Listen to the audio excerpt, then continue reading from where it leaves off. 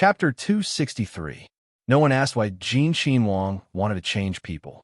No matter what his purpose was, once he decided, no one would change his mind. What they had to do was to remain silent, pretend that they didn't know, and let things take its course. Even though Luo Jingming had encountered the matter of losing his temper at the last moment, it didn't have any effect on him.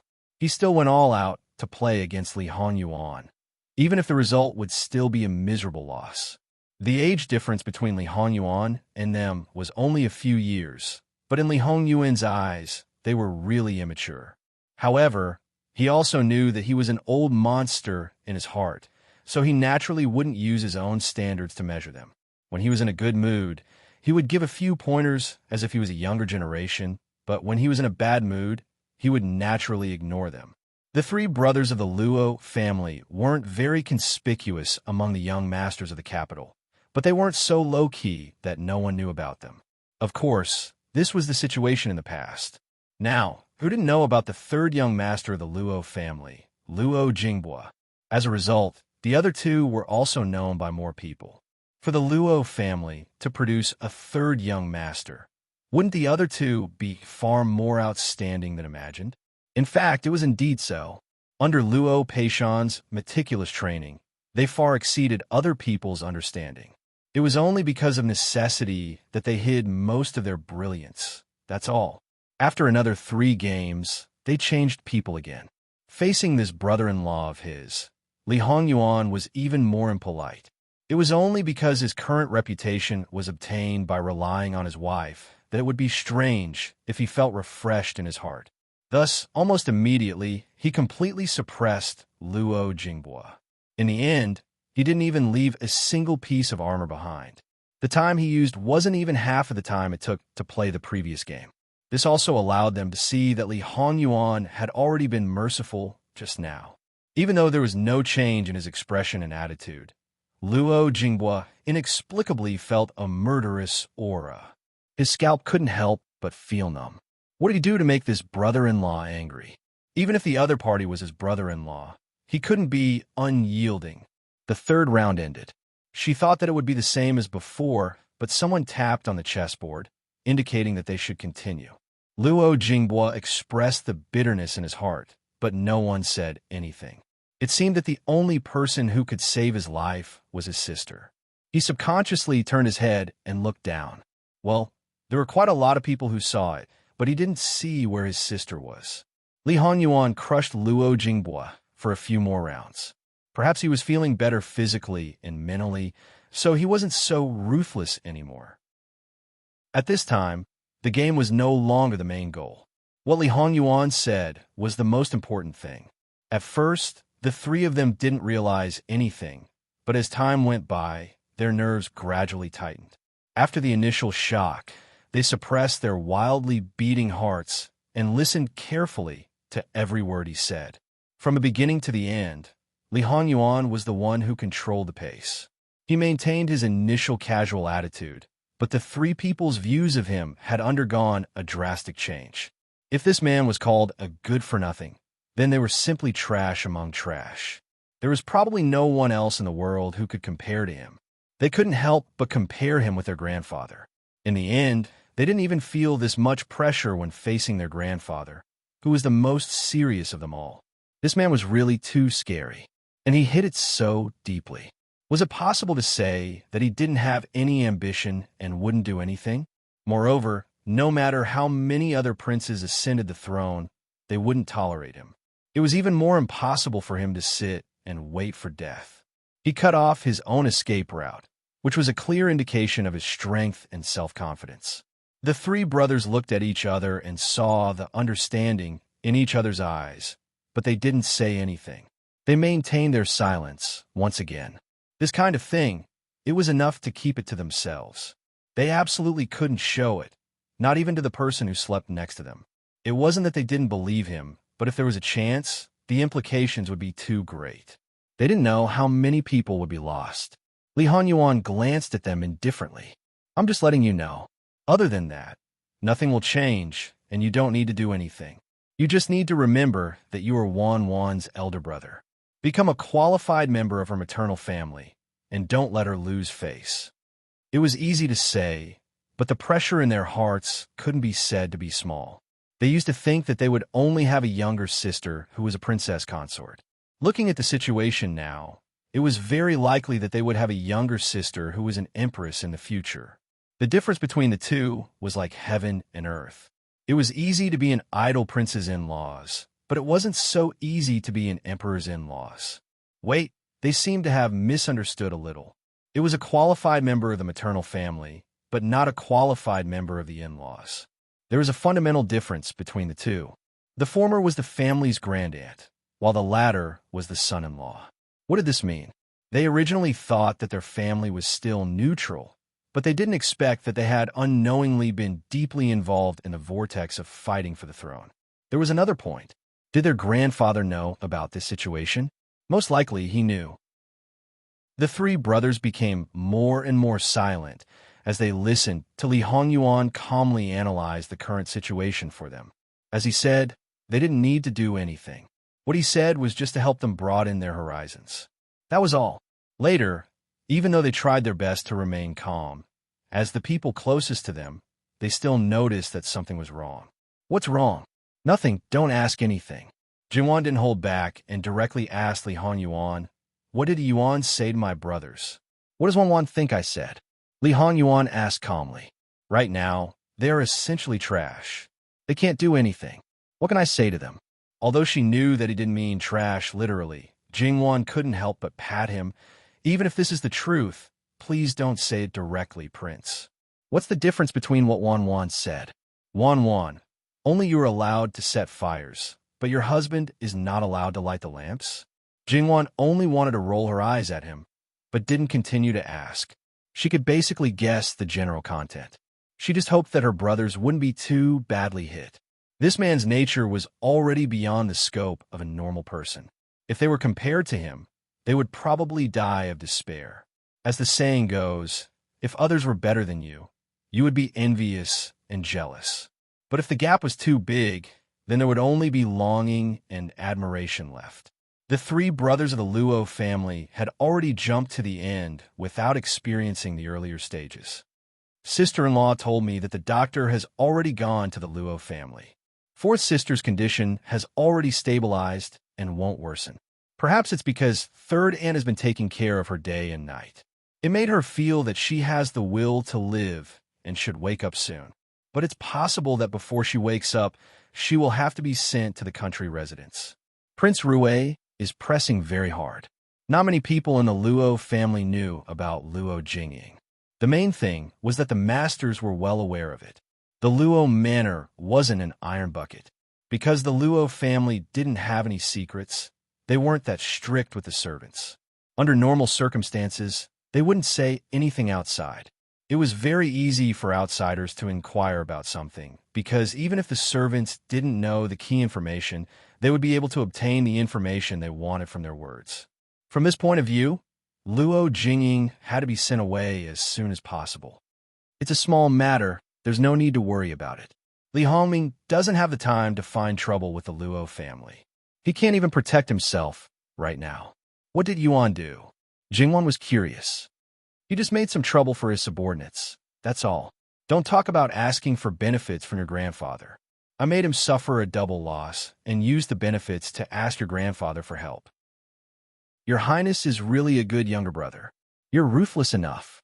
If noble consort Su finds out, she will be sad. Jingwan smiled. When she finds out, it's just that the affection on the surface is gone. At that time, perhaps the dust will settle. At that time, I wonder if she will regret raising such a white-eyed wolf like you. Jingwan smiled even more happily. She will. It's not the first time I've schemed against them. No matter who knows the truth, they'll want to chop me into pieces and feed them to the dogs. She will probably be angry that she wasn't ruthless enough in the past. Your Highness, it's really a bit sad to be your brother. As for noble consort Su, Jingwan didn't mention it again. They were born at the wrong time. If it was another time, perhaps one or two of them could become emperors. Li Hongyuan said lightly, but his words were extremely conceited. Or, I can be merciful and help one of them to become a puppet, and I could be the uncrowned king. What does Wanwan think? Not very good. Others desperately want to snatch it, but you treat it as a plaything and have the final say.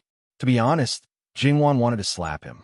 It was no wonder that so many people hated him so much. Li Hanyuan smiled, but didn't say anything. In his opinion, Jingwan probably thought that he was joking. He really thought so. Anyway, he had already sat in that position, and now he didn't have any obsession. He just wanted power, and power didn't necessarily mean that he had to sit in that position. As long as Qi Yuan was under his control, no one could make waves. And his Wan, even if she didn't wear a phoenix robe, was the most honorable woman in the world. Even the Empress had to bow to her. Just thinking about it made him feel even more refreshed. Luo Jingbua and the others originally wanted to leave the next day. Some things had a bit of an impact, and they needed to go back and digest it. Jingwan wanted them to stay for one more day. Even if Yuan's birthday couldn't be celebrated openly, Jingwan didn't want it to be too quiet. At this time, there was no need to say anything. The husband and wife had a tacit understanding. As for the 3 Luo brothers who were the first to resign, he only said 3 words: "You think too much." Thus, everyone stay behind. No matter what other people thought, Jingwan ordered the people in the manor to prepare a banquet. Because it was too formal, it inevitably made people feel a bit strange. However, that doubt only flashed by, and no one pursued the truth. Unexpectedly, the manor welcomed a little guest, Wang Zhiyao. She said that when she learned that Wan came to the manor with her 6th cousin yesterday and invited many people, but didn't invite her, Wang Zhiyao said that she was unhappy, so she begged her mother and came here by herself. At the same time, she also brought something for Jingwan and told her that she didn't have to go back on Great Elder Princess's birthday. She didn't prepare a big banquet this year, just a family banquet. As her goddaughter, she could go if she was in the capital, but she didn't have to worry about it if she was not in the capital. Jingwan thought that it was no wonder that she hadn't sent an invitation today. Although basically everyone knew when Great Elder Princess's birthday was, they had sent an invitation early in the past years. This year, those who had prepared a gift early would probably be annoyed. Jingwan opened the gift and found that it was a high-quality male jade pendant. Obviously, it was not for her. Jingwan turned back and gave it to Li Hanyuan. Chuckling, foster mother also remembers it. It made sense. Great Elder Princess's birthday was only 2 or 3 days later, so it was normal that Great Elder Princess remembered it. Li Hanyuan didn't care whether others remembered it or not. But when he saw Jingwan smile, he knew that Wan actually cared about it very much. So he took the jade pendant and said, "It's not bad. Don't be so picky. This jade pendant is very rare." Did he think that everyone was like him, who was piled up with the most precious things in the world? If her foster mother heard his words, she would probably beat him to death again. He was really asking for a beating. Jingwan knew Li Hongyuan's birthday late, so she didn't have time to prepare a gift. Jingwan didn't use her dowry at all for food and clothes, so it was better not to give him ordinary things. Maybe she could give him a surprise next year. As usual, noble consort Su sent a table of noodles. As in previous years, Li Hanyuan didn't even look at it and let people deal with it. Therefore, the people who were preparing to return to the capital the next day didn't know that they had celebrated Prince Jin's birthday in a daze. Old Master Yao didn't go back. It was rare for her to come out. It was rare that the princess didn't care about her, so she naturally wanted to take the opportunity to have fun for a few days. In case she was bored, Jingwan asked her 6th and 7th sister to stay. After 2 days of relaxation, Jingwan also calmed down and began to pay attention to the many flowers and plants in the plantation, which were treasures. However, Jingwan accidentally plunged into them, so it was harder to see her than before. Li Hanyuan caught her once or twice. On the 3rd time, he said, Wan, if you do this again, don't blame me for burning these flowers and plants." Sure enough, he shouldn't have given her the things she liked. Otherwise, the one who would be ignored would be himself. Jingwan felt that a certain someone was a bit abnormal, so she quickly pacified him. If she didn't smooth things out for him, he would really burn them. At that time, she would be distressed to death. In desperation, Jingwan could only reduce the time she spent with the flowers and plants. If it really didn't work, she would pull Li Honyuan together. Well, as long as they were together, a certain someone was quite normal. Was she that attractive to him? Should she be happy, or should she be moved by his possessiveness? Jingwan carefully thought about it. It seemed that she was quite happy. What a take! Was her mind also a bit abnormal? In fact, the flowers and plants in the plantation were taken care of very well. After all, there were many people who took care of them, and they were all quite proficient. After Jingwan basically looked at all of them, she didn't need to do anything else. She wanted to exchange her experience with others, but they didn't dare. What's more, there was a living King Yama watching over them. They trembled when they came forward to say a few words. If she let them stay for too long, they might lose control of their bowels. There was nothing to do. She couldn't just look at them in a daze. She could paint, but Jingwan didn't want to move. Jingwan looked at Li Honyuan a little pitifully, her face full of boredom. Li Honyuan found it funny and touched her face. How about I take Wan hunting? Jingwan's eyes lit up. She was about to nod when Wangzhu Yuyao ran over. Sister, I want to go hunting too. Obviously, she heard Li Hongyuan's words. The eyes of the two girls of the Luo family also lit up. Wangzhu Yuyao had little contact with Li Honyuan, and his great achievements were rarely told to children. Therefore, Yuyao was bold in front of him. No, Jingwan bluntly refused. The forest was too dangerous. If she took her in, what if something happened? How could she explain it to her mother? Yuyao acted coquettishly, but Jingwan's heart of stone was unmoved. Yuyao rolled her eyes and turned to Li Honyuan. She was also clever and didn't call him cousin, but brother-in-law. Li Honyuan was undoubtedly pleased by her. Good. What's good about it? No. Jingwan glared at him. Yuyao, be good. The forest is dangerous. Otherwise, I'll ask people to make toys for you. Speaking of this, Jingwan had a flash of inspiration. She could ask people to build a small amusement park. She didn't need to think about electric things, but other things were not difficult at all. Go. Elder sister will make something fun for you. Li Honyuan looked at the one adult and 3 children leaving. Was he forgotten again? He was a little angry. The servants at the side shrank their necks and wished they could find a hole to hide in. They had never seen a man so unprofessional and clingy to his wife. Li Honyuan followed, wanting to see what his wife was going to do. Jingwan had an idea and moved quickly. She spread out the paper and began to draw. Her movements were very fast. The general layout of the layout was formed, and then it was time to draw the part of the blueprint. This was not difficult for her. Seeing that she was in high spirits, Li Honyuan didn't disturb her. He looked at the blueprint. Sure enough, Wanwan's background was not ordinary. Without needing Jingwan to say anything, he ordered people to find carpenters and blacksmiths. There were some in the manor. When this part of the blueprint was formed, Jingwan saw the person she was looking for. Such a considerate husband, don't love him too much. Seeing that Jingwan and the others were busy, and he quietly walked to Li Hongyuan's side. Master, there's a message in the capital. The fine brushwork created by Luo Sangongzi was plagiarized from others. Li Hongyuan's eyes were sharp.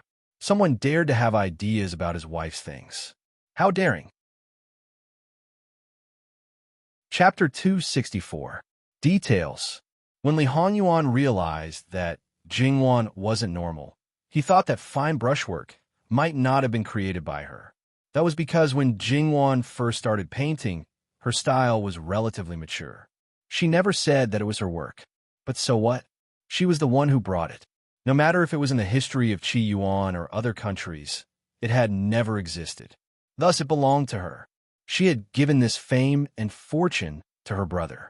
Although he wasn't happy about it, he wouldn't interfere. But now, someone wanted to interfere. No matter what their motive was, it was unforgivable. When the rumor first started, there were only a few signs. According to the preliminary information, it should be that the princess's paintings in Qian Manor had been leaked and fell into the hands of outsiders. This time, I don't know if they were being used or if they were being used because of their own ambition. The latter is more likely. If the other party didn't take out the paintings, no one would know. If it was premeditated, the matter might be difficult to handle. 2 to 3 years is enough for the other party to fabricate the entire process. Qian Manor doesn't have any other paintings by the princess, so the other party is very likely to make a false accusation. Madame Luo was trying to prevent the princess's paintings from being leaked. What are you all doing? How could you make such a mistake? Li Honyuan said expressionlessly. This subordinate deserves to die. And he lowered his head and admitted his guilt. Master, please let this subordinate deal with this matter first before receiving the punishment. Who is the mastermind behind this? Prince Rue. Li Honyuan sneered. Li Hongming's motive was obvious. It must be said that this kind of matter, once there was a slight movement, it would quickly spread, especially when it was planned before taking action. Even if Li Honyuan took control of the situation, it would still be difficult to control it. But in fact, this matter didn't spread quickly. It was obvious that someone was deliberately suppressing it. Other than the mastermind behind this, there was no other person. If you had been honest, I would have let you off this time. But since you insisted on bumping into me, I, Li Honyuan, will write my name backwards if I don't make you suffer. Get someone to impeach Shin Shuhan. Either Shin Shuhan is stripped of his position as commander-in-chief, or everyone else in the Shun family is removed. And Yi's heart trembled. This was truly ruthless. The Shun family was Prince Rue's hardcore supporters. The right commander-in-chief held the military power. Shin Shuhan's death was equivalent to Prince Rue losing his left and right arms. As for the other members of the Shun family, their positions could be said to be in various aspects. If they were all defeated, the loss would be even greater. In fact, that wasn't all. In the previous plan, they were prepared to make a move on Prince Rue's money bag. But now, it wasn't that they had given up on the former and carried out the latter. It was clearly a combination of both. Why did Prince Rue have to take things so hard and provoke her master again and again? Speaking of which, this was also the sorrow of not knowing that there was a giant beast hiding in the dark. But in this way, the balance between Prince Rue and Prince Kong was broken. However, this wasn't something he needed to consider. He only needed to carry out Li Hongyuan's orders. Yes, Jingwan didn't completely draw out the partial blueprint. She believed that with the visual effect, the masters below could definitely complete it by themselves. Now, what needed to be confirmed was the location of this small amusement park. It was for the younger sisters to play. After it was built, there would definitely be other little beans. Building it in this manner wasn't too good, right? A certain person's territorial awareness seemed to be a bit strong. Jingwan dismissed the 3 little girls who were bursting with curiosity. She turned back to find Li Honyuan and asked his opinion. There's nothing bad about it. If you build one now for the children to play, it won't involve any conflict of interest. It won't be long before others will rush to imitate it. It doesn't matter if you build a few more. There's nothing to worry about. That's true. After a few years, our children can also play. Wanwan really thinks far ahead. Li Honyuan chuckled with a bit of ridicule. What are you saying? Wasn't this a matter of course? She wanted to monopolize this man, so she naturally had an obligation to give birth to his children. After all, how could a man not have children here? No, this wasn't just an obligation. If their hearts were connected, the children would be the crystallization of their love and the continuation of their lives. As for a certain person becoming the emperor, he might have 3 palaces and 6 courtyards and 72 concubines. She didn't want to think about those things that hadn't happened yet. Don't you know what I'm saying, Wanwan? Li Honyuan saw that she was a bit annoyed. All right, let's not talk about it. I'll tell you something. He didn't plan on hiding the previous matter from her. Jingwan slightly frowned. She knew very well that if this matter wasn't handled well, it would have a huge impact on third brother. It might even ruin his future. It was also the same for the Luo family, because no one would think that third brother did this alone. Don't worry, I'm here. Telling you is just to let you know what's going on. It's not to make you worry.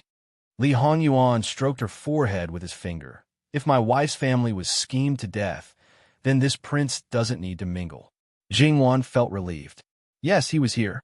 Besides, even if it was her, she wouldn't be able to do anything. After all, the other party's position was not something she could shake. However, Although she couldn't do anything, she could come up with some ideas. Jingwan pondered.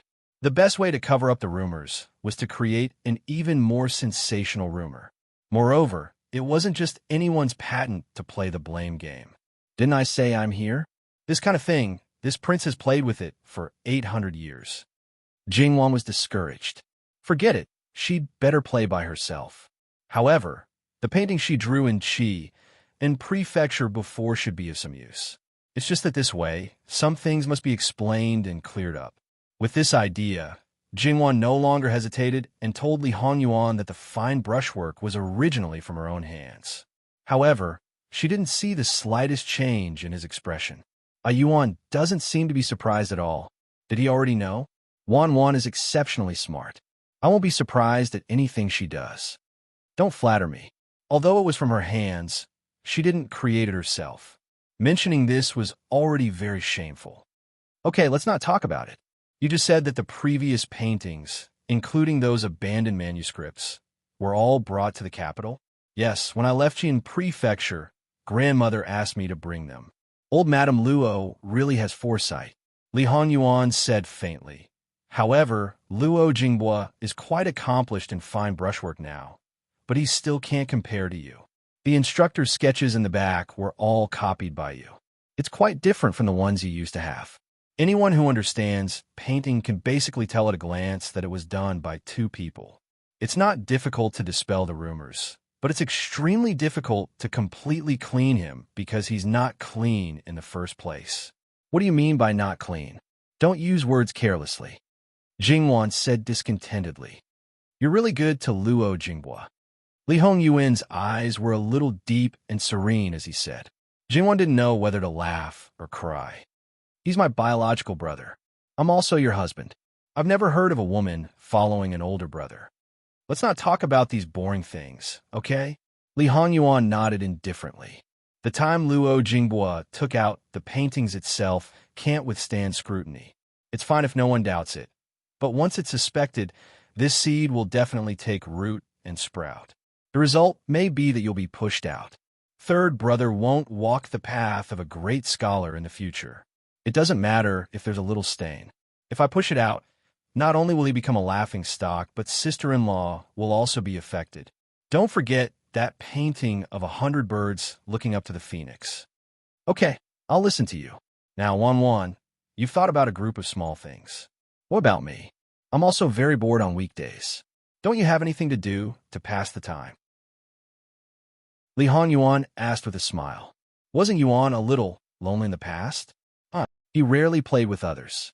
I heard that you're very good at playing, but the others... Jingwan teased. I have time to play, but I'm not interested in taking them to play. In his eyes, those people were no different from children. Taking them to play? Don't joke around. Then take them with you in the future. You're the #1 playboy in the capital. You should be a playboy to the end. Let's build a horse racing track in the village. When the time comes, we can gamble on horses. We can also build other game facilities in the track. We can make money and have fun. Tell me the details. Horse gambling is very simple. In a horse race, other people can bet on the horse they like. It's similar to the opening of a house. The horses raised by other people can also be put in the village to compete. As long as the horse wins, as the owner of the horse, he will get the corresponding share. Ordinary gambling is prohibited, but I don't think horse gambling is prohibited. Well, it's probably called an elegant thing. There will be many people involved. In addition, I'm afraid it will be very profitable. Do I lack your money to spend? You're thinking about money. The people who can enter your village are at least not ordinary people. There are also people who have fun and don't lack money. It's a waste not to make money. You have a lot of money, but it's only for now. In the future, when he became an emperor, it would be good if the national treasury was abundant. If he was not careful, he would use his private treasury. At that time, no matter how much money he had, it would be like flowing water. At that time, it would be too little. Wan, you're thinking so far ahead now. Li Hongyuan chuckled and leaned close to her ear. You should be a mother model of the world. Jingwan's eyes narrowed slightly. This was an honest admission of ambition. It was different from what she felt in her heart. Wan, how about drawing a picture of how to build a horse racing track? How about you draw a picture for me to see? Okay. Jingwan went to draw in high spirits. This time, Li Hongyuan was there the whole time. From time to time, he would ask a question or two and occasionally express his opinion. Jingwan couldn't help but look at him again and again. She should say that he was really an all-rounder. He was good at everything. The atmosphere between the two of them was warm and harmonious. In the capital, there were many people in a gloomy state. Because of the matter of releasing concubines, Prince Rue almost couldn't maintain the gentleness on the surface. Although no one mentioned it in front of him, and he was sure that there were no rumors outside, he always felt that no one knew about it. He felt that they were mocking him in their hearts. There was nothing more embarrassing than this. It would be strange if he was in a good mood. Every time he faced Luo Peishan, he would put on a fake smile and even be a little eccentric. Not only that, he seemed to be in a quagmire again. He didn't know what went wrong, but he was constantly in trouble. Although he was not always reprimanded by his father and made mistakes in his tasks, as before the Spring Festival. Although there were no big problems, there were many small problems. However, he couldn't ignore them, which made him very irritable. What annoyed him most was that although Great Elder Princess didn't hold a birthday banquet, as her nephew, he still needed to send a gift.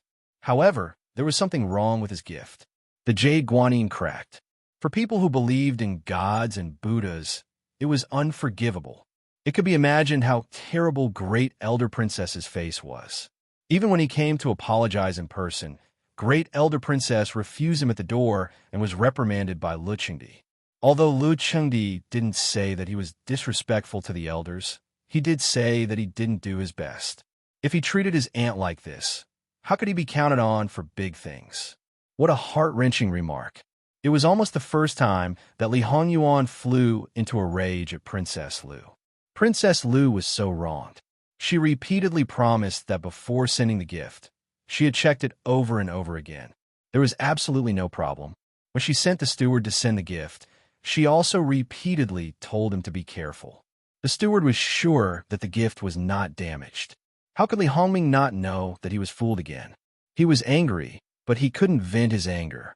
The steward was directly beaten to death, completely ignoring that the steward had done a lot for his master in the past. Li Hongming always felt that he was being dragged by an invisible hand. He was suffocating everywhere, but he didn't know where the hand came from. There were only two people who were his biggest enemies. Neither of them looked like people who could plot against him to this extent. However, he was not a conceited person. Who knew if there was someone guiding them behind the scenes? What's more, recently, Li Hongyi, the Empress, and Old Jiu were in a heated argument. Anyone with a discerning eye could see what was going on. However, they were so fierce that it seemed that they would turn against each other at any time. Maybe it was just a show. After the morning court, Li Hongming's face was as black as the bottom of a pot. Shun Shihan and the Shun family were impeached for dozens of serious crimes. According to the content of the impeachment, it was simply a heinous crime. Exterminating the whole family was not enough to make the people angry. Although some of the content was untrue, most of it was true. There was real evidence, but it was unconsciously exaggerated a lot. It should be known that the art of writing could sometimes make a big difference just by changing the word order. Li Hongming wanted to directly leave it alone. However, some things were related to him. Moreover, Shun Shihan was too important to him. Whether it was public or private, he couldn't leave it alone. He was about to vomit blood. Being badly battered was not enough to describe it. Chapter 265. Li Hongming was so unlucky, and Li Hongyi was not much better. He really thought that his mother was going to give up on him. He was like a ferocious beast that was about to lose his mind. His eyes were red, and he was rash and impulsive. Now, he would bite whoever he caught. Ninth Prince, who was attached to him, had his legs broken by him. Originally, the Empress could restrain him, and he would not do such a disgraceful thing. But now, Prince Kong regarded his mother as an enemy, and as long as the Empress was biased, Prince Kong would fly into a rage. After the incident, the Empress was very aggrieved, but she did not dare to preach to her only son. She was afraid that he would be unhappy and directly kill someone. Then, all her schemes would come to an end. She just closed her eyes to hide all her emotions. No one knew whether she was sighing in her heart about her miscalculation or reciting scriptures to calm her anger. Li Hongyi did not hide anything when he punished people. Undoubtedly, this matter was reported to Lu Qingdi. Lu Qingdi was so angry that he almost vomited blood. He knew that his sons were fighting fiercely in private, but he deceived himself and pretended that he did not know. Or he thought that he could suppress these sons. No matter how they jumped around, they would not offend him. But now he was slapped hard in the face. At first, Li Hongyi was grounded and almost lost his title. But in the end, nothing happened to him. In this regard, he was much luckier than Li Hongming. The reason why he was dealt with leniently was because Prince Kong suddenly had an idea. With snot and tears, he complained to Lu Qingdi that the mother-son relationship between him and the Empress was very deep. When he suddenly heard that he was going to be abandoned by his own mother, he was blinded by anger. However, when he came back to his senses, the big mistake had already been made. It was all his fault. It was his fault. It was his fault. It was his fault. He was soft-hearted. He was willing to apologize to Jiudi. He was narrow-minded. Imperial Mother had always been good to the brothers, so it was all his fault. At first, Lu Qingdi was cold and unmoved. But who knew that Li Hongyi did not hesitate to order people to break his legs? Thus, no matter how cold Lu Qingdi's face was, he could not hold it any longer. The matter was left unsettled. However, although this matter seemed to be settled, the Empress secretly gritted her teeth. That good son of hers had taken all the blame on himself, but he had unknowingly put all the blame on the Empress. If she had not been looking for trouble to torment her son, then none of this would have happened. When Lu Qingdi was cold to her, the Empress had no words to express her bitterness. This time, she had been viciously cheated by her son, who was at her mercy. This was not something that idiot would do. Most likely, he was instructed by someone else. Prince Kong had many advisors around him, but he had to be good at distinguishing between right and wrong. He had done a good job of listening to only one side. Therefore, rather than saying that these people were under Prince Kang's command, it was better to say that they took orders from the Empress. Therefore, this matter was definitely not them. Have someone carefully investigate the people around His Highness. The Empress ordered. She was determined to ferret out the person who instigated the relationship between her and her son. Whoever dared to plot against her should be prepared to die. A storm was brewing in the depths of the Empress's eyes, but she suppressed everything and began to think about repairing the relationship with Prince Kong. After all, the idea of raising another child, whether it was true or not, had been completely cut off through this matter and could not be used again. Then, her son had become the only person who could be the most important chess piece, and he must exist from the beginning to the end. So, it was rare for her to play the family card. Unfortunately, it was useless at this time. The Empress's pressure on him was like a pair of shackles, which made him afraid and unable to move. He could only be a puppet obediently at her mercy. But now, the shackles seemed to have completely disappeared. Because his legs were broken, he had to be carried in. However, he held his head high and chest out in high spirits. In terms of appearance, Li Hongyi was also a dragon and phoenix among men, heroic and extraordinary. After all, he had good genes. As for the intelligence that he did not inherit, it could probably be attributed to a mutation. Usually, he was always lacking in confidence in front of the Empress and appeared to be a little timid. As the saying goes, with a matching temperament, an excellent appearance would be more outstanding. However, Prince Kang's temper ruined his good appearance, and people who saw him did not pay attention to his appearance, including the Empress. However, it was different now, as if he had changed into a different person. The Empress also looked at him seriously. It was still the same familiar appearance, but it felt like the difference between heaven and earth. What could make a person change so much in such a short time? If it were not for the face and the figure that was the same, she would think that Li Hongyi had been replaced by someone else. The Empress's expression did not change, but her heart was not calm. She felt that her only son might be out of her control, which was not a good thing. How was my son's injury? The Empress asked calmly as usual.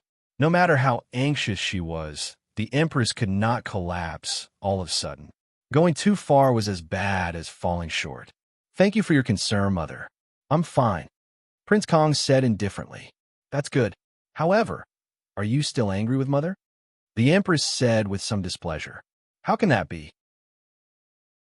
Mother has been so considerate and has always thought of me. I'm grateful. It's good that you can think it through. You're my only son. Everything I do is naturally for you. Is that so? Li Hongyi smiled. You all go out first. I want to have a private talk with Mother. The leading aunt looked at the Empress. After the Empress nodded, she took her leave and left with the other servants. Li Hongyi sat below the Empress. It seemed that it was the first time he seriously looked at the woman who gave birth to him, raised him, and taught him. It's true that I'm Mother's only son, but did Mother really do everything for me? What do you mean, son? The Empress raised her eyebrows and asked calmly. Mother, don't you want to set up a puppet and take power yourself? Li Hongyi said bluntly, but his eyes were full of unconcealable gloom. It could be seen that Prince Kang's change was only superficial. After a long time, his true colors would be revealed. The Empress's heart skipped a beat. She had been hiding this matter very well. Qi Yuan was the most taboo for the harem to interfere in politics. If her thoughts were known, the consequences could be imagined. But who was the Empress? How could she lose her sense of propriety so easily? Her expression did not change, but her words were harsh. Who's deceiving people? It's a big crime for the harem to interfere in politics. How could Mother do such a thing? Don't talk nonsense. It doesn't matter what Mother does, but what if she implicates you? Son, who said this to you? This person must have ulterior motives. You should be careful. Li Hongyi was slightly shaken, but when he thought that Jeaner had guessed his mother's words and actions, his heart hardened in an instant. He smiled coldly. There's no third person here now. Mother, you don't have to pretend. Mother, don't worry. This matter won't spread. After all, with a powerful mother in charge, as the legitimate eldest son, it will be much easier. At least I won't have to worry about another legitimate brother. Son, is this how you talk to Mother? The Empress did not speak harshly, but Li Hongyi felt very frightened. The fear that was suppressed and not disappeared quickly took over his mind, and he seemed to shrink a little. As expected, it was just for show. After calming down, the Empress did not care. Just as this stupid son said, he still needed her. As long as he had a little brain, he would not do such a stupid thing as betraying her. Li Hongyi's face turned a little pale when he saw his subconscious reaction. However, it was impossible for him to pull himself together. The Empress was an insurmountable mountain to him. He was also sure that this woman was really ambitious, which made him very angry. The men in the Qi Yuan dynasty's royal family were born to like centralizing power. Brothers could fight to the death, but they could not let a woman interfere. No matter what the woman's identity was, it was absolutely not allowed. Mother, you were the one who started it. Can't you let me do the same? Mother, you want to support ninth brother, but you probably don't want to train me. You really want to take the next step and abandon me when necessary, right? In that case, there's no need to talk about feelings. Imperial Mother, being a good empress is the most important thing. Imperial Mother shouldn't interfere with Duke Dinghu's mansion and everything else. Otherwise, don't blame this son for putting righteousness before family for the sake of Qi Yuan's country. Men.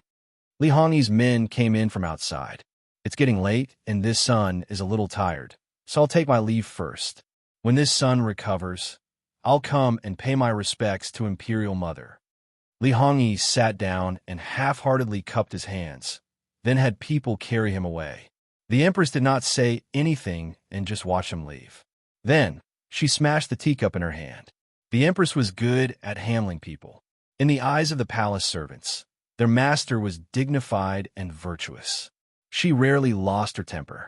However, when she really lost her temper, even her most trusted aunt did not dare to speak rashly. The Empress took a deep breath. She was actually threatened by this unfilial son. If he really exposed her, she would drag a lot of people down with her just by saying a few words. This unfilial son still wanted to be the emperor. It was more realistic in his dreams. The Empress calmed down and regained her composure. It was still unknown who would win in this game. How could she not know what kind of son she raised? As the saying went, it's easy to change mountains and rivers, but difficult to change one's nature. He was useless. Even if he had someone to guide him, according to his temperament, how long could he be obedient? It would not be long before he would make trouble by himself, and she would have to clean up the mess. Li Hongyi's purpose today was to confirm whether his good mother was ambitious or not. Now, even if she did not admit it herself, he basically believed it. Li Hongyi left the palace with a gloomy face and returned to Prince Kang's mansion. Then, he went back to the backyard. The first thing he saw was the figure dancing in the flowers. The red gauze dress outlined her figure vaguely. Her eyes were full of the deepest love in the world. Li Hongyi instantly threw the negative emotions out of his mind. His eyes were full of greed and desire. After the song, the woman in red came forward slowly. Alluring prince, greetings. Ruer, dispense with the formalities. Li Hongyi reached out and grabbed her, then continuously kneaded her. That smooth skin really made people unable to part with it. If it was not for the fact that it was inconvenient for him to move, he might have directly pounced on her. Alluring Rao snuggled up to his feet, and her hand slid up his calf. Whether it was her movement or her eyes, they were all unusually provocative. In broad daylight, even if it was inconvenient for Li Hongyi, he still enjoyed the ultimate pleasure. Alluring Rao spat out the white dust in her mouth, then raised her red lips and looked at Li Hongyi. This exquisite scene undoubtedly greatly satisfied Li Hongyi's vanity and self-esteem. Ruer, Benwang's good Ruer, you are really a good treasure. Not only was she like her name, but she was also smart. Moreover, she was not a virgin like he had expected. On their first night together, she was so young and inexperienced, and her blood was so bright. More importantly, she was completely dependent on him. She was not as strong as his mother. There was nothing more delightful than this.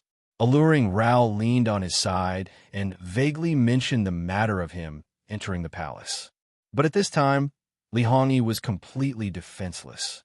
After all, it was Ruer who reminded him. Otherwise, he might never know what kind of person his mother was. Although he was more afraid, his admiration was not fake. But the result was it was all fake. Moreover, it was Ruer who made him have the bearing of a prince. Before, this slave was only guessing. Perhaps it was a misunderstanding. Prince, don't be estranged from the Empress. Chapter 266. Before, this slave was only guessing. Perhaps it was a misunderstanding. Prince shouldn't be estranged from the Empress. Yao Rao said to Li Hongyi with a bit of worry. Her expression seemed as if she was really thinking for the sake of the other party. Rest assured, Rao, she won't fall out with me. Li Hongyi stroked Yao Rao's hair.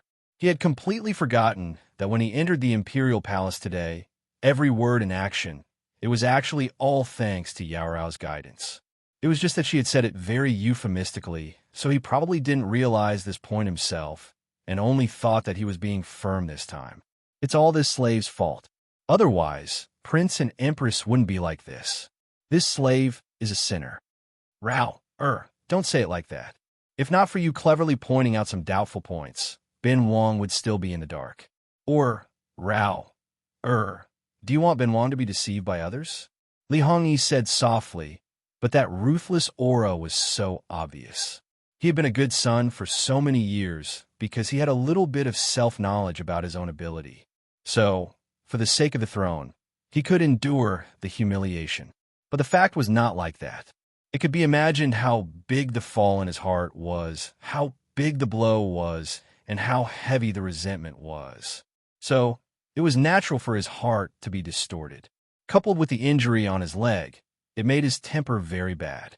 Yao Rao seemed to be afraid and trembled. Naturally not. Prince, no matter what, this slave will definitely stand on your side. This slave was alone and had no one to rely on all my life. In order to protect my chastity, I suffered all kinds of hardships. But now, fortunately, I have Prince's care, so I can live a peaceful life and enjoy a luxurious life. Prince's kindness to this slave is the same as giving me a new life. What Prince thinks is what this slave thinks, and what Prince points is what this slave will follow. There is nothing more important than Prince. Li Hongyi's heart was greatly satisfied, so he began to use all kinds of sweet words to coax her. After a while, Yao Rao persuaded him to do something. Now was the critical moment, so he should take advantage of this opportunity to let His Majesty see his sincerity and ability. Even though he was injured, he could still be so diligent. His Majesty would inevitably take pity on him, and then he would do several beautiful tasks to win back His Majesty's heart. As the eldest son, there was no reason for him to pass the throne to others. Although this slave hopes that Prince can accompany you at all times, but the important matter, this slave can't delay Prince because of my own reasons. There were even tears in her eyes. Li Hongyi was very touched. Then he asked affectionately, "Jean, it will help me, right? Prince is wise and wise. Why do you need this slave's help?" Presumably, Prince is confident in everything. The reason why you asked other people was to test them, to see if they have the ability to share the glory and splendor with you. Not to mention this slave, anyone by Prince's side is just a small pawn.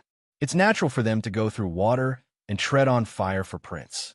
No matter how good their achievements are, it's all because Prince knows how to make good use of people and has good leadership. She was so sincere. Prince Kong was very moved.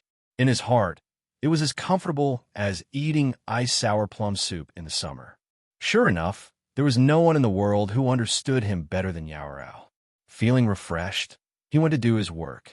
After he walked away, Yao Rao's face was still infatuated. She stared at Prince Kang's back, but her eyes were like a pool of stagnant water.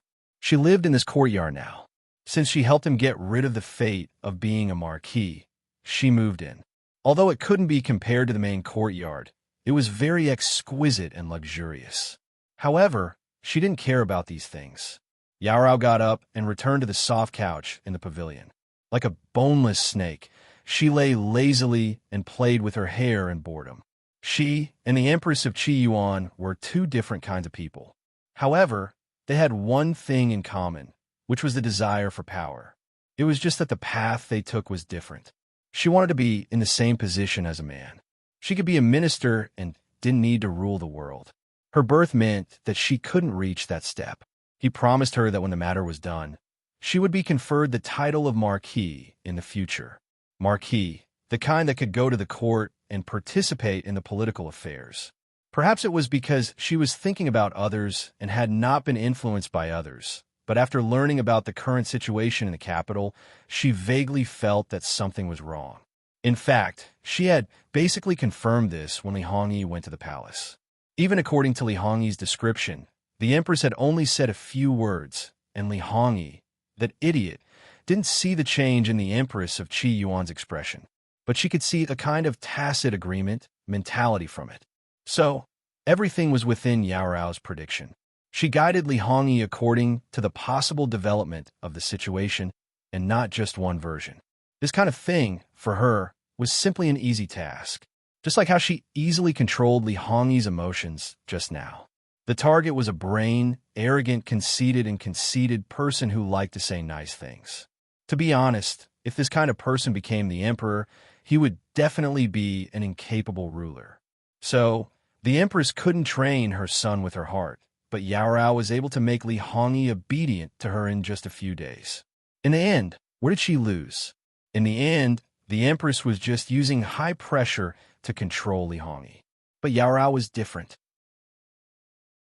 She could clearly grasp a man's psychological state, and at the same time, she could think of every possible way for the other party. Especially with Li Hongyi's current state, it was too easy for her to take advantage of it. But it was too simple, and it was a bit boring. There were too many men who were defeated by her, but it was really the first time that she was so relaxed like this. However, she would still stay in Prince Kang's fu. After all, there was no better way to get the information she wanted than to follow a Wang Ye who held real power. Moreover, she didn't need to do it herself, as the other party would take the initiative to deliver it. Not only was there no difficulty, there was also no danger to her life. It was just a pity If Prince Kong could be swapped with Prince Jean, it would be even more perfect. However, the other party still hadn't resolved the conflict with Prince Jean. However, according to the understanding of the situation these past few days, the other party really didn't have any power. No matter how secretive the average person was, they couldn't stop someone from spying on them day and night, right? If they were really planning something big, it was impossible to not have any contact with the court officials. If they were aware of it and deliberately avoided it, it would be fine. But she thought that her actions were secretive, and the people she used this time were all new faces that had just been arranged. Moreover, they had undergone strict training and were very strong in all aspects. Even so, she still couldn't find anything wrong. Then, was she really thinking too much? She fiercely frowned, and in the end, she could only put this matter aside for the time being. She still needed to understand more about the Qi Yuan's matters in the capital. When necessary, she might have to meet some spies that shouldn't be easily touched. For now, it was better to wait a little longer. However, regarding Prince Jean, she could still understand from the side. Didn't Prince Kang's Fu still have a few tricksters that just came over from Prince Jin's Fu? It would be a waste if she didn't use them. Small people also had their uses. Some inconspicuous matters might provide her with unexpected gains. Therefore, Yara turned her head and let people call a few people over. She glorified it as, in order to better serve Wang Ye. After Prince Kong learned about it, his mood couldn't be too good. Sure enough, it was this kind of beauty that won his heart the most. On the other hand, Li Hongming originally suspected that he had been plotted against by others. However, after seeing Li Hongyi's recent behavior, he was almost certain that everything that happened to him couldn't be separated from him. Obviously, he also wanted to get rid of Sun Shihan, the right commander-in-chief. For a time, the person he supported was pushed down by everyone. There were countless people who threw stones at him when he was down. Even if Li Hongming's people all went together, it was still somewhat insufficient. Now it was a choice between two. Either Sun Shihan admitted that the other people in the Shun family were working for him, shouldering all the blame and returning home to hold his child, or the other people would be lenient. Good, they would push all the blame onto him and take the blame of improper discipline. Then they would confiscate some of his salary, and the others would probably be severely punished. Under the influence of some people, there was no third path to choose. The final result of the discussion was still to protect Sun Shihan. For Li Hongming, military power was really too important. This was almost expected, but the loss of other people in the Shun family also made Li Hongming so angry that he vomited blood. In this way, Li Hongyuan's goal was perfectly achieved. However, such a heavy blow didn't make him depressed. Instead, it aroused a stronger fighting spirit. His eyes were red, and he secretly swore that he must find other ways to make up for it. Not only did he begin to trip up Li Hongyi openly and secretly, but he also fiercely reorganized his own people. Some things, before they were exposed, he would first nip them in the bud. His actions were ruthless, and there were many people who were angered and punished. However, this was indeed effective. At least, his continuous troubles were reduced a lot. This continued for more than half a month before Li Hongming was able to take a breather. When he went back to ask about the fine brushwork, the matter had been completely suppressed. In order to avoid suspicion, he didn't put people under his eyes, and he couldn't send too many people to protect them. Because once there were too many people, it would definitely arouse suspicion. After all, the other party was a poor scholar with a little talent in painting. What ability did he have to make people pay attention to him? However, there were also self-proclaimed righteous people who spontaneously protected the other party to prevent Luo Shangshu from using extreme means. It was because of this that someone took advantage of the loophole. If he wasn't careful, someone would discover that the painting that was said to be from a few years ago had actually been retouched. There was even a draft in the middle. It looked like it was from a few years ago and should still be in its initial stages. There were still traces of freehand brushwork, but it obviously had Luo Jingbua's style. Just like this, it was obvious that the other party got the draft of Luo Jingbua, and for the sake of fame, they were unscrupulous. It was not that no one suspected that the Luo family did something, but wasn't this slapping the righteous people in the face? They protected the other party so well. How could the Luo family do something? When the truth was revealed, he felt that his loyalty had been trampled on. He also felt that he had let down the Luo family. With the Luo family's reputation, how could they do such a thing? Out of anger and guilt, the poor scholar was beaten to the point of almost losing his life. This matter was left unsettled. However, when Li Hongming faced Luo Peishan, he always felt that the other party's eyes were very cold. Chapter 267. However, whenever Li Hongming faced Luo Peishan, he always felt that the other party's eyes were very cold. After the first, second, and third time, Li Hongming could be sure that his feeling was not an illusion. The Luo family had wronged him in the matter of Luo Jingying. During this period of time, he was tolerant enough and did not cause trouble for the Luo family, nor did he treat Luo Peishan coldly. However, if there was something that could make Luo Peishan so cold, he could not help but suspect that the Luo family already knew that it was his doing in the matter of Luo Jingbua. Speaking of which, this matter was completely coincidental. When a poor scholar who had just entered the capital first saw Luo Jingbua's teaching album, his face was full of disbelief. Coincidentally, this was seen by his people. They felt that there might be something to be done about it, so they brought him to him. In fact, he did not believe in this matter at all and directly used torture. How could a poor scholar withstand such torture? He easily confessed everything. Even so, there were still some suspicious points in this matter. Therefore, he unceremoniously took advantage of this matter. In the beginning, he still controlled himself. After all, his purpose was not to really destroy Luo Jingbua. It was nothing more than either blackmailing Luo Peishan or appearing as a benefactor to easily help Luo Jingbua out of this matter. However, he was hindered by other matters. When he looked back, this matter was already over. Moreover, he did not know who was behind it. This kind of completely uncontrollable matter kept happening over and over again. Who on earth was going against him? When Prince Rue faced Luo Peishan, he acted as if he did not know about this matter, as usual. No matter whether the Luo family believed that he had something to do with it or not, he was determined not to admit it. In short, he pretended to be innocent until the end. Prince Rue was very clear that with Luo Jingbua's current reputation, he was bound to be the focus of Luo Peishan's training. In the future, he would be the mainstay of the Luo family. Now that someone was trying to destroy him, to a certain extent, it was undoubtedly destroying the Luo family's foundation. This was equivalent to the enmity of the destruction of the Luo family. How could the Luo family not be angry with the initiator of this matter? Without concrete evidence, Luo Peishan did not argue with him. In fact, Li Hongming's attitude was completely within his expectations. As a superior, how could he be so shameless? Luo Peishan was also an old fox in the officialdom. He even expressed his understanding and even agreed. But if it happened to his family, it was absolutely unforgivable. Therefore, he expressed that he would be even more thorough with his third grandson-in-law's plan.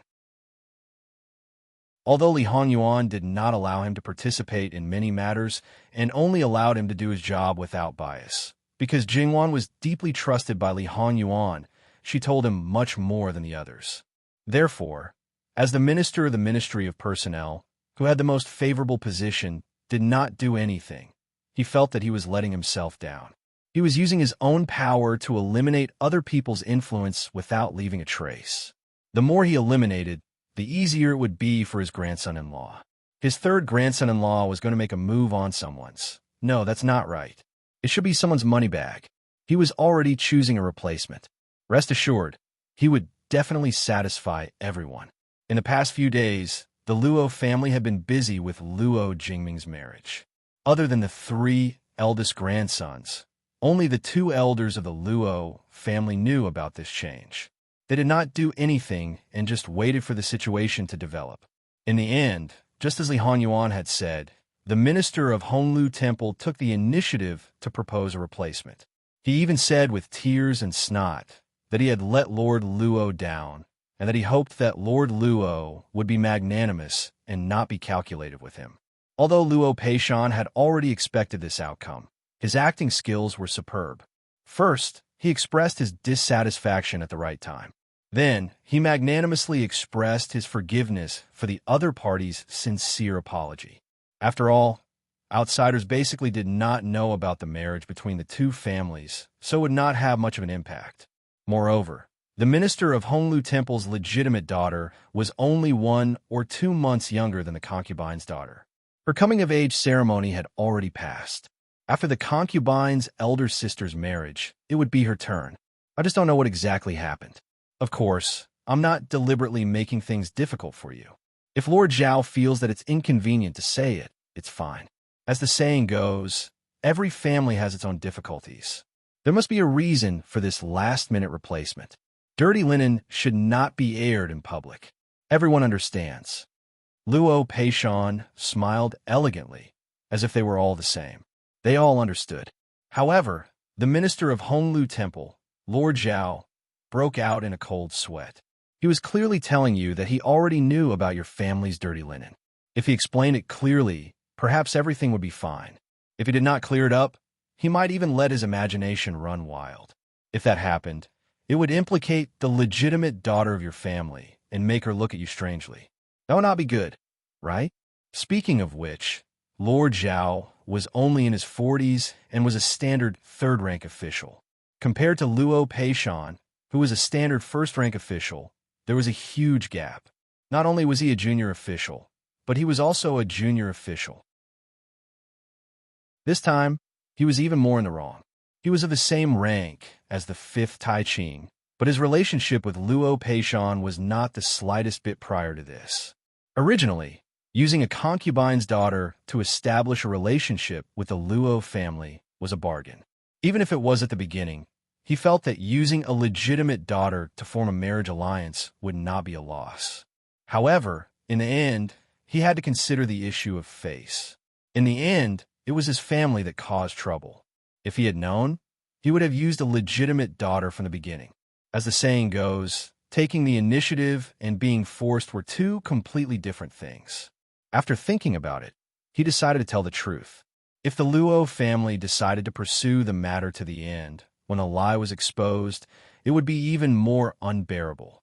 After all, his family had made a big fuss about this matter. He could not guarantee that he would not leak it. Lord Luo, speaking of which, this official has not taught my daughter well. That wicked girl has liked her uncle's cousin since childhood and did not agree to this marriage. A few days ago, she actually did something improper. It's just that this official did not know about this matter. When it happened, I really wanted to beat her to death. This official is really too ashamed to show his face to you. Luo Peishan nodded. In his heart, he thought this was really someone's usual style. He did not leave a way out once he started. The Honglu Temple official did not have the guts to marry a girl who had lost her virginity. After all, if it was discovered that she had faked her marriage in the bridal chamber, the two families would become mortal enemies. It would be better for other people, but if they offended the minister of the Ministry of Personnel, how would their descendants and the children of their relatives and friends be able to survive? As long as he, Luo Peishan, was alive, his family would never be able to make a name for themselves. According to Luo Peishan's current mental state, if nothing unexpected happened, he would still have many years to go. Promotion in the officialdom was also about the right time, the right place, and the right people. If they missed this opportunity, they might not be able to make a name for themselves again. No family could afford to waste several years of time. Therefore, it was better to clarify the matter and find an excuse for the concubine's daughter to be infected. This would be able to smooth things over to outsiders. He could also give outsiders a good reputation for being benevolent and righteous. Naturally, it would be good for everyone. However, Lord Luo, don't worry. This official's daughter is well-educated and has a good character. She definitely doesn't have someone she likes. After they get married, she will definitely be able to harmonize with her husband and become a good couple. If his daughter was implicated by the concubine's daughter, he would definitely beat that wicked girl to death when he returned. Lord Zhao, you worry too much. Since I have agreed to the marriage, I naturally will not make things difficult for my future granddaughter-in-law. You can also rest assured about my grandson's character. He will definitely not make any malicious guesses and will definitely not vent his anger on others. The Luo family has taught their children well. All the men in the Luo family are good. This is something that everyone knows. It is my daughter's fortune to be able to marry into the Luo family, the Honglu Temple official said respectfully. After the marriage was finalized, the two of them chatted happily. This time, the agenda could begin. Speaking of which, Luo Jingming was already 18 years old. Luo Jingbua, who was younger than him, had already become a father. The female side had also reached marriageable age, so there was no need to delay it for another year or two. Therefore, the wedding date was set for September this year. Compared to when Luo Jingbua married Sun Yijia, there was not much difference in the various gifts. The Luo family had shown enough sincerity. However, it was said that on the day of the wedding, Zhao family was very lively. That concubine's daughter almost caused a ruckus, saying that her D younger sister and D mother were a pair of sluts who schemed against her and stole her marriage. Even if she became a ghost, she would not let them off. One could imagine the face of the person who took the blame and was extremely glad that the Luo family gave face and the marriage went on as usual. As the insiders of the Luo family, the two elders were very calm, but the three brothers were a little guilty. That Miss Zhao's heart is in love with someone else. Jingming, can you be happy with such a daughter-in-law? Furthermore, Jin Xinwang said to change people. Can you stop him? Since that's the case, do what you need to do. There is no need to care about anything else. Old Madame Luo's words dispelled the brothers' superfluous thoughts. How could people like them be clean and pure for the rest of their lives and not do anything against their hearts? Luo Jingming's marriage, if nothing unexpected happened, was already a foregone conclusion. However, there were people who were secretly preparing to poach Prince Kang's wife, wanting to marry the D-daughter of the Minister of Works. However, there were people who were unwilling to let him take advantage of this. Therefore, regarding his harem being in chaos, favoring a prostitute, concubine harming his D-son, causing him to fall seriously ill, Prince Kang still stood on his own woman's side. As Prince Kang Si Fei, the younger sister of the former Princess Kang, in order to take care of her sister's child, she entered the Wangfu during her sister's mourning period. She entered the palace in anger and almost died in the Empress's Kuan Yi palace. Because of this, Lu Qingdi was alarmed. As a result, Prince Kang, who had just improved, was reprimanded by Lu Qingdi. The Minister of Works also stood up and tactfully expressed his love for his daughter, indirectly rejecting the marriage with Prince Kang. After all, it was not an imperial edict, so the Minister of Works' refusal was understandable. The Empress could issue an imperial edict to facilitate the marriage. However, because of Qi Yuan's restrictions on the harem, as long as there was a legitimate reason, the officials could refuse to accept the Empress's imperial edict. The Minister of Works had already spoken up to this point. In the end, it was Prince Kang's own problem, so it could not be blamed on him. If the Empress still insisted on issuing an imperial edict, then not only would she lose face, she would also create an enemy for Prince Kang. Thus, the marriage could only be dropped. Prince Kang was so angry that he flew into a rage and smashed a lot of things. As for the instigator, Yao Rao, he naturally did not have a good expression. After all, in the eyes of these men, no matter how much a woman helped them, they should not expect them to be grateful. Especially a woman like Yao Rao, who was essentially a plaything. The more she was, the more valuable she would be. But once she lost her value, she was even worse than a real plaything. Yao Rao secretly hated in her heart. She had been in contact with Prince Kang's legitimate son, but she did not do anything, nor did she stir up trouble in Prince Kang's harem. After all, this was not her purpose. She was really not interested in fighting with those women. She did not expect that in a moment of carelessness, if not for the fact that she was still useful, Prince Kang would have pushed another person out to take the blame. She was just a dancer who did not even have the status of concubine. 10 lives were not enough to compensate for her crime. With her current status, even if she died, she would die in vain. She learned from her mistakes, so Yaorao naturally would not make such a mistake again. In the future, she would also not look down on the women in the harem. However, no matter what she thought, at this moment, she used all her skills to win back Prince Kang's favor. One drama after another, it could be said that it was brilliant. In these muddy waters, the Gong Prince had received several praises. Recently, he had been doing a good job, and his relationship with his father-in-law, Left Governor Qin Tianming, had also gradually eased. It could be said that he was in high spirits. At the same time, the seventh prince, who was once a regent, had also quietly climbed up. He had his own team and gradually stood out, unknowingly showing his vigorous ambition. The person who had been at the top seemed to be gradually losing power, or was he deliberately lying dormant? The number of adult princes would continue to increase, and the situation in the imperial court would inevitably become more and more serious. Jingwan and Li Hongyuan were more and more leisurely in the manner, and because the small amusement park had been completed day and night, the several little ones were more and more immersed in pleasure and did not want to return to the capital. Her own daughter was with Jingwan, her adopted daughter, so Great Elder Princess seemed to be particularly relieved. Yu Yao had never been away from her for such a long time, and she did not send people to bring her back. As for the two girls of the Luo family was even less worried. As for the horse farm and the manor, with a word from the King of Hell, the Ministry of Works had to allocate enough craftsmen for him. These craftsmen, who had always worked for the imperial family and the world, could only honestly bury themselves in work at this time. Of course, for the experienced craftsmen, they were very happy to take on Prince Jin's private work and work for Prince Jin. The salary was at least 3 times that of other places. This money was not so easy to get. They had to be perfect, and Prince Jin must be satisfied.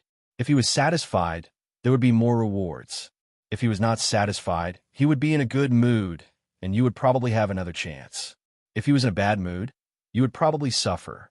However, it was said that the main person in charge this time was the Wang Fei. Although they had not seen her, they could clearly feel that the stewards below were more amiable. If there was a mistake, they would be instructed, and then the work would be done. As the saying goes, there is no distinction between good and bad without comparison. Prince Jin's consort was so amiable that it made them work even harder. It was also because Jingwan said that if they had any opinions, they could raise them. If they were adopted, there would be rewards. As a result, the construction of the horse farm was faster than expected, and some of the places that had been modified by the craftsmen were more perfect. Jingwan was very happy.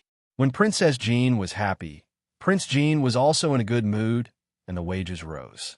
The craftsmen were grinning from ear to ear. It could be said that it was good for you, good for me, and good for everyone. We should return to the capital, Li Hongyuan said. Jingwan expressed deep regret. Chapter 268. Li Hongyuan took Jingwan in his arms and kissed her. If you like, we can stay here at any time in the future. Don't worry, there will always be a chance. Although Jingwan felt regretful, she didn't have to stay here. Life was not as you wished. Even Prince Jin, who lived freely, also had a time when he couldn't be casual. She felt that she was very lucky. She was very clear about what she should do at any time and would not lose her direction. There will be a day when you'll be able to do as you please, no matter what. Jingwan laughed. The King of Hell could be naive sometimes. How could people be really reckless? No matter what, there would be more or less restrictions. Even if the restrictions did not come from the outside, they would come from themselves. Even if one stood at the top of the biological chain and created a civilization, he would not have absolute freedom. If he completely let himself go, he would not have a good end. Do you have anything to do when you go back at this time? Jingwan asked. Li Hongyuan nodded. Yes, I have something to deal with. Or, he was waiting for someone to come. Jingwan didn't ask more. She turned back and asked people to pack up and prepare to go back to the capital. Well, all her subordinates were capable people. Therefore, Jingwan just needed to say a word. When they returned to the capital, Jingwan sent people to send the children home at the first time. Of course, they also brought a lot of toys. These were the byproducts of the amusement park that Jingwan asked people to build. It was the result of a temporary idea. However, when Eunuch Mu came back from Great Elder Princess's mansion, he brought back a flower and tree. It was the apology that Jingwan gave to Yu Yao, White Scholar. Because it was a special famous product, it was impossible to forget it. Why did you bring it back? Jingwan fiddled with the flower and asked confusedly. Eunuch Mu stammered, Your Highness, while His Highness asked people to bring a pot of it back from the farm. When I sent Old Master Yu Yao back to Great Elder Princess's mansion just now, Jingwan understood and was once again speechless. Was there a need to go to this extent? Forget it. As long as he was happy, it was just a change of flowers and trees. It didn't matter. Since he cared so much, she would take good care of them in the future. Of course, she couldn't neglect him because of them. Otherwise, the consequences would be even more serious. He wanted to make her happy, please her, and give her things she liked. However, there was a limit to his need for these things. Jingwan could feel it. He had also clearly said that he wanted her to only have eyes for him. However, his actions were not like that. He could clearly put an end to these things from her world. In fact, he wanted her to be happy, so he tried his best to control his possessiveness. Sigh, she's really hard to please. Jingwan's eyes were filled with the purest joy. The next day, Jingwan followed Li Hongyuan into the palace. Since they had been away for such a long time, it was natural for them to enter the palace to pay their respects. Because of Prince Rui's matter, concubine Su was not in a good mood recently. Moreover, the capital city was in a mess. While they were having fun, they were also building large buildings. Anyone who saw them would want to beat them to death. Jingwan found that she began to degenerate with Li Hongyuan. She was familiar with attracting hatred. She didn't feel uneasy or afraid. Instead, she was a little excited. This state was not right, but Jingwan didn't want to restrain herself. Jingwan was already prepared to be scolded. Concubine Su didn't say anything, except that she was a little tired. She was still a good mother-in-law. She asked about the recent situation in a low voice and asked what was being built in the farm. Li Hongyuan answered casually. His purpose was to eat, drink, and have fun. He used to play by himself, but now he was going to find some people to play with him. That was all. His attitude was casual, and he didn't feel that there was anything wrong with it. He didn't care about the outside world and only cared about himself. He didn't ask about his mother's health, as if he really didn't know that his elder brother was in deep trouble. Jingwan thought about it. If she was in concubine Su's position and met such a vile creature, how would she feel? To be honest, she sympathized with her. In concubine Su's eyes, her son had always been like this. She was clearly angry, but she couldn't get angry at him. Concubine Su looked at her carefree son and calm daughter-in-law, and the anger in her heart grew stronger. How could she be so miserable? She knew her son's character too well. It wasn't that she hadn't thought of turning him around, but she hadn't succeeded. There was even one time when they almost fell out with each other. In the future, she didn't dare to go too far. With his personality, the one who suffered the most was his wife. However, what did that have to do with her? It was fine as long as her son was well. But in fact, this daughter-in-law didn't look like she was having a hard time. She didn't have any makeup on, and her face was white with a hint of red. Her eyebrows were relaxed, and there wasn't the slightest bit of worry. Her complexion was even better than before she got married. Even if she wanted to deceive herself and tell herself that she didn't care from the beginning because she knew what kind of person her husband was, anyone with a discerning eye could tell that this wasn't the case. No matter how much she didn't care, it wouldn't get better and better. Obviously, there was a problem. There was no other person who could make a married woman feel happy and comfortable other than her husband. It might be normal for others, but it was definitely abnormal for her son. Could it be that her son liked his wife that much? Liked her so much that he could turn over a new leaf? And all the things he did before they got married were purely because he liked her, wanted to treat her well, and wanted to give her the best? Noble consort Su quickly denied her own thoughts. It was easy to change mountains and rivers, but it was difficult to change one's nature.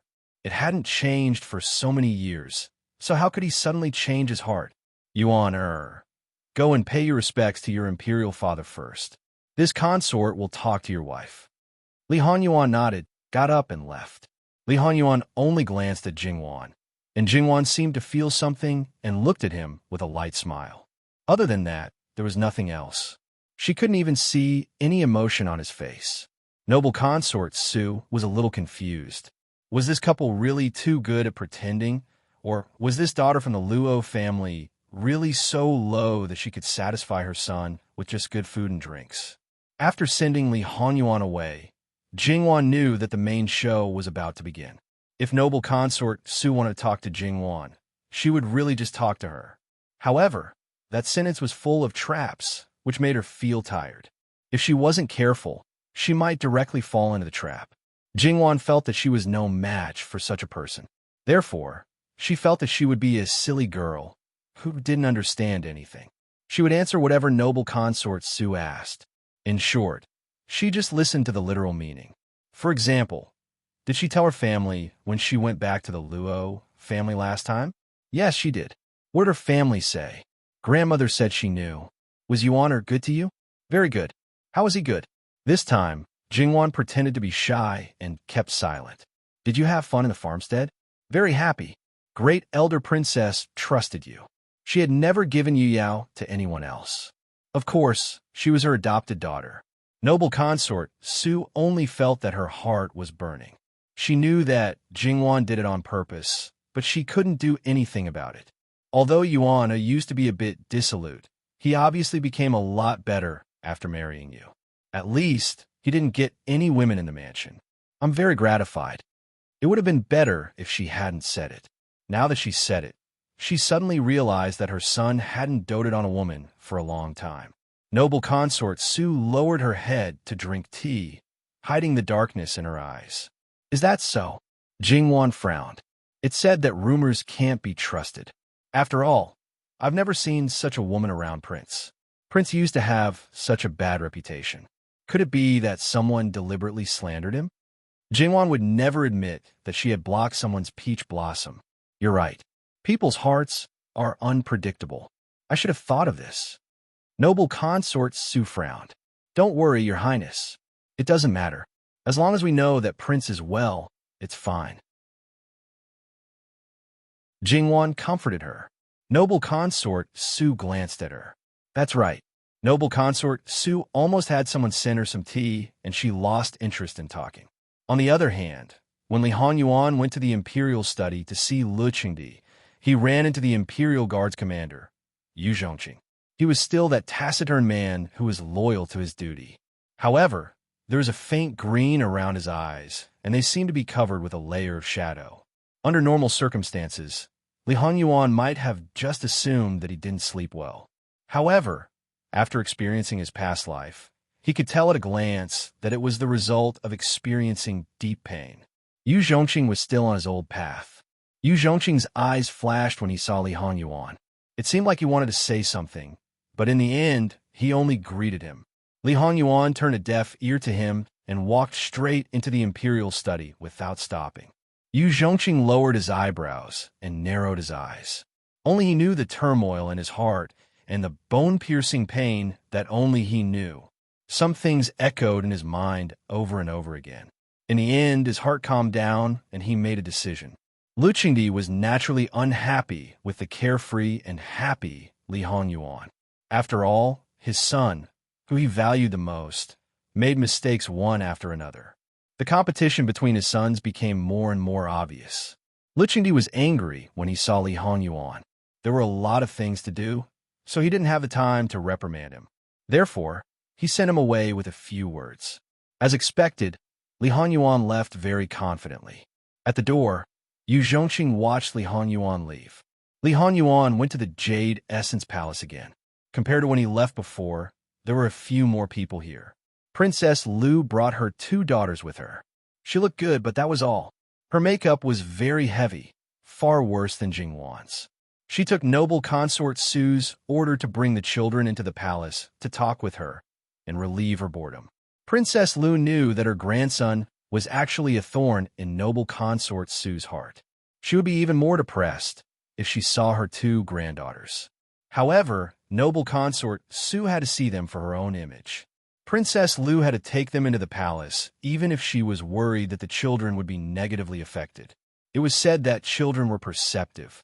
In fact, they had already felt that noble consort Su didn't really like them, so they were more and more restrained in front of noble consort Su. Noble consort Su felt that Princess Lu didn't raise the children well. She was the royal granddaughter, but she was so narrow-minded. Princess Lu had difficulties but couldn't speak. Today was fine. Jingwan actually liked children. Instead of sitting there, she might as well find something to do and play with the two children. Of course, it was not the first time for the two children to see her. Because Jingwan had always been kind to them, they naturally liked this sixth aunt very much. When Jingwan asked them questions, they answered obediently with sweet smiles. From this point of view, Princess Lu raised the children very well and didn't let them be corrupted prematurely. Sixth sister-in-law likes children so much. Hurry up and have one yourself, Princess Lu said with a smile. Jingwan's temper, compared to them, was simply straightforward. She even offended her. However, Princess Lu didn't have any bad feelings towards Jingwan. She even envied her. At least, she would never be able to do what Jingwan did. She had too many restrictions and too many scruples. There was no turning back. The matter of children depends on fate. Jingwan smiled. She was using contraception now. How could she have children? Moreover, in Jingwan's view, someone asked her to use contraception not entirely because of her age, nor was it because it was not suitable to have children now. The most important point was that he didn't want to have a burden to disturb their two-person world so early. You and Prince Jean are both in good health. I believe that you will have children soon. Maybe you're already pregnant now. Prince Jean got married late. These years, Mu Fei has been looking forward to it. Mu Fei will definitely like the child you give birth to. Jingwan smiled, but didn't say anything. Noble consort Su might look forward to anything, but she probably never looked forward to Prince Jin's child. Well, Princess Lu seemed to have unintentionally stabbed noble consort Su. Jingwan actually wanted to see noble consort Su's expression at this time. Thinking about it, she gave up. For this kind of person who knew if she would guess something just by looking at her. What are you talking about? Li Honyuan came in. She said that Nyang Yang is looking forward to Prince's child. Obviously, he had heard it. What was he pretending for? Jingwan smiled on the surface, but she rolled her eyes in her heart. Li Honyuan raised his eyebrows. His eyes swept over Jingwan's belly. Then, when does Wang Fei plan to give birth to this prince? Annoying, Jingwan looked at him coquettishly. In fact, she had goosebumps all over her body. Li Honyuan smiled unconcernedly and looked at Princess Lu. Third sister-in-law is also here. Why don't I see third imperial brother? Princess Lu squatted. Your third imperial brother has something to do. He has always envied you for being so carefree. That's true. He works himself to death all day long to find guilt. Your sixth aunt built a playground for you children to play in. When you have time, let your Mu Fei take you to play. You don't need to tell sixth uncle. Li Honyuan turned his head and said. The two little girls' eyes brightened. Obviously, they were very interested. Thank you, sixth uncle. It's fine if you're messing around, but you also bring an uncertain child. If you teach Ben Gong's good grandson bad, Ben Gong won't forgive you. Noble consort Su pretended to be angry and pointed at him with a little pampering. Jingwan felt that it was enough to scold her indirectly, but she pretended not to hear it. In that case, forget it. Mu Fei, you have to know that it's rare for a Ken to be generous. You ah.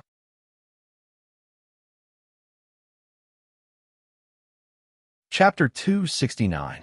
No matter what, Li Honyuan wouldn't ask about noble consort Su's feelings. Although he was a filial son, he was also a careless man.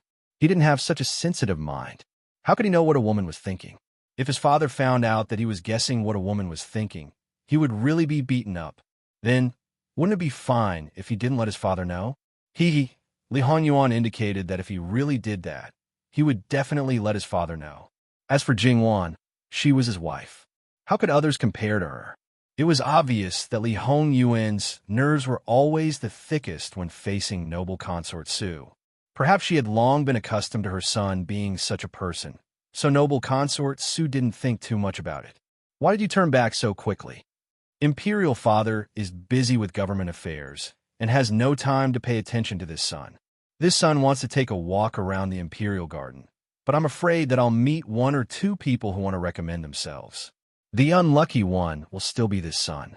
It's better not to get involved in such a troublesome place, Li Hongyuan said indifferently. Noble consort Su was rather speechless. Speaking of which, whose fault was it? Although in the end, and it had been so long, was it really good for a man to hold a grudge like this? That was just an accident. How could there be a second time? Yuan, you should know your place.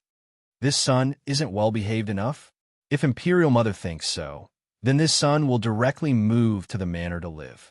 Yuan, aren't you hurting Imperial Mother's heart by saying such words? Noble consort Su said with some sadness. Li Hongyuan frowned, as if he didn't know which sensitive nerve of noble consort Su had been touched. If this son said something wrong, Imperial Mother can just say it. Noble consort Su was speechless. Perhaps this son of hers really didn't have any superfluous thoughts. Speaking of which, this son of hers had always said whatever he wanted to say and did whatever he wanted to do. He never hid anything, nor did he know what it meant to swallow his anger, let alone have a sense of propriety. Perhaps it wasn't that he didn't know, but that it had become a habit after a long time. He was used to others revolving around him, and thinking for others was the biggest joke in the world. Even though he knew this, he still took it seriously. He was simply asking for trouble. It's not that Yuan is in the wrong. It's just that I've misunderstood. As you said, your imperial father has indeed been busy recently. You know very well what his attitude towards you is. If you really want to stay in the manor for a long time, he will be sad. So I'm just... Mother, I understand. Imperial concubine Su nodded in satisfaction. On one hand, Jingwan was having a hard time holding back her laughter because of a certain someone's pretense. On the other hand, she really didn't know what to say about noble consort Su's attitude towards Li Hongyuan. Did noble consort Su really treat her son as an adult? Or perhaps it could only be said that a certain someone's acting obedient was too successful, leaving a deep impression in many people's minds? Then they chatted casually for a while.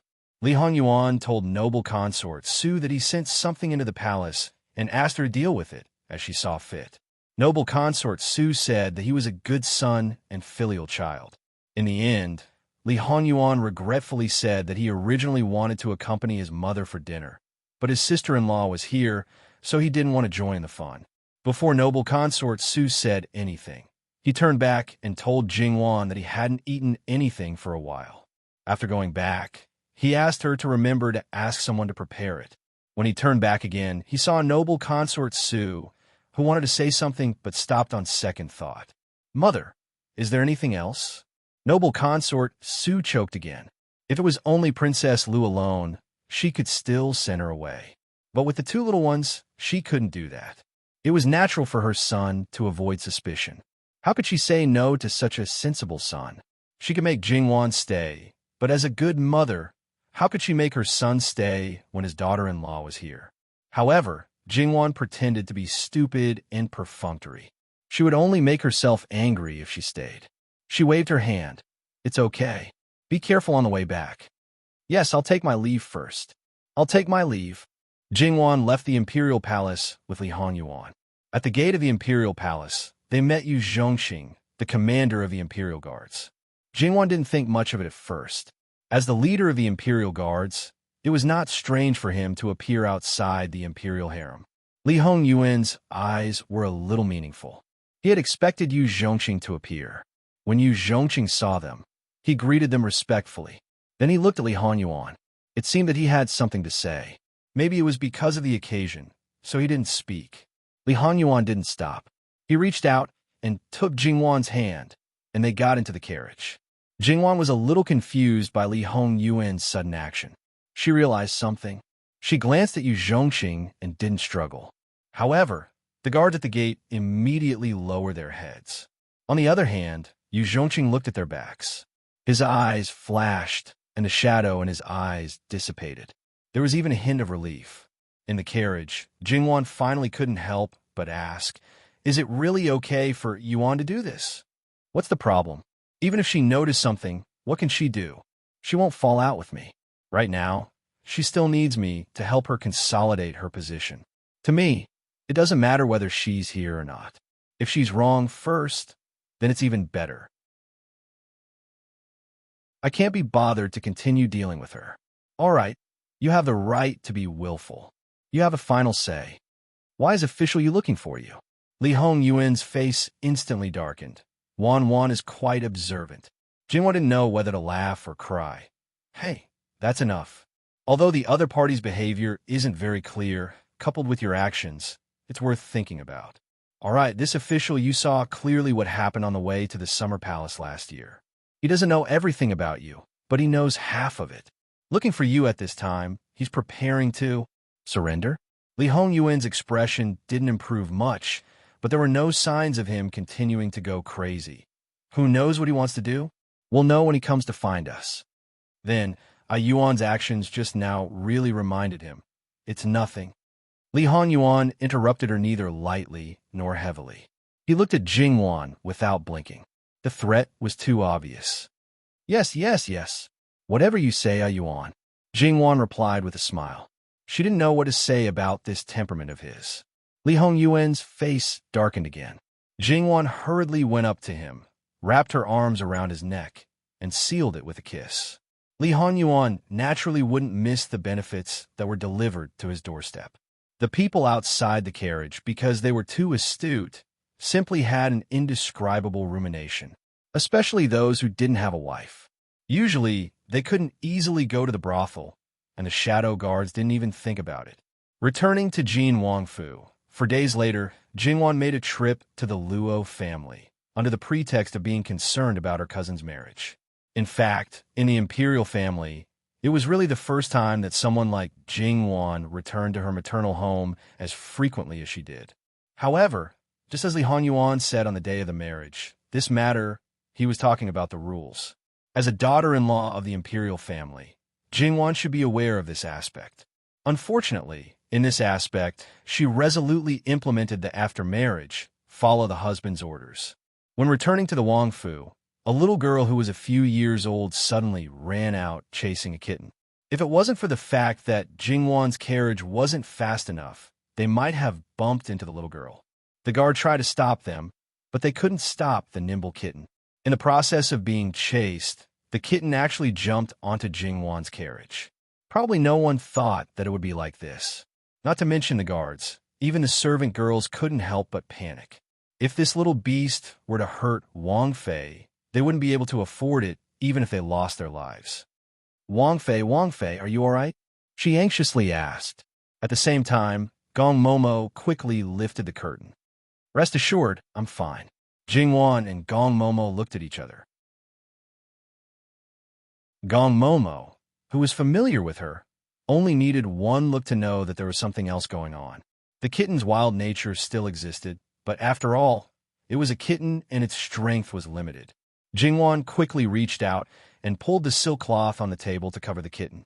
Then she pinched the back of the kitten's neck and lifted it up. It was only in this limited space that she was able to catch it so smoothly. If it was outside, Jingwan really wasn't sure. Compared to Jingwan's great indifference, the guards and servant girls were relieved. The owner of the kitten, the little girl, still hoped to get the kitten back. However, the expression of the woman who chased after her changed greatly. She quickly pulled the little girl to kneel down and beg for forgiveness. Her entire body was trembling. It was obvious that she was really frightened. And the onlookers were also increasing. Those who saw the whole process and knew that it was the carriage of Jin Wangfu, all of them broke out in a cold sweat. However, when they knew that the person inside was Jin Xinwang Fei and not Jin Wangfu, many people secretly felt very lucky.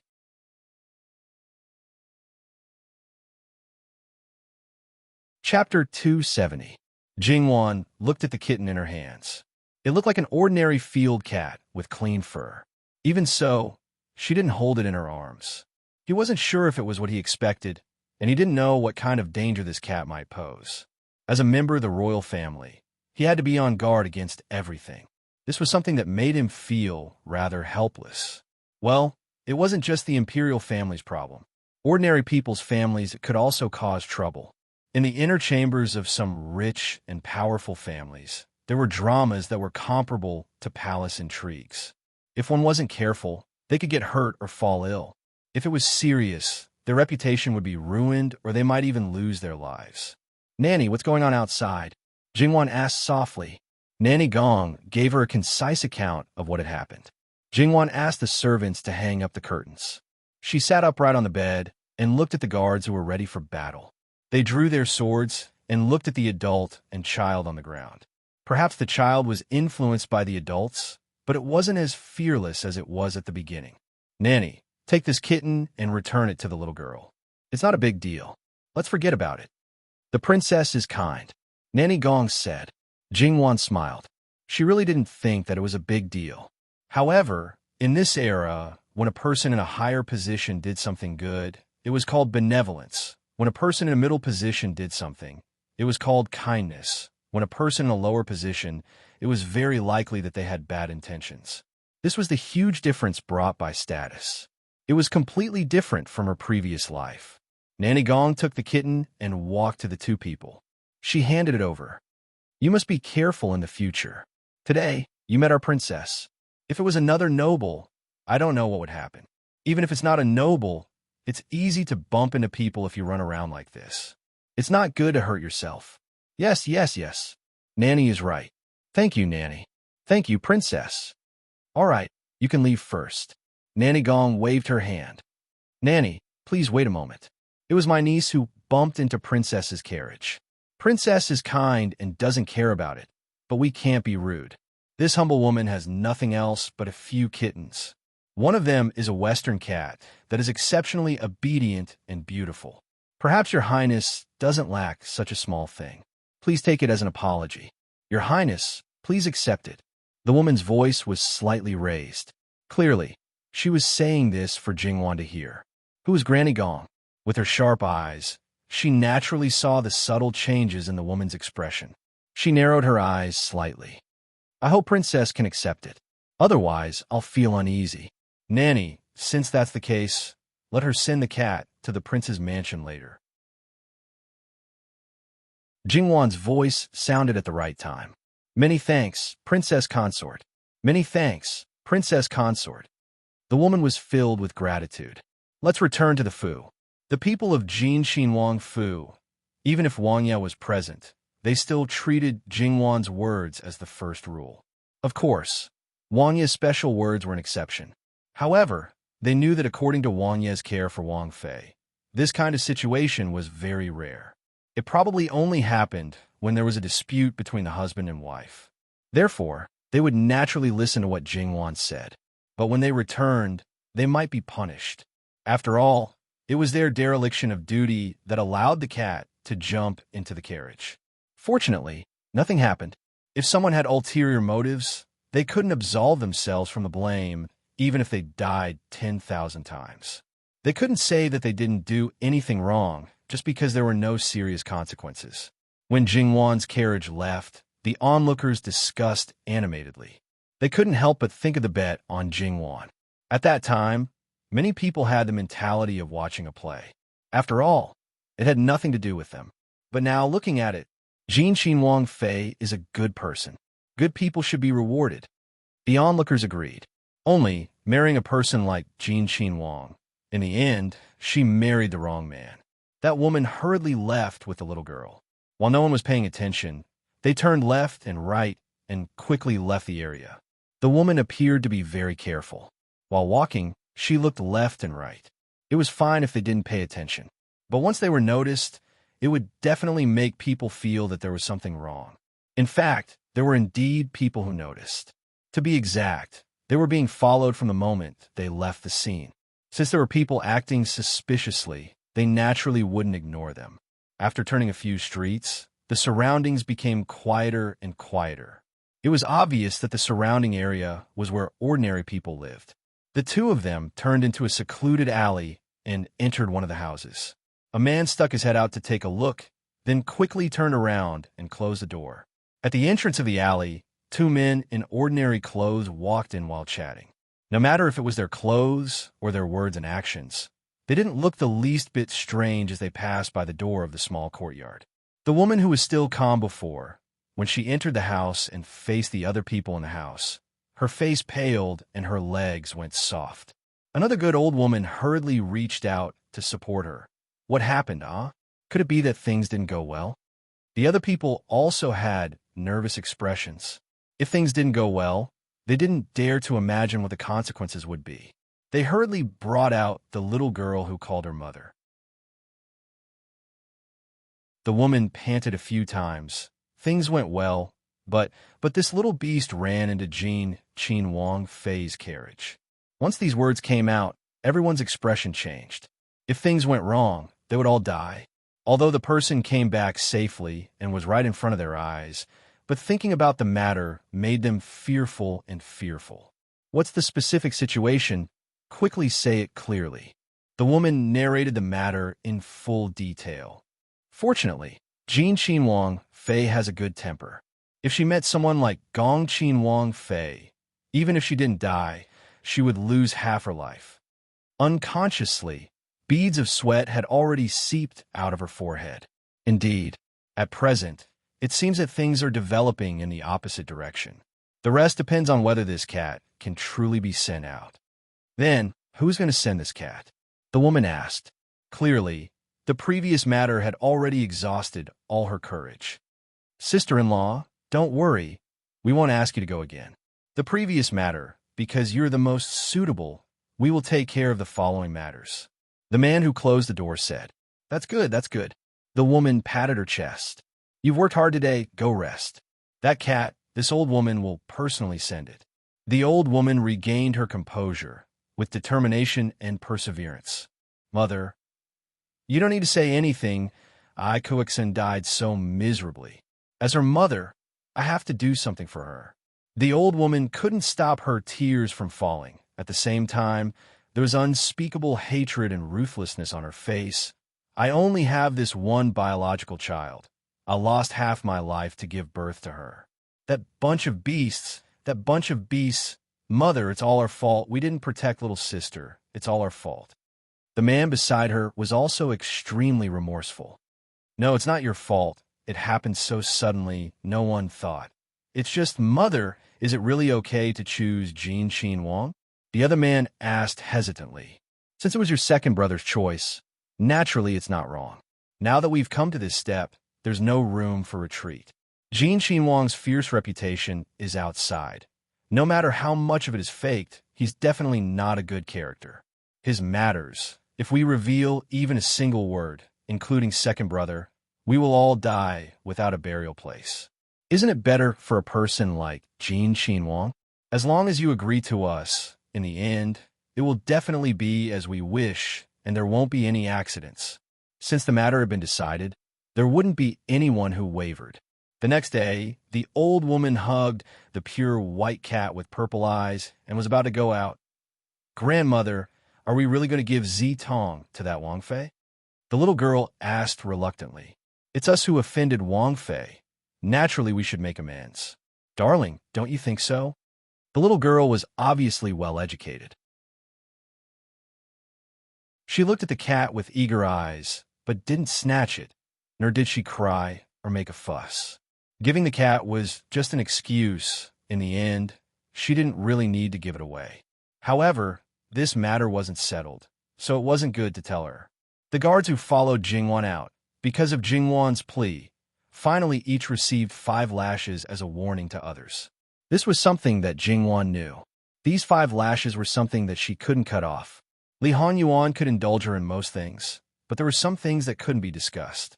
Wan, if you say it again, then each person will receive 500 lashes. Jingwan didn't know the concept of 500 lashes, but it was certain that they would be beaten to a pulp. It was also certain that they would lose their lives. Jingwan obediently stopped bargaining. Yuan, you can't say one thing in front of the other. Now that you said 5 lashes, I'll increase it when I give the order. Li Hanyuan coldly snorted. Obviously, he had this plan. Does a Yuan have the heart to lie to me? Jingwan was now getting along with Li Honyuan more and more smoothly and naturally. When it was necessary to be gentle, she should be gentle. When it was necessary to be gentle, she should be gentle. When it was necessary to be gentle, she should be gentle. When it was necessary to be firm, she should be firm. And when it was necessary to be firm, she should be firm. You also don't like to pretend to be obedient, right? Okay, this prince means what he says. If I say 5 lashes, then I will give you 5 lashes. Irrelevant people are worth your trouble. Jingwan smoothly suppressed a certain someone who was about to change his face. When the cat was delivered, Jingwan was reading a book, and Li Honyuan was lying on her lap, taking a nap. He looked like a quiet and handsome man. Jingwan didn't need Gong Mama to remind her. She knew that it wasn't a simple delivery of the cat. Perhaps the person she was waiting for had finally arrived. Jingwan gently lifted his head and slowly moved it away. She put a pillow under his head and covered him with a blanket. Only then did she quietly leave. Unexpectedly, Li Honyuan watched her leave. Wanwan wanted to help him as much as she could, and he didn't want Jingwan to become a canary in a cage. When Jingwan saw the person, she wasn't surprised. It wasn't the one at noon. She looked at the cat that was presented. At this time, its claws had been carefully trimmed. Its pink and tender feet looked harmless and cute. Jingwan felt that it was a little pitiful.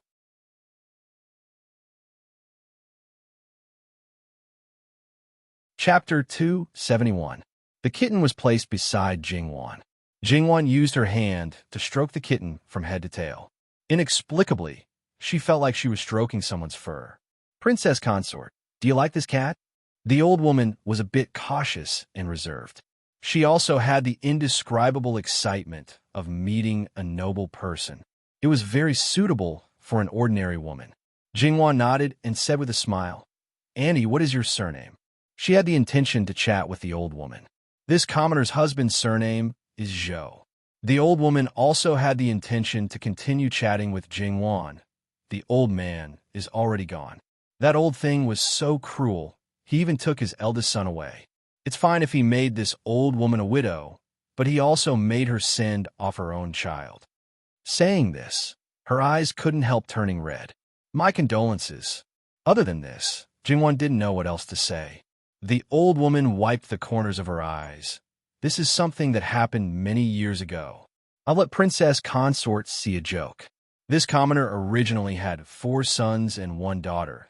But the one who offended the Princess Consort this morning was the eldest daughter of the 3rd son, who is also the eldest granddaughter. That woman is the eldest daughter-in-law. And speaking of her, she is a pitiful person. When the eldest son was alive, they didn't have a son or a daughter. Her maternal family only had her brother and sister-in-law, and they were all harsh people. They couldn't bear for her to go back and suffer, so they wanted her to remarry, but she wasn't willing. All these years, she has served this commoner without any complaints or regrets. The 3rd son is still all right. He and his wife already have a son and a daughter, so it can be considered complete. Jingwan secretly thought, it's here. This should be the reason. Princess Consort, you don't know. Our family has 5 children. Only our daughter was born to this commoner and the old man. The other 4 sons were all adopted. This commoner married him for many years and didn't have child. I don't know how much medicine I ate and how many Buddhas I prayed to, but there was no result. He was an honest and filial person. He resisted the pressure of his parents and didn't divorce this commoner. Fortunately, he was the eldest son, so this commoner's heart didn't feel so guilty. After the 2 elders passed away, the brothers separated from the family. The other brothers called him unfilial and kicked us out of the family with almost nothing. We moved away from our original residence. The old man said, "It doesn't matter if we don't have child. We can just adopt one." So we had the eldest son. He was originally a beggar. Once he started, there was no end. The 2nd son was kidnapped. After he escaped, he met us. But at that time, he fell ill. When he woke up, he didn't remember his original home. The 3rd child had no parents and was treated harshly by his uncle and aunt. As for the 4th child, he was originally a posthumous child. When his mother gave birth to him, she died in childbirth. However, I never thought that I would get pregnant 3 years later. I was so happy that I was extremely careful about the children in my belly and naturally neglected them. However, they were all very sensible. The older one took care of the younger one and never let me worry about the housework. In fact, in order to let me eat better, the older one and the younger one secretly went out to work. At that time, they were 13 and 11. I felt that with these children, even if they were not my biological children, my life was worth it. Recalling the past, the old woman was unable to control herself. There was one time when the old man went out to work and saved a person. Who would have thought that the person was coincidentally second brother's biological father? Naturally, we were happy that second brother was able to come home. In order to thank our family, second brother only changed his surname and did not use his original name. Although second brother's family was not high officials or nobles, to us, they were already too high to reach. Their family, on the other hand, were kind people. We were not willing to move to their city, but we still sent a lot of things to them every year. However, one year, we suddenly lost contact with them. We were worried, so we asked the older one to look for them. The result was that something happened to their family, and the whole family was gone. We did not know the details. During that time, our family was very depressed. Then there was a robbery. The old man was beaten. The older one went to reason with them, but in the end, he was beaten to death. It was simply a disaster. The third child was schemed against and owed a debt. Then there was a natural disaster. It was clear that they did not want to give us a way out. My daughter's name was Ku-Exan. She was very beautiful, but she was taken away by the bad guys. She was only 11 years old. It was simply heartless. Just when the family was in despair, the younger one came back. He was a good child, but he seemed to have changed into a different person. He was a man of few words. He immediately went to save my daughter. Although the result was not the worst, but he was one step too late. From then on, Ku-Exan was very afraid of men. Other than the younger one who saved her, no one else, including her other brothers and father, could get close to her. At that time, her father was still lying in bed, and his condition was getting worse and worse. At that time, the younger one promised that he would wait for Ku-Exan to grow up and marry her as his wife, as long as she does not despise him for being a loner. Speaking of which, how could she despise him for being a loner? But what happened to him that made him like this? He had a fiancée, but before the wedding, his fiancée suddenly went into mourning and the wedding was postponed. When we asked him about his fiancée, he only said that the engagement was annulled. Jingwan listened quietly. This could be considered as solving the mystery of why the Imperial Guard's great commander was not married, even though he was almost 30 years old. After the old man passed away, the younger one did not know what happened to his family. He was afraid that he would implicate us. That's why he seldom contacted us, and he was very secretive. These few years, he had been climbing up the social ladder, but he treated us and Ku-Exan the same. We came to Beijing a year ago, and we wanted to help them get married. But now, the situation is not optimistic.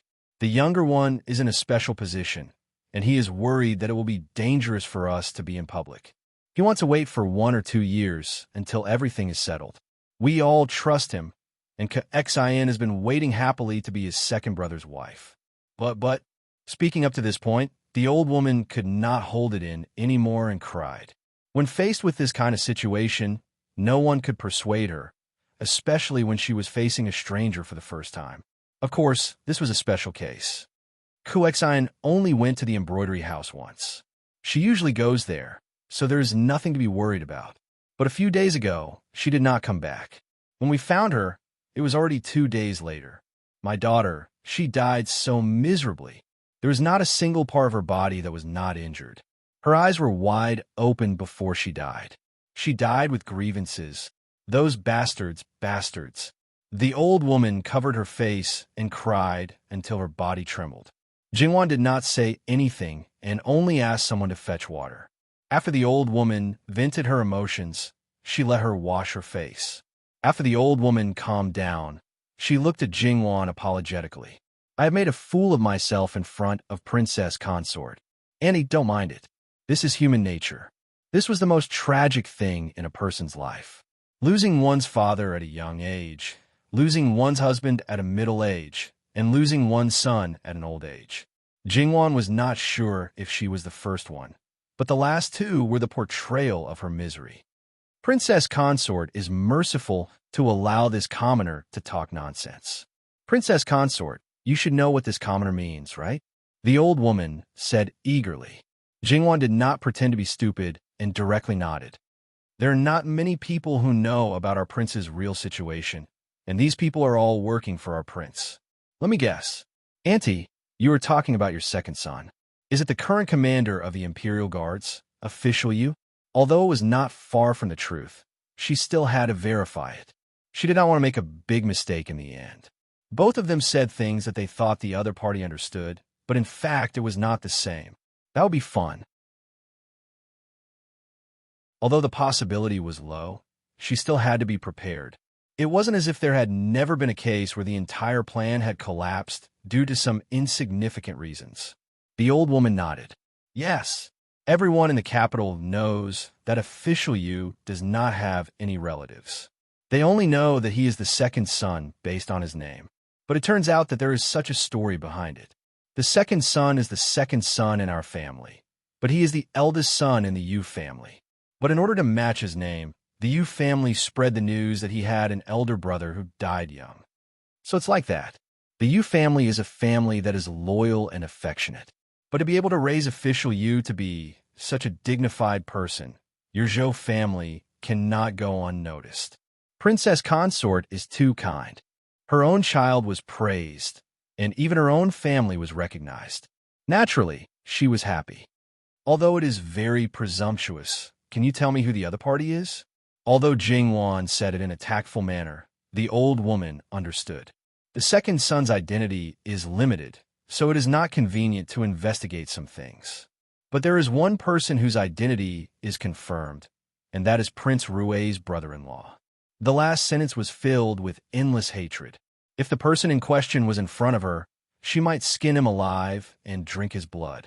At the mention of Prince Rui's brother-in-law, Jingwan thought of the flower competition at the flower market last year. Was it the same person? If it was, it could only be said that this kind of person was beyond the scope of a hedonistic son. Killing a good girl to death was not something that could be brushed aside just because he was rich and powerful and spent all day eating, drinking, and fooling around. His father was a cabinet elder who was busy fighting for power and neglected the education of his children. Even if he ascended to the sky, the Liu family would not be able to stand in the clouds for long. Jingwan stroked the kitten, then picked it up and handed it back to the old woman. Annie, take this little guy back. I think your granddaughter will like it very much. I won't take it away from her. Princess Consort, you. The old woman's face suddenly changed. Don't misunderstand. I will talk to His Highness. Moreover, Lord Yu is the commander of the Imperial Guards. Many people want to win him over. Now that he has delivered himself to His Highness's door, His Highness has no reason to refuse. I don't like those people who commit crimes. I will do my best to facilitate a win-win situation. Thank you, Princess Consort. Thank you, Princess Consort. The old woman knelt down and kowtowed with tears of gratitude. Get up. Jingwan hurriedly reached out to help her up. This humble woman has a presumptuous request. Can His Highness help me find out who this person is? Okay.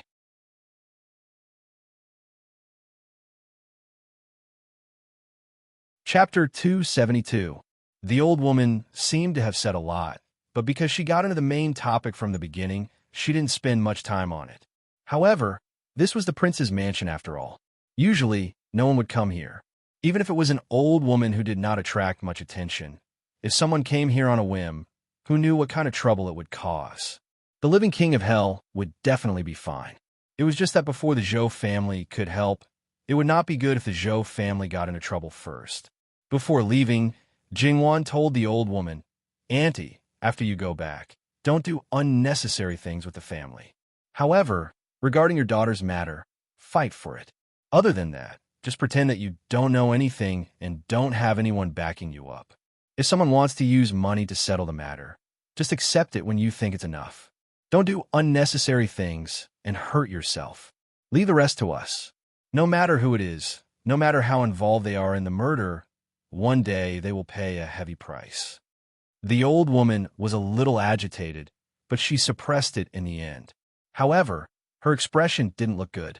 This commoner doesn't want their stinky money. My daughter's life, my daughter's reputation. Auntie, don't be agitated. Listen to me first. The money itself isn't wrong. It's the people who use it that are wrong. If you feel uncomfortable with the money, use it to help people in need. After all, the other party had killed someone, so they would definitely feel guilty. If you don't accept it, they will think that you won't let it go. In that case, no one knows what they will do. Perhaps it is because of you that Lord Yu is suppressing his anger and pain. If something happens to all of you, he will no longer have any restraints. What will he do? Even if he is highly valued by the emperor, his position is destined to be a lonely official. Then, can he wrestle with Prince Rue?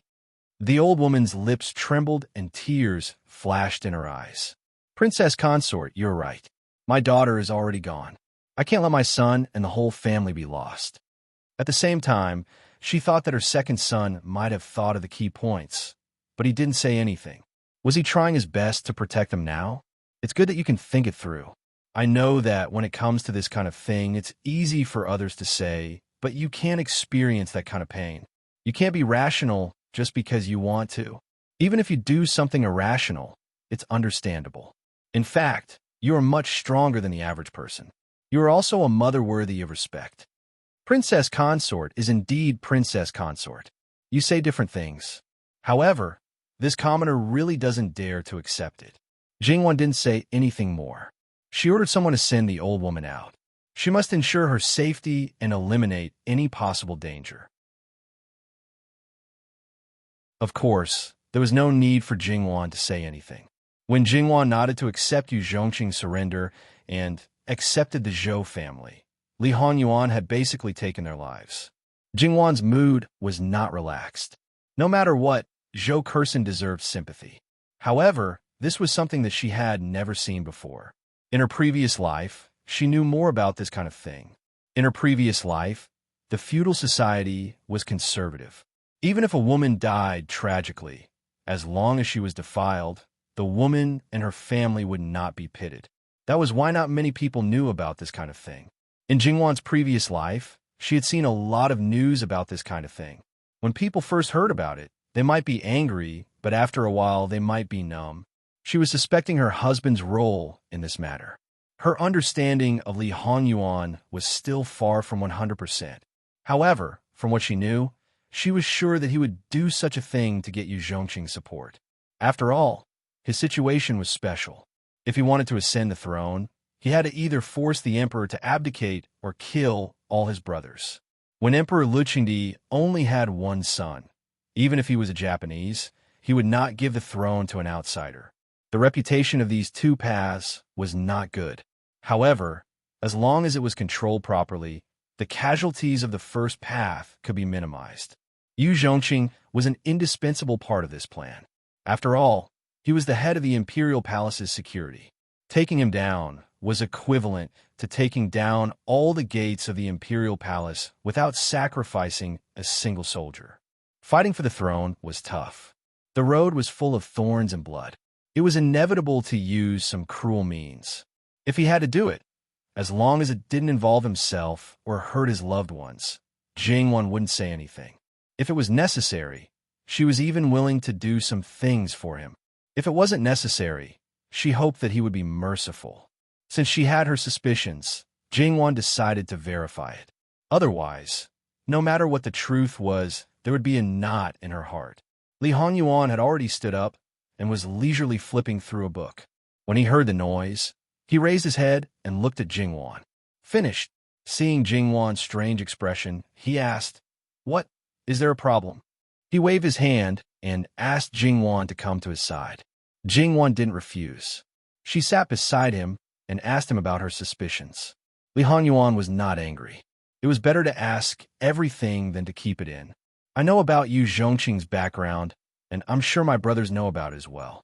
It's just that they don't know about the Zhou family.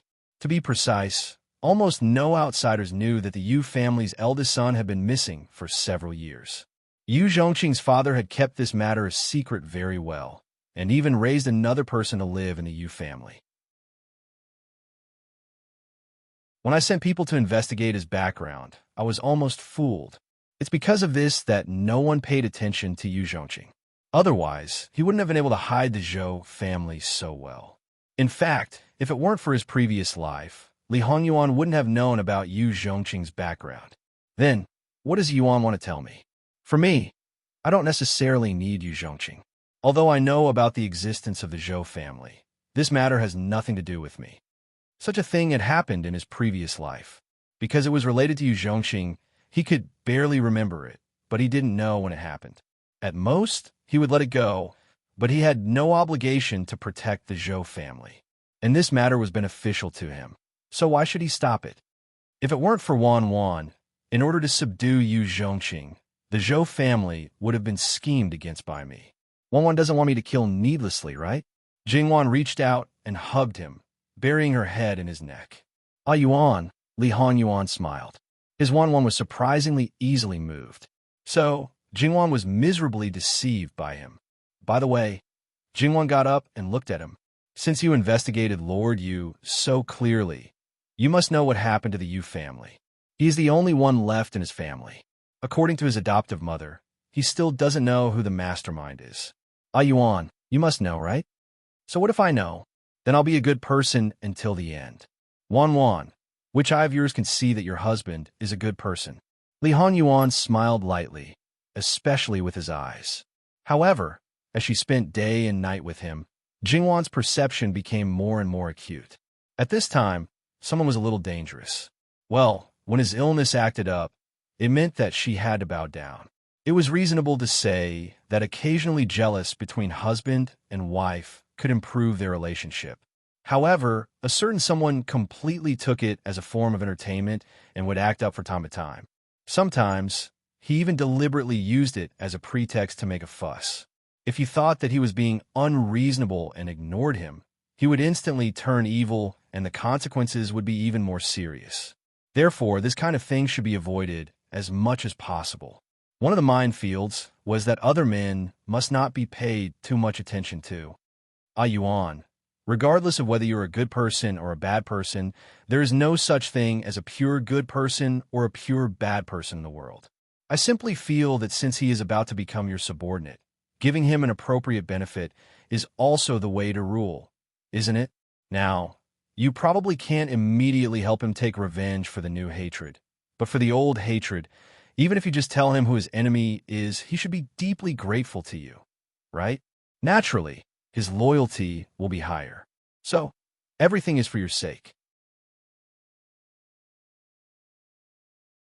Look at my sincere eyes. Li Hongyuan smiled and kissed her eyes. Wan is doing her best for her husband. I am very comforted. Was this what she meant by exhausting herself? Then, at a certain someone's level, he had probably died 800 times. However, whatever you say, it is fine as long as you don't go crazy easily. But thinking about it, Ah Yuan must be aware of these things in his heart. I am just doing something unnecessary. Nothing can compare to Wan's sincerity. The way to rule naturally didn't need anyone to teach him. Wan's original intention was definitely not like this. Seeing that she was trying so hard to avoid his love, he would let her off this time. However, the narrow-minded living king of hell said that his wife could do whatever she wanted, but he couldn't just let Yu Zhongqing off the hook. He would remember this debt. As a result, Li Hongyuan's army of miserable people increased by another member. They were always being dealt with in various ways, but they didn't know the reason. However, just because of this, they wouldn't go as far as to switch sides. After seeing Li Hongyuan's ability and means, if they still had other thoughts, then their brains would be flooded with water. However, since Lord Yu already knows something about Ah Yuan, will he suspect that you are scheming against him? Jingwan tapped his shoulder. As someone who shares a pillow, that's what he thinks. If he is so suspicious and secretly planted a double agent, this kind of thing won't happen. The Zhou family is already his most sincere proof of allegiance. He is a person who values friendship and righteousness. He won't let a second person control the Zhou family. Since he has done so, he won't suspect me. However, since Wan mentioned this, I will go and confirm it. In fact, it didn't matter. There would always be trouble to deal with in the future. Therefore, the slightest possibility should be nipped in the bud. But there should be other things in the next 2 days. What? You will know when the time comes. One will like it, but I'm afraid you will have to work hard at that time. Since you like it, what's the harm in working hard? I'm looking forward to it.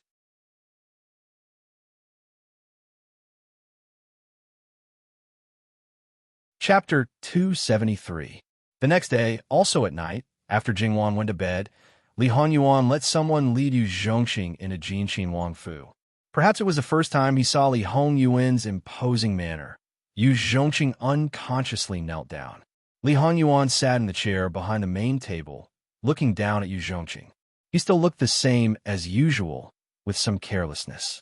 The other people in the room didn't dare to breathe loudly, especially Yu Zhongxing. After a while, his forehead couldn't stop the fine beads of sweat from falling. It wasn't the first day or two that he faced Lu Qingdi, but he never felt this kind of pressure. Not the emperor, but better than the emperor. This kind of man was born to be the emperor. If he wasn't the emperor, then he must be a figure like the regent. No matter how old the person on the throne was, as long as he was there, he could only be a puppet. And if the person in power was ambitious and unwilling to be manipulated, then Li Honyuan would certainly usurp the throne and bring disaster to the world. Yu Zhongxing secretly clenched his fist, rejoicing that he chose this kind of person. But at the same time, he was somewhat apprehensive, because this kind of master wasn't easy to get along with. This kind of master had strong control over the people below, but weak reliance. Thinking of his usual reputation and style, it could be imagined what would happen if he betrayed him. In a short time, Yu Zhongxing's thoughts turned thousands of times, but he always paid attention to Li Hongyuan's reaction. If he was distracted the first time, he wouldn't need to mix in the future. And for a worthless person, why should his master take revenge for him? The next time Li Hongming comes to find you, just agree that you don't need to get any information from him. On the contrary, Bin Wang will provide you with some convenience and help you stand firm on his side. Bin Wang has always believed that it is only interesting to take revenge on your own. It is more interesting to endure humiliation and work by the enemy's side. At the crucial moment, stabbing him with a knife is more interesting. Yu Zhongxing lowered his head. The enmity of his family's extermination, he was able to draw a bow but not release it. Now, it was just a knife hidden on the enemy's side. Yes, Ingda didn't hesitate. The only problem now was that he had been rejecting the other party all this while. Now that he suddenly agreed, he naturally needed a suitable reason. He would probably have to deal with this himself. This prince will take care of the Zhou family and arrange suitable jobs for them. Unless they seek death themselves, the one who dies will be someone else. Thank you, Your Highness. Yu Zhongxing said gratefully. There was nothing wrong with Yu Zhongxing's character, and he was determined enough. However, he was also a cold person. Otherwise, he wouldn't have remained untouched for so many years. The Zhou family was probably the only soft spot in his heart. As for Zhou Kursin, it doesn't matter if Zhou Kursin treats her as his fiancée or his younger sister. The Zhou family is Zhou Kursin's weakness. Dong Xuebing blamed himself for what happened to Zhou Kursin. If he had exposed them from the start, no one would dare to treat Zhou Kursin like this. But now, it has happened, and it's useless to think about it. Take revenge and send those people to hell one by one. Yu Zhongxing had not avenged his family's extermination, and now he had to bear new hatred. Although Yu Zhongxing's expression did not change, his mentality had changed. Once such a person is buried in hatred, he will be very scary. How much do you know about your family? Li Honyuan asked. Yu Zhongxing abruptly raised his head and glanced at Li Honyuan before quickly lowering his head. This subordinate is incompetent. Li Honyuan could clearly see the uncontrollable malevolence in Yu Zhongxing's body. However, Li Honyuan was not affected at all. You know nothing? You're also useless. I really wonder how you got to your current position. However, that person today cherishes power and authority. His sons are growing up one by one. Although he appears to be benevolent, he is actually more and more wary of others. It is reasonable that he would rely on someone like you who has no family or background and who is respected by others because you rely on him. To put it bluntly, Yu Zhongxing was only able to climb to the position of the palace guard's chief commander because of luck. This was what Li Hanyuan meant. Yu Zhongxing was neither sad nor happy. It was not known if he thought so himself, or if he did not care about this matter at all. Wang Fei's mouth is soft, but her heart is even softer. She can't bear to see others not doing well. You didn't do anything for Ben Wang, but she asked for benefits for you first. It's Wang Fei's benevolence. He already knew how the Zhou family got close to Jin Wang Fei. If it was someone else, not to mention achieving their goal, it would be good if they did not cause trouble. It's good that you know. Yu Zhongxing, treat Ben Wang as your master. She is the second master, the same as Ben Wang. Do you understand? Li Hanyuan naturally wanted to tear the person who was thinking about Jing Wan into pieces. But other than that, Li Hanyuan did not mind adding more capital for her. Yu Zhongqing's heart trembled. Although he realized that Jin Xinwang treated Wang Fei differently, he did not expect it to be to this extent. Yes. However, she thinks that you might think that Ben Wang is scheming against you. She also thinks that Ben Wang is worried for nothing. Then, Yu Zhongqing, what do you think? The sweat on Yu Zhongqing's forehead became more obvious. He did not know if his new master was using Wang Fei to test him or if he had other motives. Sure enough, even if he was kneeling here, the dust had not settled yet. Wang Fei is sincere in thinking about Wang Yi. It's understandable for her to think more about Wang Yi. This subordinate might have had such doubts before, but from now on, this subordinate will not have such thoughts anymore. Because Wang Yi does not need it. That's right, he does not need it. Perhaps to him, he was of little value. At this moment, Yu Zhongqing's understanding was very clear. Yu Daren's words are too much. You are still useful to Ben Wang. With you around, at least fewer people will die. After all, Wang Fei hopes that Ben Wang will kill less. Human lives, in his mouth, were decided so lightly. Was it according to his nature that he did not mind using absolute force to solve everything? Did it not matter if blood flowed like a river and people were plunged into misery and suffering? It made people rejoice that there was still someone like Jin Xinwang who could tie him down. Ben Wang will send people to investigate your family's matter. The time limit is 1 month. Many thanks, Wang Yi. All right, you can go back. This subordinate will retire. Yu Zhongqing got up and left. Li Hanyuan sat quietly in the study for a while. He did not have the mood to deal with other matters and went back to sleep. Hugging his wife to sleep was a great enjoyment. Jin Xinwang, who had always indulged in enjoyment, expressed that this matter could not be stopped. Jingwan was in a daze and mumbled a few words. She was also in a half-asleep and half-awake state, but she seemed to be used to it from time to time. Yu Zhongqing. Jingwan made an O sound and continued to sleep without any effect. This actually had a bit of a sequela for Jingwan. That was, she would mistakenly think that she was dreaming. When she woke up the next morning, she would completely forget about it. When she suddenly remembered at a certain time, she would know that she had forgotten something important. She was speechless towards Li Hanyuan and even suspected that he did on purpose. However, even so, this point had not changed. The next day, Li Hanyuan got up early and directly had people bring over the Qinwang robe. Wearing it, he was handsome and heroic. But looking at this person's appearance, no one would associate him with powerlessness, even though he was indeed not related to this point. From the first morning of their marriage, Jingwan had never helped Li Hanyuan dress. To a certain extent, she was really an unqualified wife. Even when they slept at night, she slept on the inner side. Occasionally, when she woke up in the middle of the night, it was also Li Hanyuan who got up to give her something to drink. She was really regressing the more she lived. At this time, Jingwan was just symbolically helping Li Hanyuan tidy up his clothes because there was no place for her to tidy up. Why did your highness think of wearing a Qinwang robe today? To attend court. Jingwan was slightly startled. That what? She just realized that this man was a Qinwang who needed to attend court. But she couldn't be blamed. Who asked him to do this kind of thing since they got married a month ago? Thus, Jingwan looked at Li Hanyuan with a teasing gaze. Has your highness thought it through today? This prince wants to hug his wife and continue to sleep. Unfortunately, the one on the dragon throne sent word that I must come today. Ah Yuan, why are you so obedient? Jingwan moved closer. You have your own matters to attend to. Wanwan knows me well. Jingwan patted him. Don't talk nonsense. Hurry and go.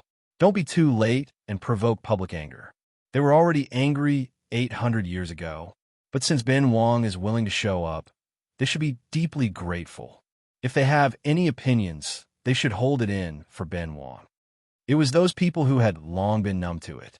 Li Hanyuan left Jin Qinhuang Fu. The Qinhuang ceremonial guards entered the palace in a grandiose manner. On the carriage, his expression was calm and without any ripples. The next day, after Jingwan and the others returned from the country residence and entered the palace to pay their respects, Lu Qingdi received a secret memorial. This year in the Jiangnan region, there were problems with several counties' academy examinations. Corruption was not enough to justify it. They openly looked for people to take the examinations and bribed the examiners to buy places. For some reason, it was exposed. More than a dozen students died in succession. The matter was getting bigger and bigger, and the scope was getting wider and wider. In particular, there was a county that was affected by last year's flood and had yet to recover its vitality. When this matter came out, it was simply one disaster after another. At the same time, for some reason, the salt policy was also involved. The officials filled their own pockets, and officials protected each other. The loss of money amounted to tens of millions of taels. Along with the secret memorial, there was also a list of people's positions and their affiliation. Among the princes who participated in the court, except for the rich Li Hanyuan, even the sickly fifth Wang Ye was among them. Of course, it was said that this was only a part of it. One could imagine Lu Qingdi's expression. Looking at all his sons, he wished he could tear them apart alive. Originally, as an adult prince, it was understandable for him to receive some filial piety. Lu Qingdi also would not care. But the amount was so huge. Where did he use it? What did he want to do? He was not dead yet.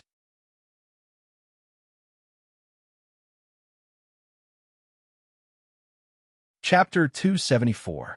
Each and every one of them wanted to defend themselves, but they were often scolded as soon as they opened their mouths. The more they spoke, the more miserable they were scolded.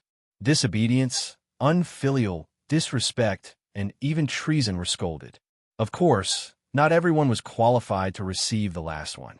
As the saying goes, the tallest tree in the forest will be destroyed by the wind. This was probably the best description of Prince Kong and Prince Rue, followed by the Gong Prince. These big trees endured the merciless destruction of Lu Qingdi's storm. All their jobs were suspended, and they didn't receive any salary for several years. If it weren't for Ruan Rue Zhong's persuasion before Lu Qingdi opened his mouth to remove their titles, Lu Qingdi was afraid that he would have overthrown all the powerful princes. Although in the future, if he wanted to restore his title and remove the imprisonment, it was only a matter of a word from him. But the emperor also needed a reason to change his orders, and excuses were not so easy to find. Fortunately, Lu Qingdi wasn't completely irrational. After scolding his subjects, he found a way out. But thinking about it, it was still difficult to get rid of his anger. Their salary was suddenly increased from 3 years to 10 years. After that, they would all go home and eat their old money. If they dared to stretch their claws, he would directly chop them off. However, no matter how many years the salary was, basically no one cared. 10 years. No one believed that Lu Qingdi could sit on the throne for another 10 years. And no matter who ascended the throne, as long as they were still alive, they wouldn't be treated unfairly in terms of salary. No matter what, they would show mercy. However, Lu Qingdi, this angry lion, was not so easy to calm down this time. Including Empress Sun and imperial concubine Su, not to mention a group of favored concubines who were related to the previous dynasty. Whenever they said a word, he would immediately give them a cold face. The harem is not allowed to interfere in politics, and then leave in a huff. The concubines also became silent, not daring to say a word. Of course, the current situation was that Lu Qingdi didn't go to their palace at all. They couldn't see him. So what else could they say? They began to play tricks again. After the two concubines were demoted one after another, they didn't dare to make any more moves. Of course, only the favored concubines would do this kind of thing. Lu Qingdi didn't go to the harem? This was not the case. These days, he had been resting in consort Qin Shu's Sweet Dew Palace almost every night. Now, in the imperial court and the harem, it seemed that this was the only place that could make him feel peaceful. Perhaps Qin Shufei was not a tactful person, but she was gentle and quiet.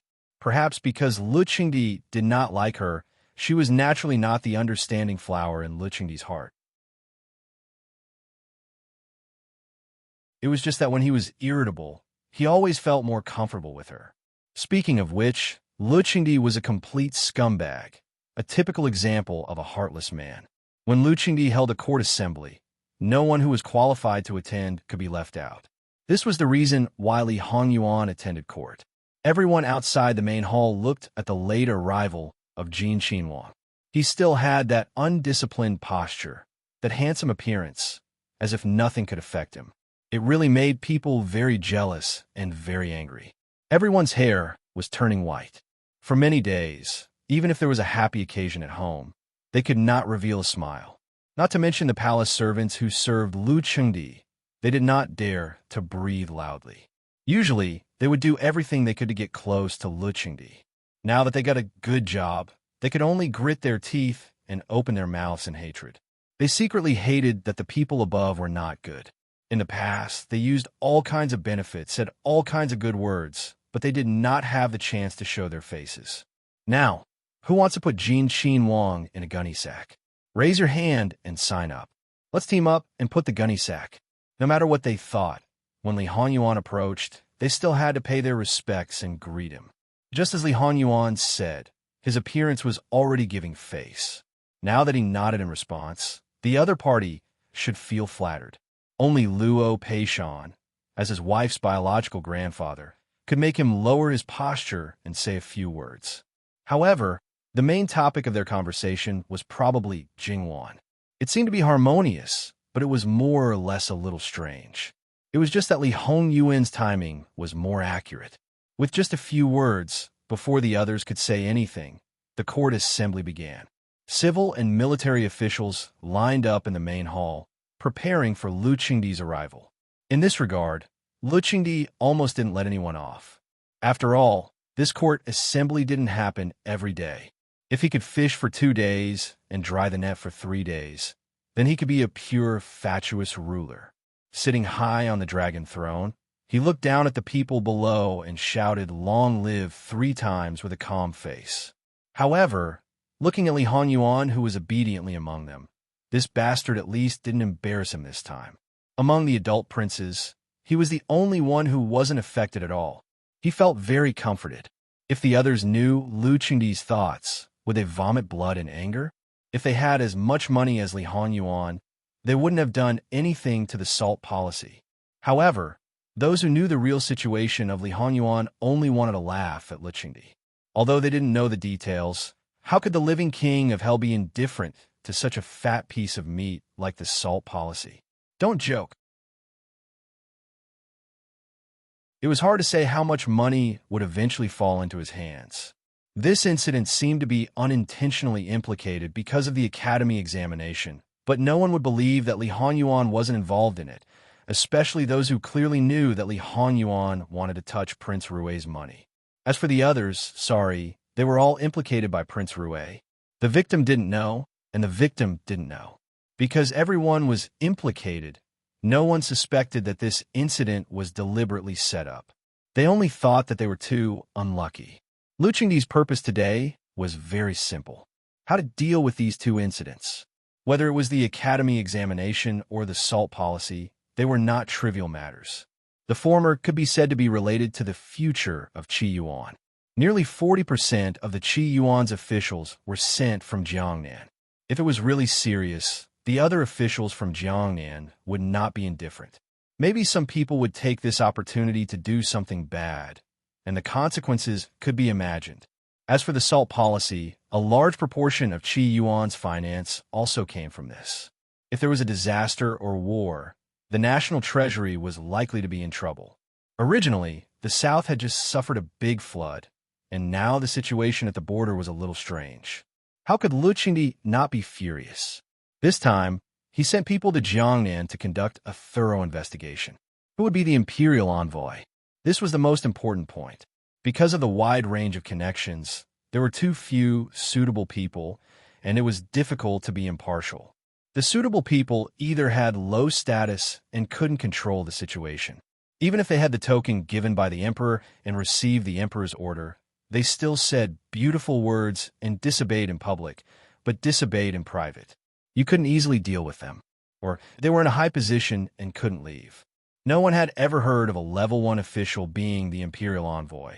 In short, all parties recommended a lot of people, but there were always people who strongly opposed. In the entire court, there was no suitable person to be found. Lu Qingdi's face turned green again. Beloved official Ruan, do you have a suitable candidate? Ruan Rui Zhong stood out. Emperor, why not let Jin Xinhuang be the imperial envoy? As soon as these words were spoken, the imperial court fell deathly silent. Following this, many people voiced their objections in unison. Ruan Rui Zhong was neither fast nor slow as he faced the officials. This official only asks everyone, why do you oppose? Who could be more suitable than Jin Xinhuang? Why oppose? Naturally, it was because Jin Xinhuang was useless and didn't know anything. What would he do if he went? Of course, they couldn't say it like that. In the end, he was the emperor's son. If the emperor reprimanded him like this, he could dislike him as much as he liked, but it was absolutely not up to these officials to make irresponsible remarks. Emperor, the last time 9th Wangye went to the West as an imperial envoy, the symbolic meaning was greater than the actual meaning. This time, Jin Xinhuang doesn't need to do anything. He only needs to suppress the officials in Jiangnan to achieve his goal. What kind of temper Jin Xinhuang has, everyone knows. He received the emperor's order. If he says 1, who dares to say 2? If he asks people to investigate thoroughly, who dares to do it half-heartedly? Moreover, Jin Xinhuang has countless wealth and has seen countless beauties. No one could buy him off. He has no relationship with the various parties in the court. In this official's opinion, even if this matter has nothing to do with his Wangye, there is no more suitable candidate than Jin Xinhuang. The words were so straightforward, and the fact was so, it made people speechless. With Jin Xinhuang's temper, taking the emperor's position was simply equivalent to taking the imperial sword that didn't exist in the Qi Yuan dynasty. Killing first and reporting later, it was absolutely not a game. Moreover, he was a prince. With the title of prince, if he killed you, then he killed you. What can you do to him? Even if you went to hell, you would have nowhere to complain. But it was also because of this that if he was appointed as an imperial envoy, then this time, Jiangnan would definitely be shaken. Who knows how many people would die? Those who would be pulled down would definitely be more, and all parties would suffer heavy losses. This was absolutely not what some people wanted to see. They all racked their brains to stop it, but they really couldn't find a suitable reason. Emperor, this official agrees. Luo Peishan was the first to stand up, and then many people expressed their agreement. And looking at Lu Qingdi's expression, it seemed that he was also very moved. Without a doubt, there was no more suitable candidate than this son. As for the worry that he would take the opportunity to seize power and buy people's hearts, as long as he let people who were completely loyal to him travel with him, all the problems would not be a problem. Lu Qingdi secretly thought that this was very good.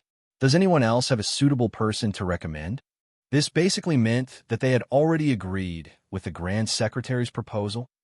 Opposition, reason, and candidate both were indispensable, but no one could do it. Their hearts vomited blood, but they could only pinch their noses and accept it. Therefore, more and more people seconded the proposal. At this time, if they stubbornly resisted to the end, it would only leave a bad impression in front of the emperor.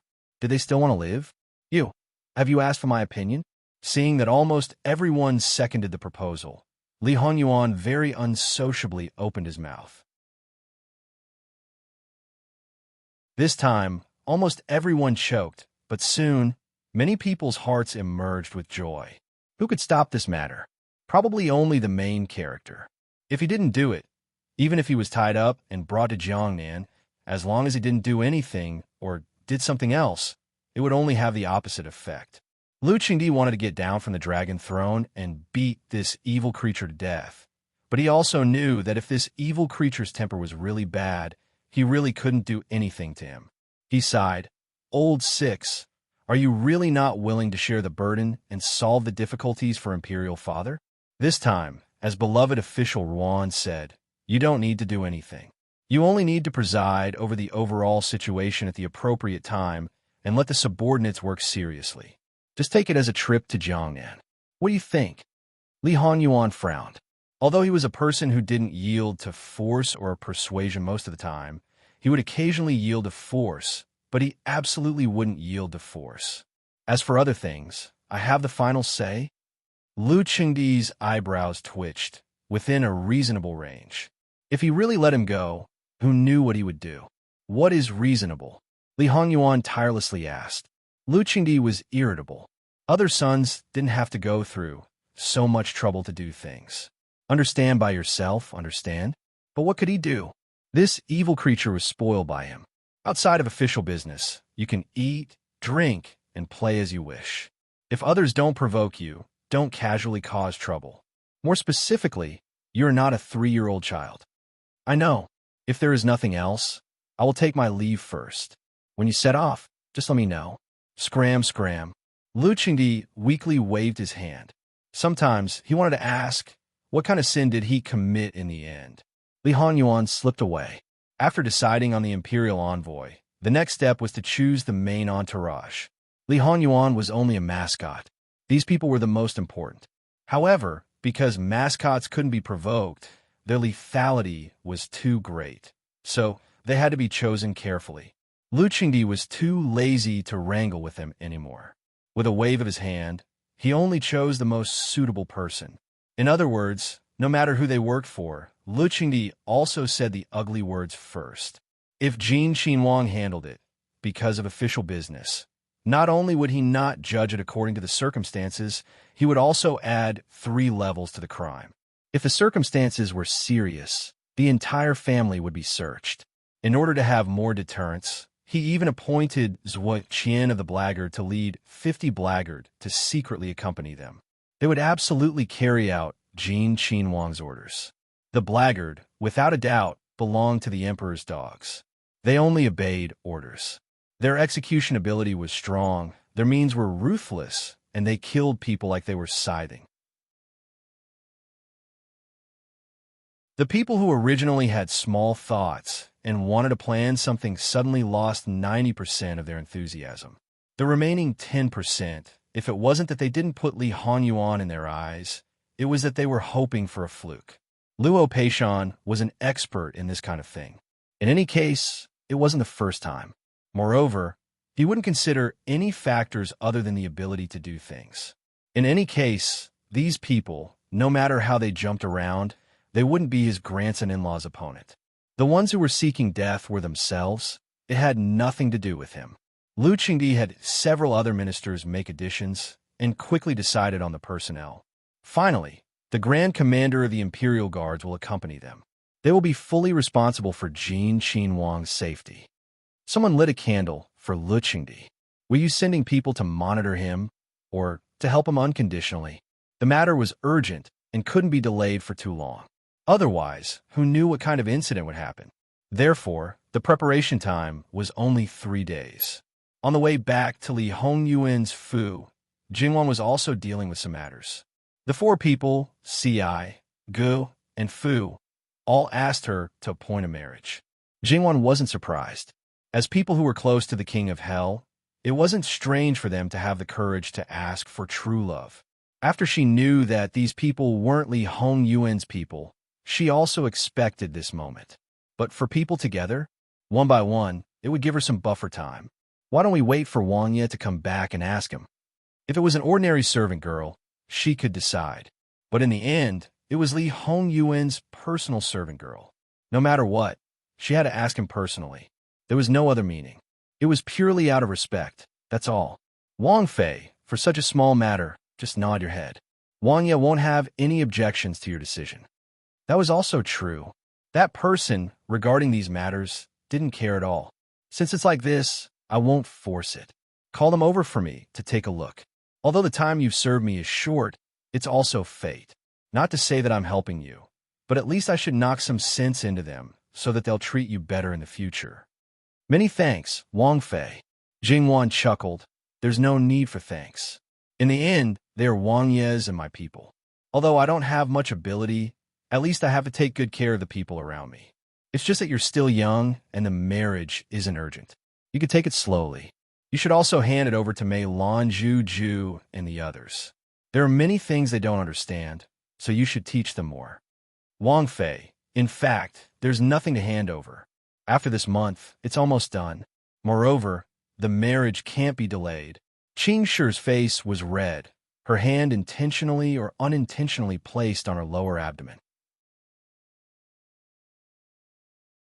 This kind of thing was really shameful, but he was very happy.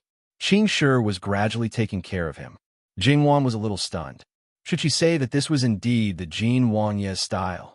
Quite valiant? Qing Shi looked calm and steady. But the result was that she was pregnant before marriage. Even if it was spread out, it probably wouldn't be a big deal. But in the end, it would affect her reputation. Was it really good? Does Wang Ye know about your matters? Jingwan thought about it. She felt that if a certain someone didn't know, they probably wouldn't have the guts. But as a girl, how could they do this kind of thing for no reason? One was enough, but looking at it, it seemed that all four of them. It couldn't be that a certain someone told them to find it, right? Who would have thought that Jingwan accidentally revealed the truth? I know. All right, I won't ask anymore. Since it's like this, you can prepare for the marriage with peace of mind. If there's anything, I'll let them find you. And that's not right. When I didn't know, you quietly handed over the matters in your hands. You've been thinking about getting married for a long time? Jingwan ridiculed. Wang Fei, please forgive us. It's a joyous occasion, what crime? Jingwan sent them away and began to settle accounts with her own maidservants. It turned out that all of them were hiding it from them. In fact, Jingwan's people didn't think of seizing power or anything at the beginning. It was only because they weren't strong enough that they worked hard to learn. Who would have thought that the result would be like this after a month? At this point, what else could be said? Li Honyuan returned to the prince's residence. Jingwan arrived shortly after. Wan, Imperial Father has ordered me to be an Imperial envoy. I've ordered people to pack up and go to Jiangnan. The matter was too sudden. Jingwan was startled, but then she nodded. All right.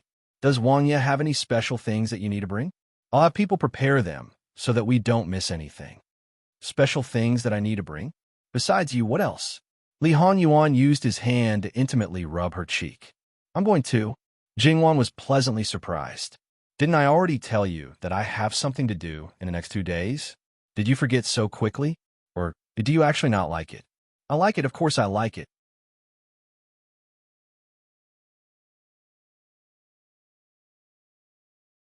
Chapter 275.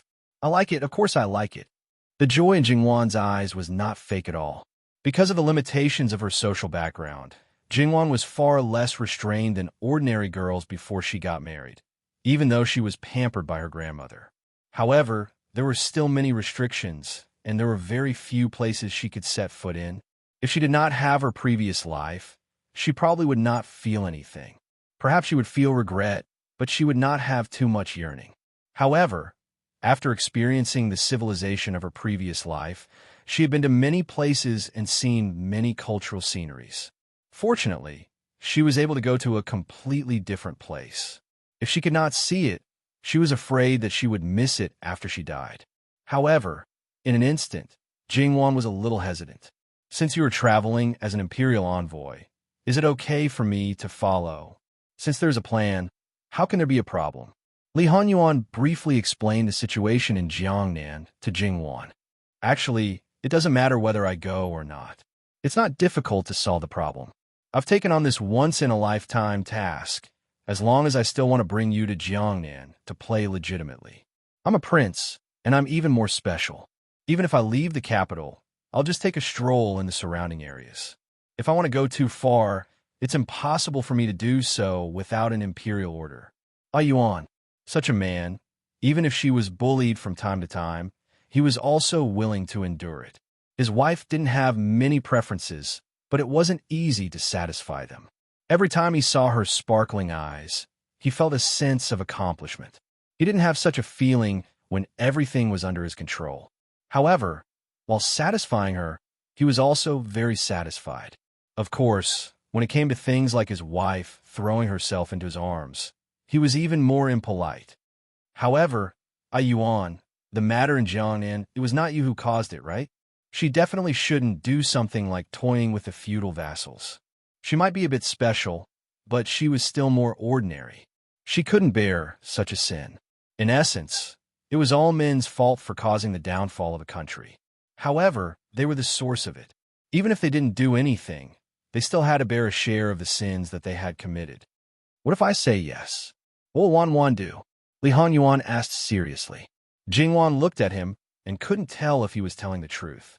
She frowned and said, "If that's the case, then even if I go to hell, I'll be with you. Just don't do it again. Yuan, you've done a lot for me, but I can't do anything for you. I just want you to be well." She couldn't criticize him in the name of righteousness. Li Hanyuan chuckled. Of course it's not true. This matter has always existed. I just got someone to expose it at the right time to get rid of a group of vermin in advance.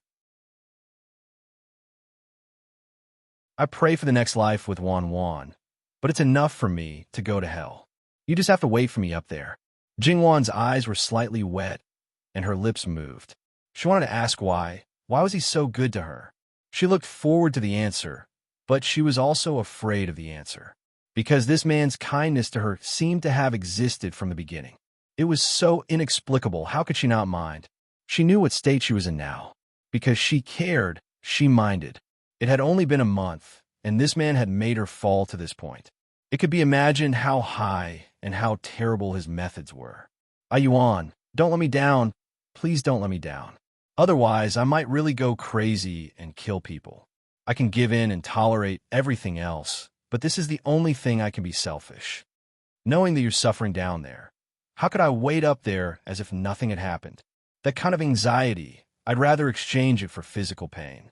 Perhaps, as long as I could see you, I'd be able to smile even if I had to endure the same pain as you. Even though her eyes were filled with tears, Jingwan still smiled. It was probably the first time that Li Hanyuan heard Jingwan express her feelings so clearly. He was a little surprised, but more than that, he spontaneously felt joy. He clasped the back of Jingwan's head and unceremoniously kissed her. Jingwan naturally didn't refuse, and there was a deeper passion that she didn't have in the past. There was no surprise that the heavenly thunder attracted the earth fire. However, the maidservants were already used to the two of them taking the initiative to retreat when they were together. If they weren't called, they basically wouldn't appear. And Mama Gong, who knew more, was even stricter with them. There were some things that didn't benefit them at all if they heard it.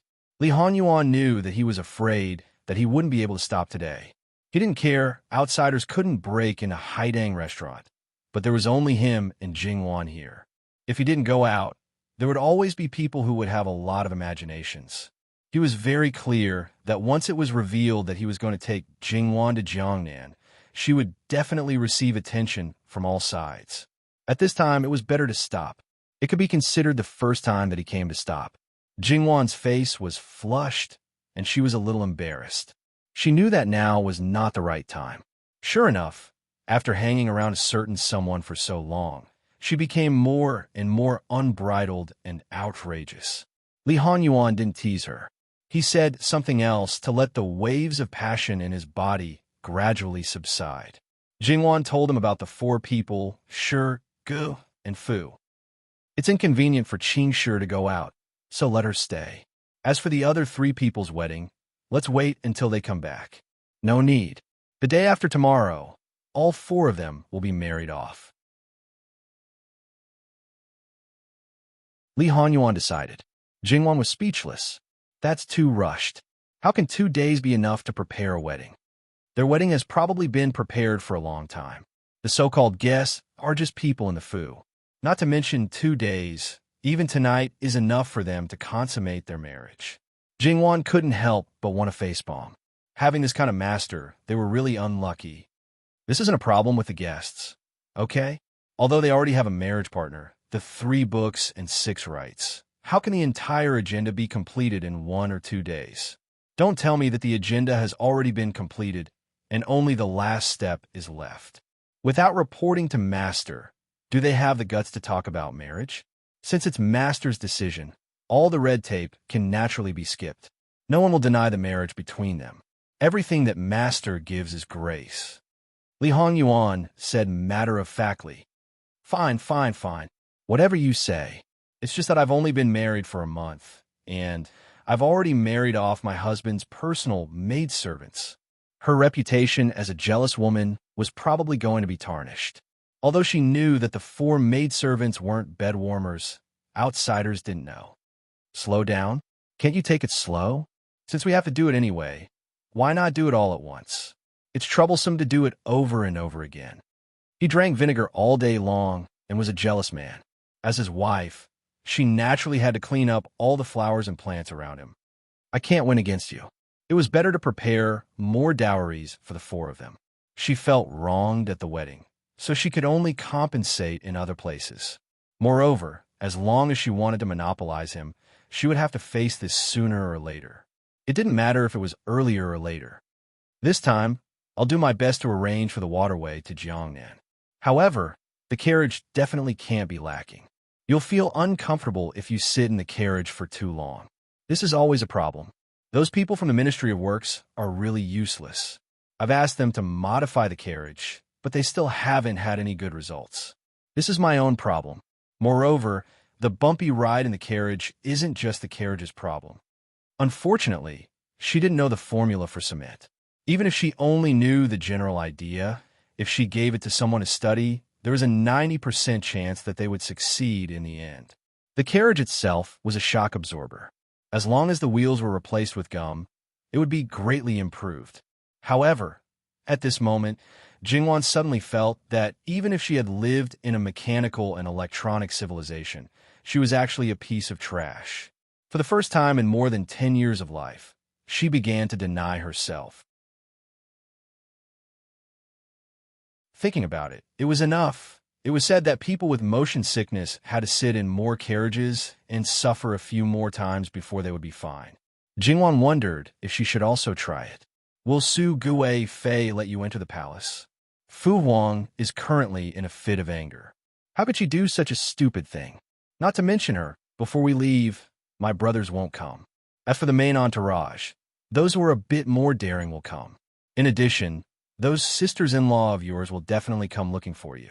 If you don't want to pay attention to them, then refuse them all. In any case, it will only be 2 or 3 days at most. There's no time to see them one by one. Then I'll see them all together. Jingwan smiled. At that time, she was afraid that no one would speak in front of her. Offending no one, but offending everyone, Li Hongyuan tacitly followed up. At least on the surface, no one will say anything. In very Benwang style. Indeed, how many people hated Jin Xinwang to the point of gnashing their teeth, but in front of him, they didn't dare to fart. This isn't marrying a chicken to follow the chicken, marrying a dog to follow the dog. Marrying Jin Xinwang, one must have the awareness of being the enemy of the whole world. Jingwan faintly said, This is very good. Wan, continue to maintain it. Wait until the day when Wan doesn't need me and can make everyone angry at you, but not dare to say anything. You've cultivated to the peak. Toward a certain someone who always felt good about himself and always boasted shamelessly, Jingwan was now more and more calm. But she didn't want to admit it. Under normal circumstances, isn't it one who creates trouble and the other who cleans up the mess from behind? Then, the trouble that I create, Wan, are you sure you can clean it up? Heh, you really do know your own limits. Just as Li Hongyuan said, there were indeed people who came to the door, but they didn't know if it was their own intention or their master's instruction. Li Hongyuan gave them face and met them, but the first people who came were 2 great Buddhas, the Imperial Guard's commander and the blackguards with Qianshi. Their meaning was that they were following the emperor's orders. Because it was the first time they assisted Jin Xinwang in handling an errand, so that they could come first to listen to Jin Xinhuang's admonition, understand Jin Xinhuang's way of doing things, and cultivate tacit understanding so that they could do their job better. How many people silently cursed that Lu Chengdi guarded against them as if they were thieves, not giving them the slightest chance. But since they had already come to the door, naturally it wouldn't be so simple. They turned their heads and left, expressing their lack of confidence, and could only say a bunch of words to save face, something like they would do their best to complete the errand, as long as they would listen to Jin Xinhuang's orders when the time comes. If Jin Xinhuang had any matters, he would just have to instruct and so on. Li Honyuan appeared to be quite patient. While drinking tea, he patiently listened to them finish speaking, then nodded and said that so-and-so Darren's words, he would remember them. Since they were so loyal to the emperor and Qi Yuan, he definitely wouldn't disappoint their good intentions. What they said today, in the future, in Jiangnan, he would definitely fulfill them. What was called moving a stone to smash one's own foot, this was it. The more words that were said, the more miserable it would be when the time came. If there was even the slightest bit of irresponsibility, at that time, your loyalty would be doubted. If you said 10 sentences and did 9 sentences well, if there was one sentence that was not done, you would be questioned boasting, arrogant, and conceited. And if you didn't say a sentence but did something beautifully, you would probably be praised wholeheartedly and wholeheartedly. Well, from the beginning to the end, attentively and carefully having self-awareness. As the saying goes, they were all in the same line of work. Others had already gone to report to the peak. If you didn't go, wouldn't it be bad? And after receiving Jin Xinhuang's inhumane threat, they naturally wouldn't tell others about the situation.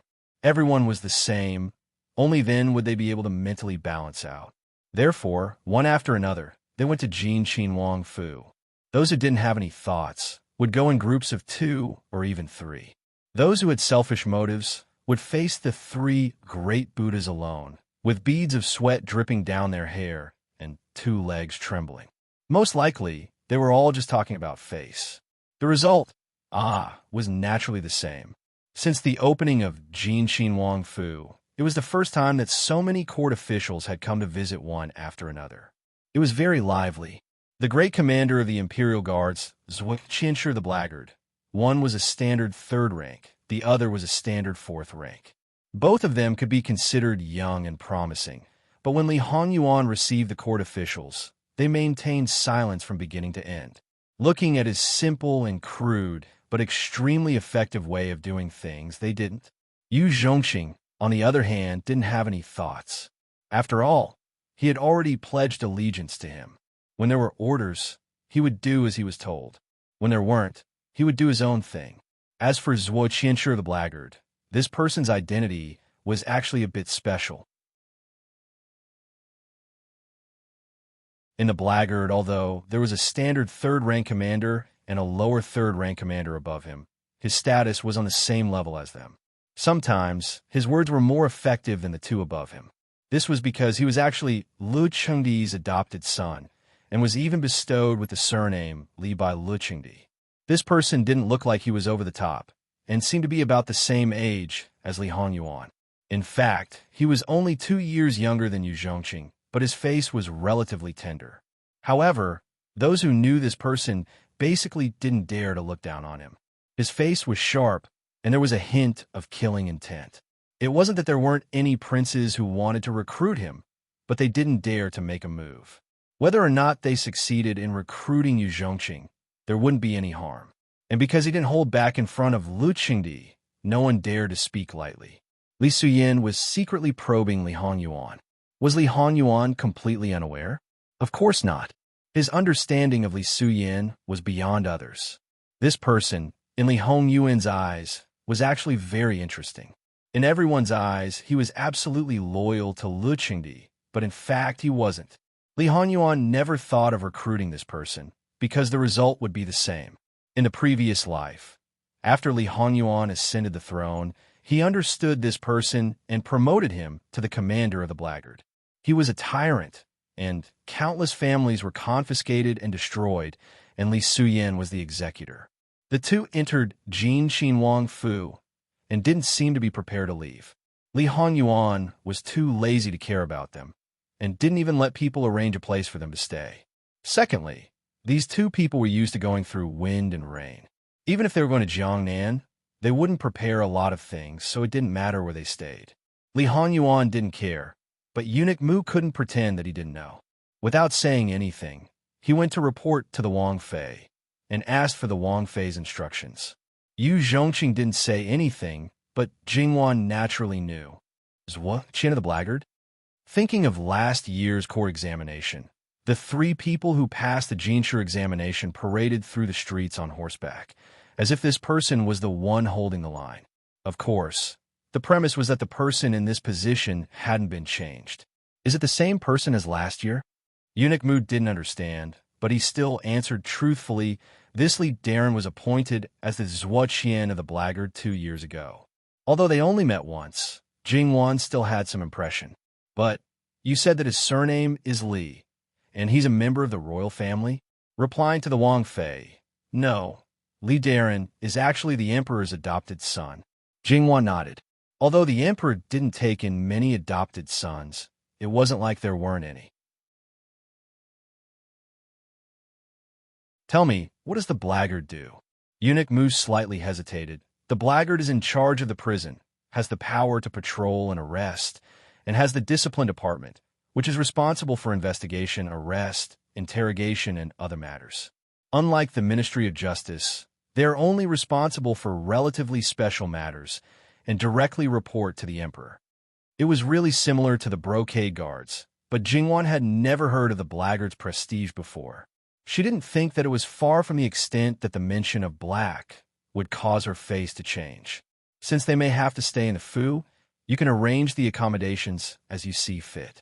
Just treat them as two ordinary guests in the Fu. Don't neglect them, and don't be overly attentive. Just treat them as normal. In the entire Jin Xinhuang Fu, there were only 2 places that had secrets, the study room and the Begonia elegant residence. And the so-called secrets inside, those who didn't know, simply couldn't understand. Once they got their hands on it, they might throw it away as useless things. Yes, then this servant will go and have people prepare. I have one more thing here. The day after tomorrow, Si, Ge, and Fu will get married.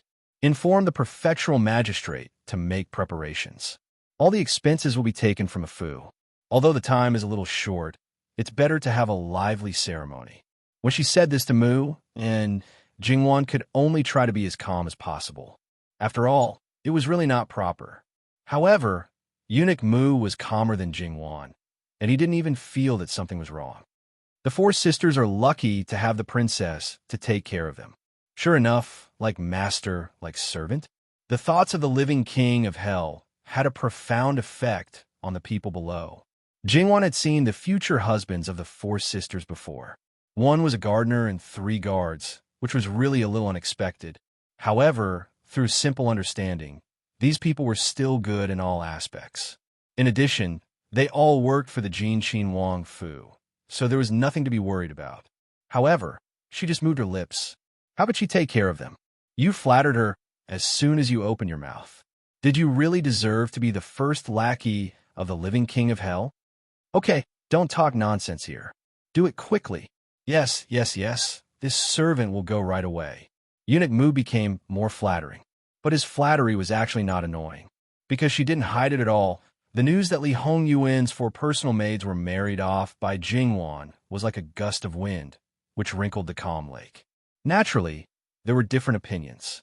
More than 90% of the people didn't have good words. The rest thought that Jingwan's behavior was understandable. But after all, she was young and impetuous. It made people feel that she had lost her mind and done something stupid. Originally, she looked like a generous and calm girl. At this moment, Prince Jin was going to Jiangnan on an errand. At this time, she hurriedly married his personal maids. Although she stopped him from taking the beauties with him, the result was more harm than good. Such a hasty marriage made the married maids complain. If they loved Prince Jin, they would resent him even more. As for the person who married them, he was forced to take on the master's broken shoes. It would be strange if he felt comfortable in his heart. All of them were dissatisfied with the female master. In the future, when he managed the prince's mansion, there would inevitably be all kinds of troubles. Moreover, there were so many beauties in Jiangnan. If he didn't take any of them with him, he might bring a group of beauties back. Those who were worried about her, but didn't know the inside story, were naturally a little anxious, including great elder princess. They couldn't wait to pull Jingwan over and reprimand her. No matter what others said, Prince Jin's mansion was bustling with noise and excitement. The things used were just like those used by many officials' families. Seeing this, many servants in the mansion were envious. Even if they thought that the princess made the compensation because of a guilty conscience, it couldn't reduce their jealousy in their hearts. The 4 bridegrooms more or less all had family members present. Being praised and insulted by others, it was indescribably unpleasant. Even though their own children swore that the person they were marrying was absolutely pure and had nothing to do with the prince, the stifling feeling in their hearts was still difficult to dispel. In the end, after being repeatedly persuaded, they happily accepted their master's good intentions. That was the most important thing. Then, looking at the generous rewards that both the man and woman received, there were many who were righteous and confident. No matter what kind of rumors and slanders there were inside and outside the mansion, Jingwan was not affected at all. She even asked people to treat those words as interesting things to tell her. It was just the beginning. If it was really so easy to be influenced, how could they talk about being a couple for a lifetime? Jingwan didn't answer the invitation of her sisters-in-law. Instead, she invited them. Seeing that Jingwan was still glowing and smiling, the several princesses really didn't know what to say. It should be known that this time it was not as simple as the person who sent them the courtesans last time. At that time, they could barely find an excuse, but this time they couldn't defend themselves. After doing this kind of thing, she could still meet people openly without any change in her expression. She was not afraid of others talking about her. It really made people envious and jealous. They also wanted to deal with their husband's concubine so neatly. Unfortunately, they couldn't. Not now, let alone in the early stage of marriage. Because of her relationship with her father, the Gongqin Wangfei was arrogant enough, but she had never done this kind of thing. Everyone said she was stupid. Unfortunately, they didn't even have the courage to be stupid, because they all knew what the other's goal was. They wanted to talk to Jingwan alone, but they also wanted to stop others. Everyone thought this way, leading to the result that no one was left alone. In the end, they had to admit that today's goal was not achieved. They secretly said that Jingwan was cunning. If they weren't happy, they naturally wouldn't let her be happy. The Gongqin Wangfei had the deepest enmity with Jingwan, but she was repeatedly warned not to provoke Jingwan. Her heart was suffocating. When she encountered this kind of thing that satisfied her mouth, she naturally had the fastest mouth. She put on a fake smile and said that Jingwan really did beautifully. Jingwan's expression didn't change. It can't be compared to fourth sister-in-law. At least, I didn't make people completely disappear. The Gongqin Wangfei's face alternated between green and white. The number of foxes that were killed by her wasn't small. In this aspect, she really didn't have the qualifications to talk about others. They actually had some understanding of Jingwan's mouth. You could say that she had a sharp tongue, but in fact, she wasn't. It was just that when everyone was beating around the bush, she was like a fool who didn't understand anything. She was so straightforward that it was frightening. Ironic words were treated as righteous words. And when it came to righteous words, she could give you 9 bins and 18 bins, saying a lot of distortions that you couldn't think of. She could still make sense and tell outsiders that you couldn't deny it even if you wanted to. This kind of person, would she really do such an obvious stupid thing? At the moment, they had no choice but to carefully consider this question. The few of them went back the same way they came. Jingwan closed the door and didn't go out, happily packing up her things. There were only a few people who could make her deliver herself to their door with just a few words. However, at this time, they didn't look for Jingwan.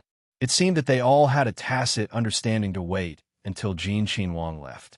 In fact, Su Gue Fei wanted to see her for her biological son and let Jingwan pass a message to her adopted son. However, after considering Lu Qingdi, she didn't do so.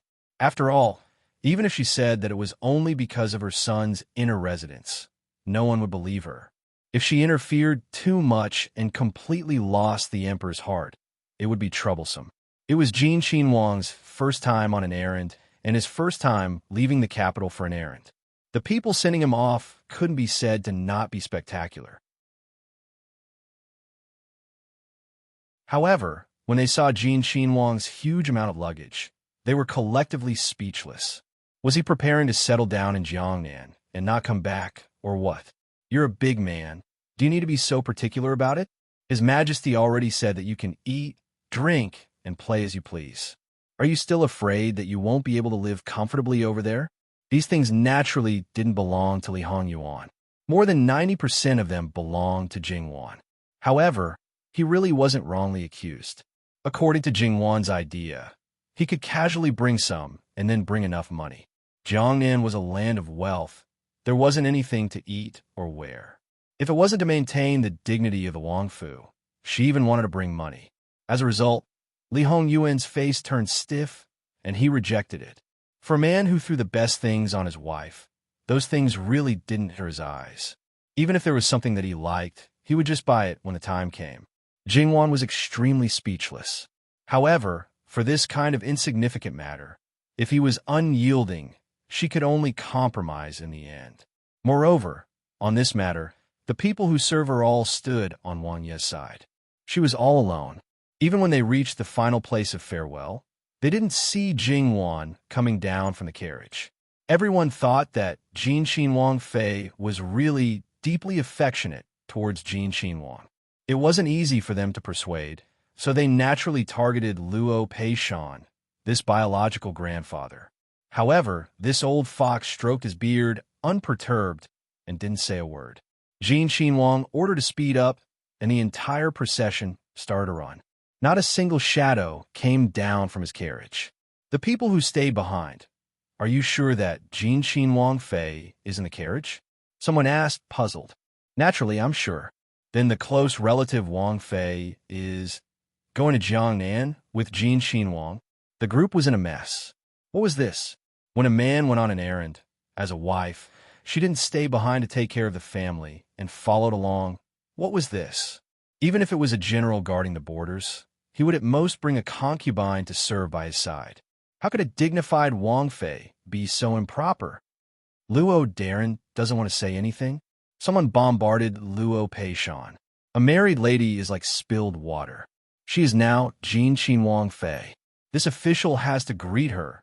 What do you want this official to say? Luo Peishan brushed his sleeves and said, "So reasonable." So to say, Luo Darren already knew about this matter? If this official says that I know, you will definitely say that it is indeed so. If this official says that I don't know, you will definitely not believe it. Then, what do you want this official to say? This official still has matters to attend to and will return first. Everyone, please do as you wish. Luo Peishan elegantly got on his own carriage and left. Even if he was hopping mad, there was nothing he could do. Just as Luo Peishan said, he couldn't manage Jin Xinhuang Fei right now. Everyone go back. Jin Xinhuang Fei brought it himself. His Majesty nodded in agreement. We don't need to meddle in other people's business. That's right. The matter is already a foregone conclusion. We can't chase Jin Xinhuang Fei back. Let's go, let's go. Jin Xinhuang Fei's agreement was inevitable. But when did His Majesty agree? Those who didn't understand were given a supercilious look idiot. Wasn't Lu Qingdi's words obvious? If Jin Xinhuang Fei was happy, as long as he didn't go overboard, he could do anything. It was just taking his wife to tour Jiangnan. Compared to finding trouble for others, it was nothing.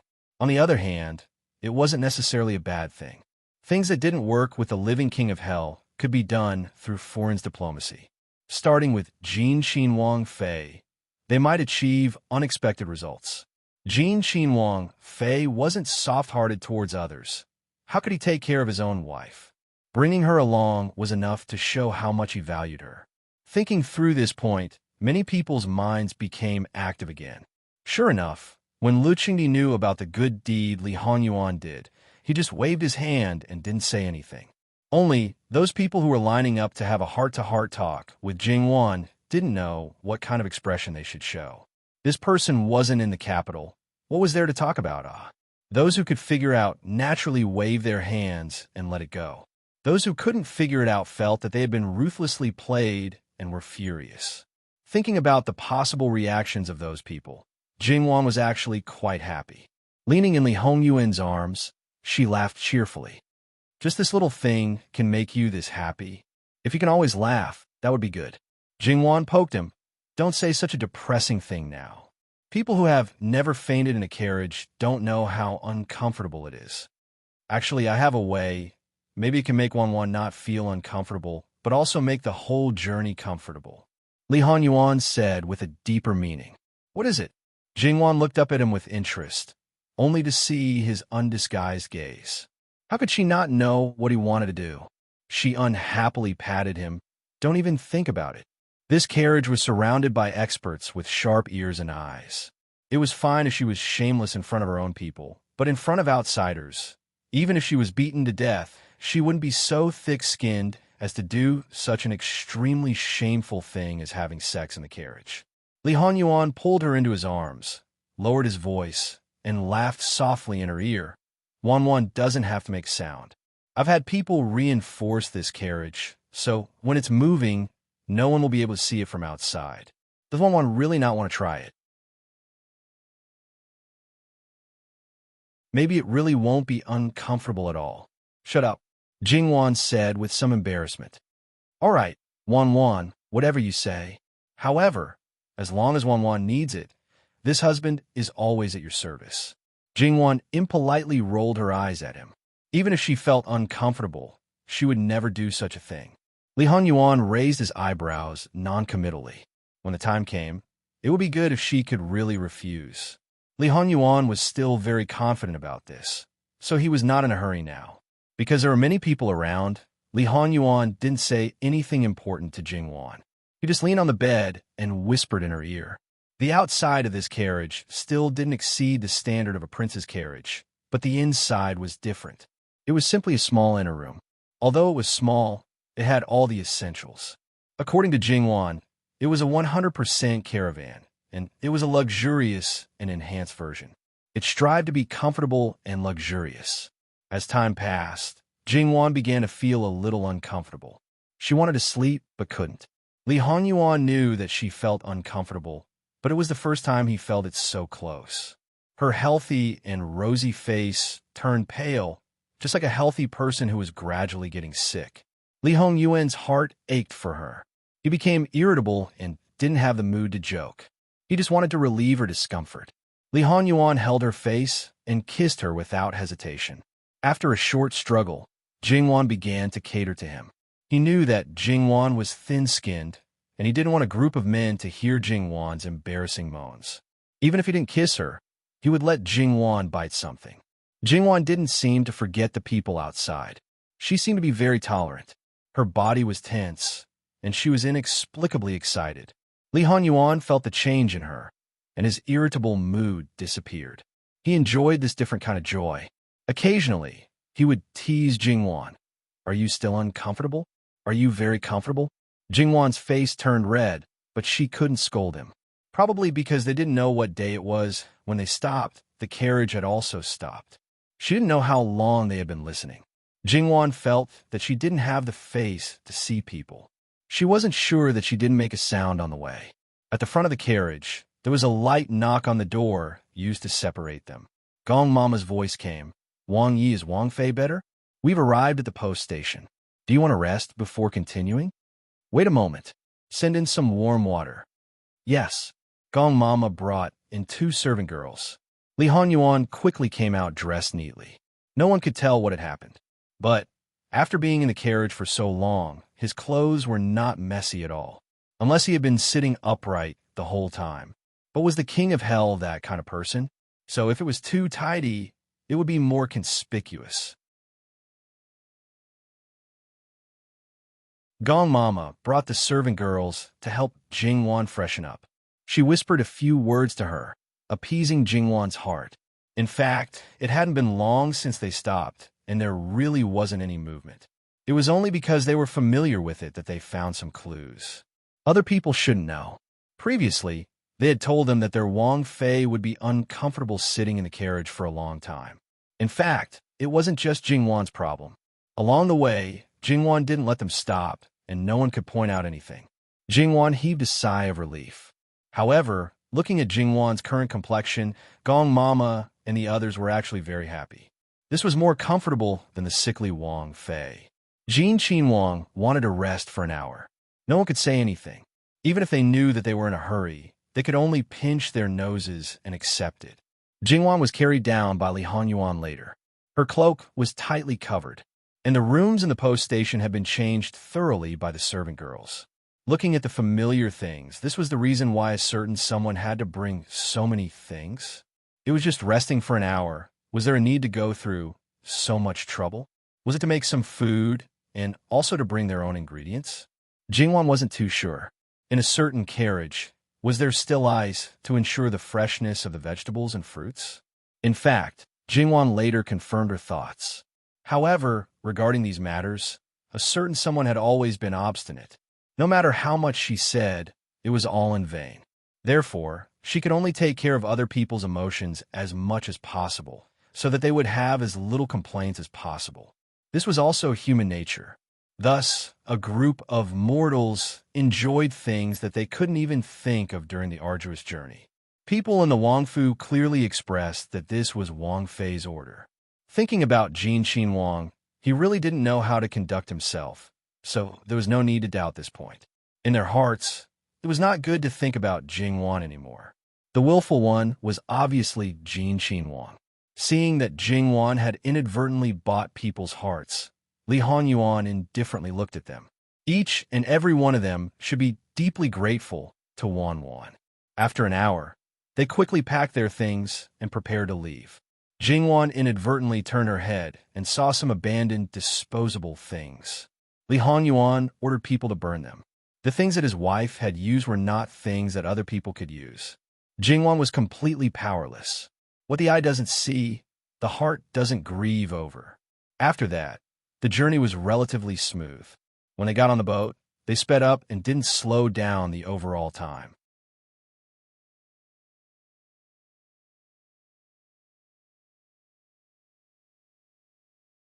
Chapter 276.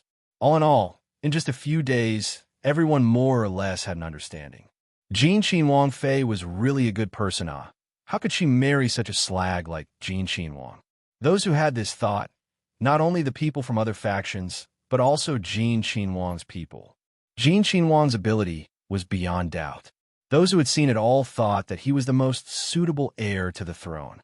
However, with such a strong master, you might not be able to keep up with his thinking speed. Once your reaction was slow, he would look at you as if you were an idiot, making you feel ashamed and want to die. At one point, you would doubt your previous life. And Li Hongyuan's nature was cold and ruthless, without any mercy, and his methods were bloody.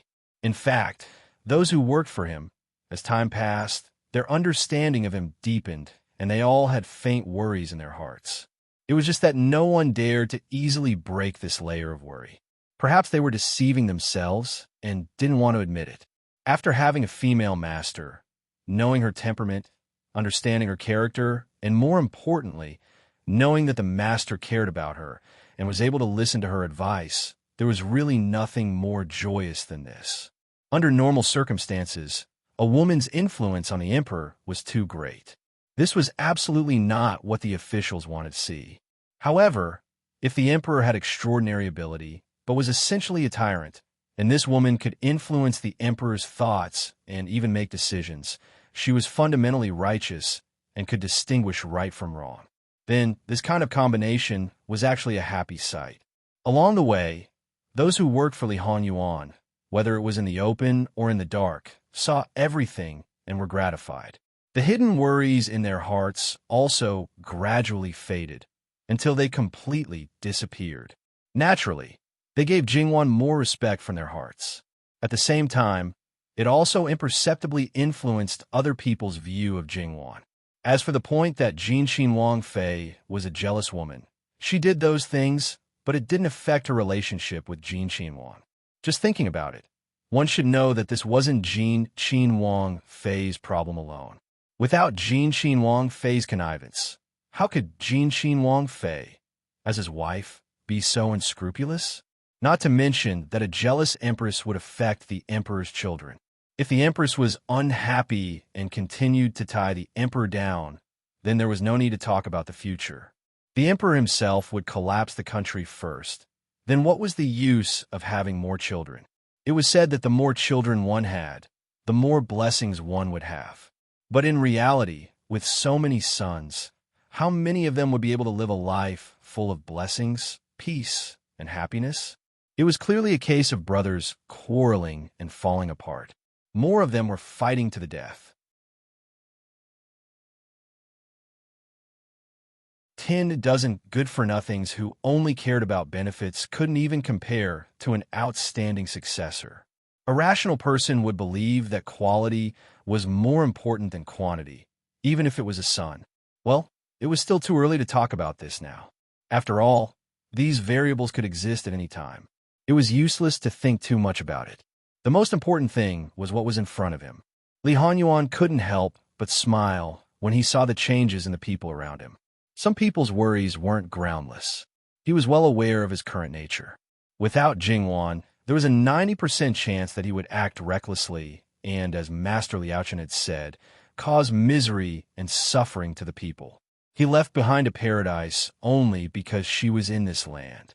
Right now, he was laying the groundwork bit by bit to increase her leverage and push her to the highest position so that Wan's influence would grow.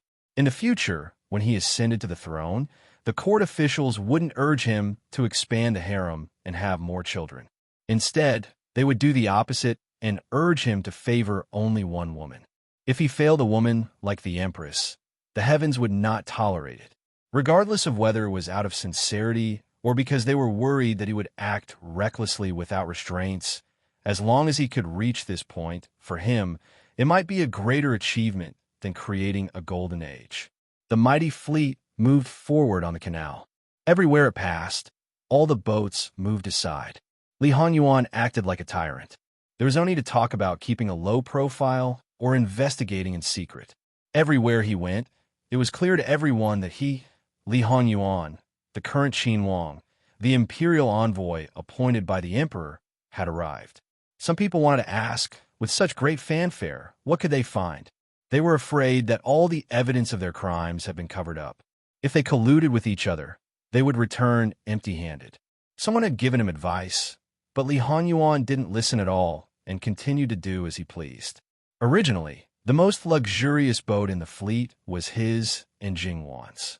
The rest of the people, except for Yu Zhongxing and Li Suyin, were all from Jin Xinhuang Fu. There were originally a lot of people, but after they were placed on the boat, it was actually very empty. As for whether the other people on the boat would be pitifully squeezed together, that was not within his scope of concern. As the main entourage, if they wanted to board the boat to talk to him, they had to obtain his consent. If he was tired of hearing it, he would forbid them from boarding the boat. Thus, the others could only stand on another boat and watch Li Hanyuan standing at the highest point, so free and easy and comfortable. They could only silently cry in the wind. Therefore, Jin Xinhuang's temper became better. That was definitely an illusion. It was only because Jin Xinhuang Fei was there as a buffer, so he didn't find fault. Wang Fei, you're really a good person, ah. Then, can you help a bit? But it was very embarrassing. Jingwan couldn't hear their inner voices.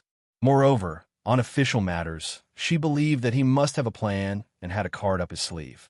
Therefore, no matter what he did now, she wouldn't say anything.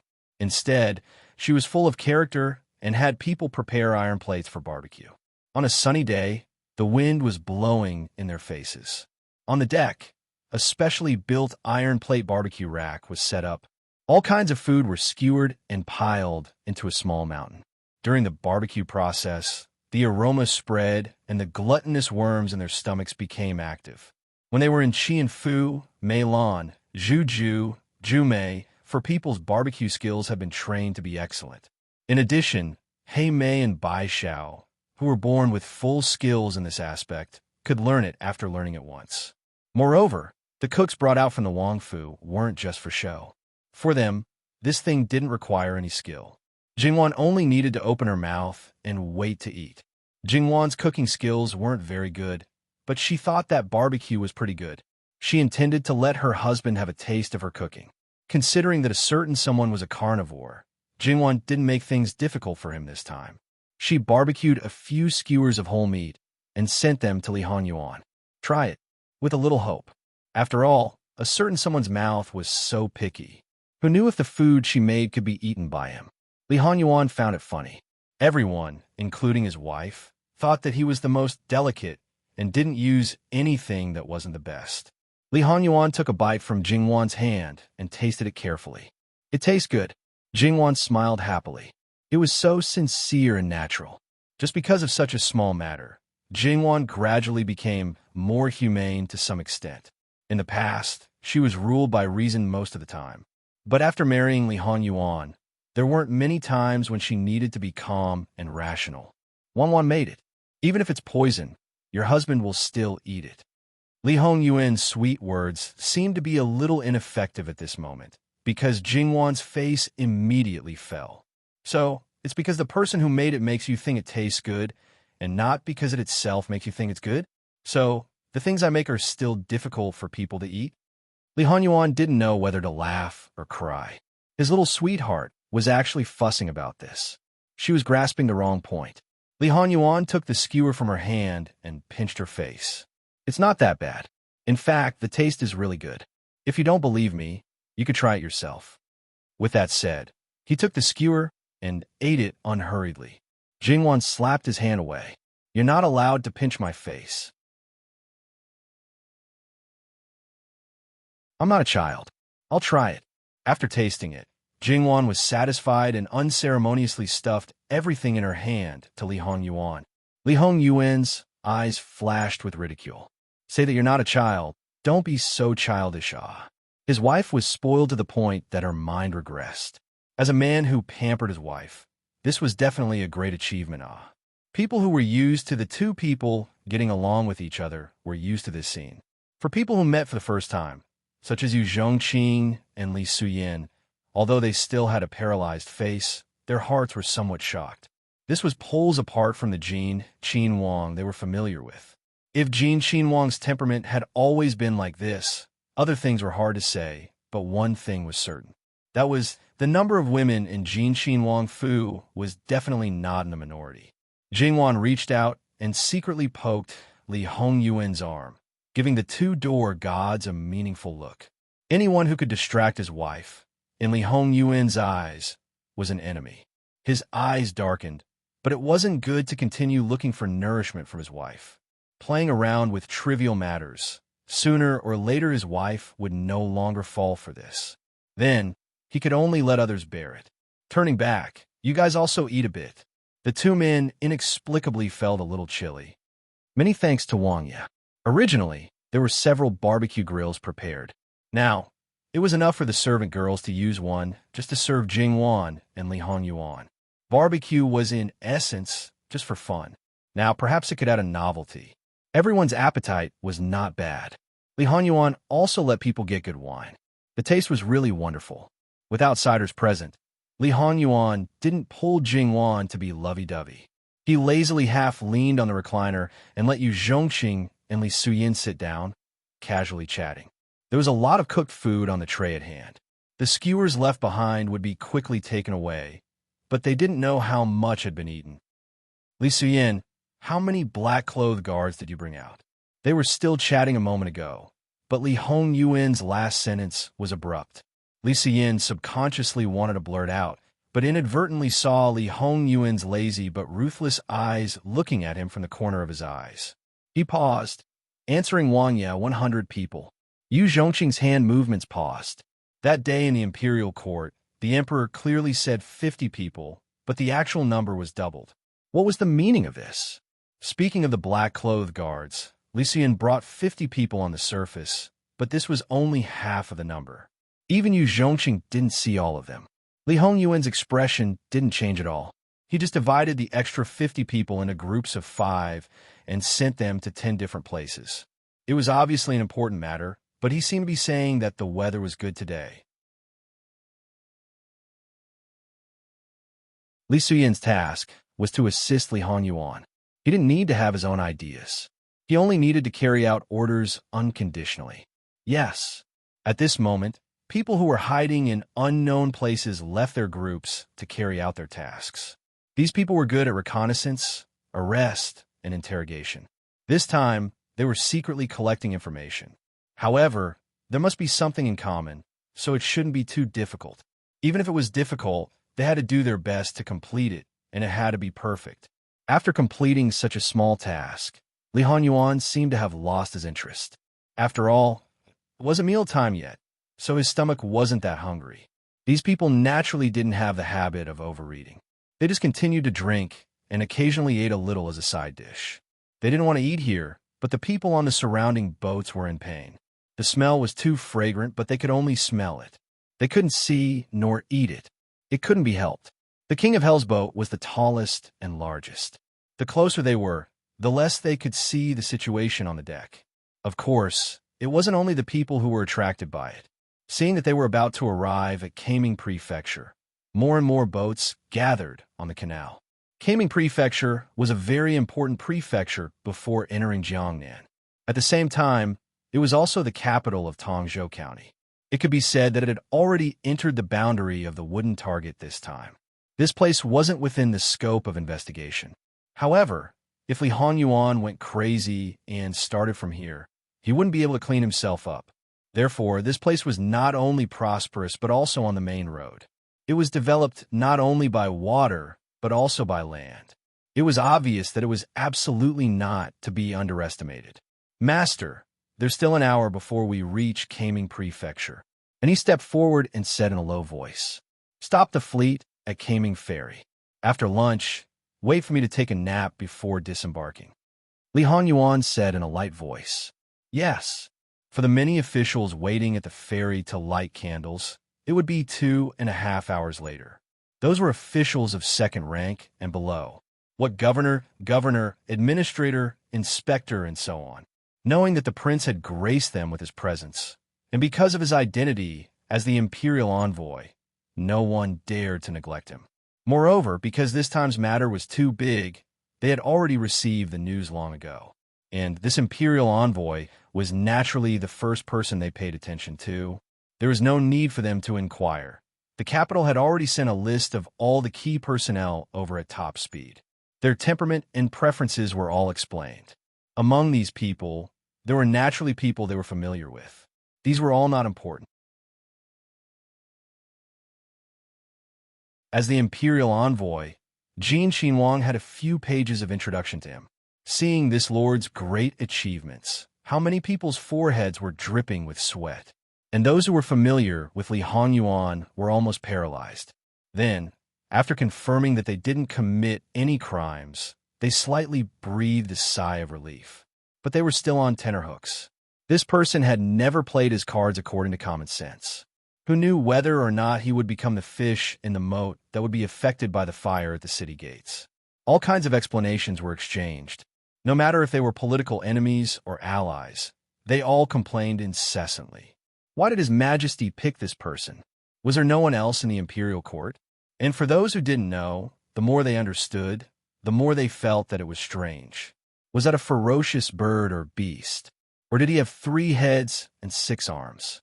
They hadn't seen him yet, but the people who usually had the virtue of being the lord and lousy were so scared that they trembled like quails. Without a doubt, their own legs and stomachs also trembled. The reputation of the living king of hell was simply demonized. So much so that for a time, they neglected the part about Jingwan. Of course, it could also be that Jingwan was a female. Even if they wanted to use roundabout tactics, it wasn't good to write down her temperament and preferences too clearly. Otherwise, if the living king of hell knew about it, they would be torn apart one by one. In addition, to a certain extent, Jin Xinhuang also specialized in dealing with debauches. because no matter what kind of debauchee you were in front of him, you had to lie down on your stomach. Based on this point, these Darren didn't lack in exhortations to their own evil creatures. During Jin Qinhuang's stay, they must not cause trouble.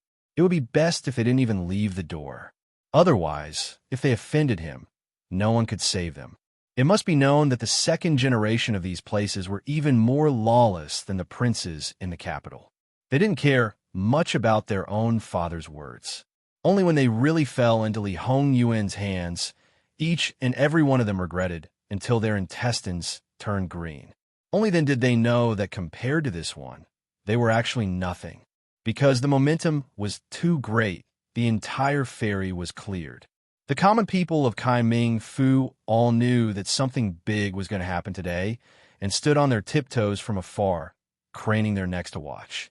When the fleet arrived at the ferry, there was no need for any special explanation. All the officials knew that the main character had arrived. At first glance, they knew that it wasn't a ship that ordinary people could use. 3 floors, luxurious and imposing. The edge of each deck was densely packed with majestic guards armed with swords. Just by feeling, they knew that those weren't just for show, but had really seen blood. They couldn't help but sigh with emotion that this was indeed Jin Qinhuang style. Obviously, they had never seen Jin Qinhuang style before. The ships at the sides spontaneously and consciously moved to the sides, emptying the middle position. The big ships steadily stopped. As early as when they saw the fleet, the officials on the shore quieted down. As they approached, they lowered their eyes and bowed their heads, putting on a respectful attitude, respectfully welcoming Jin Qinhuang's arrival. It was just that it had been almost a quarter of an hour, and they still didn't see the slightest movement.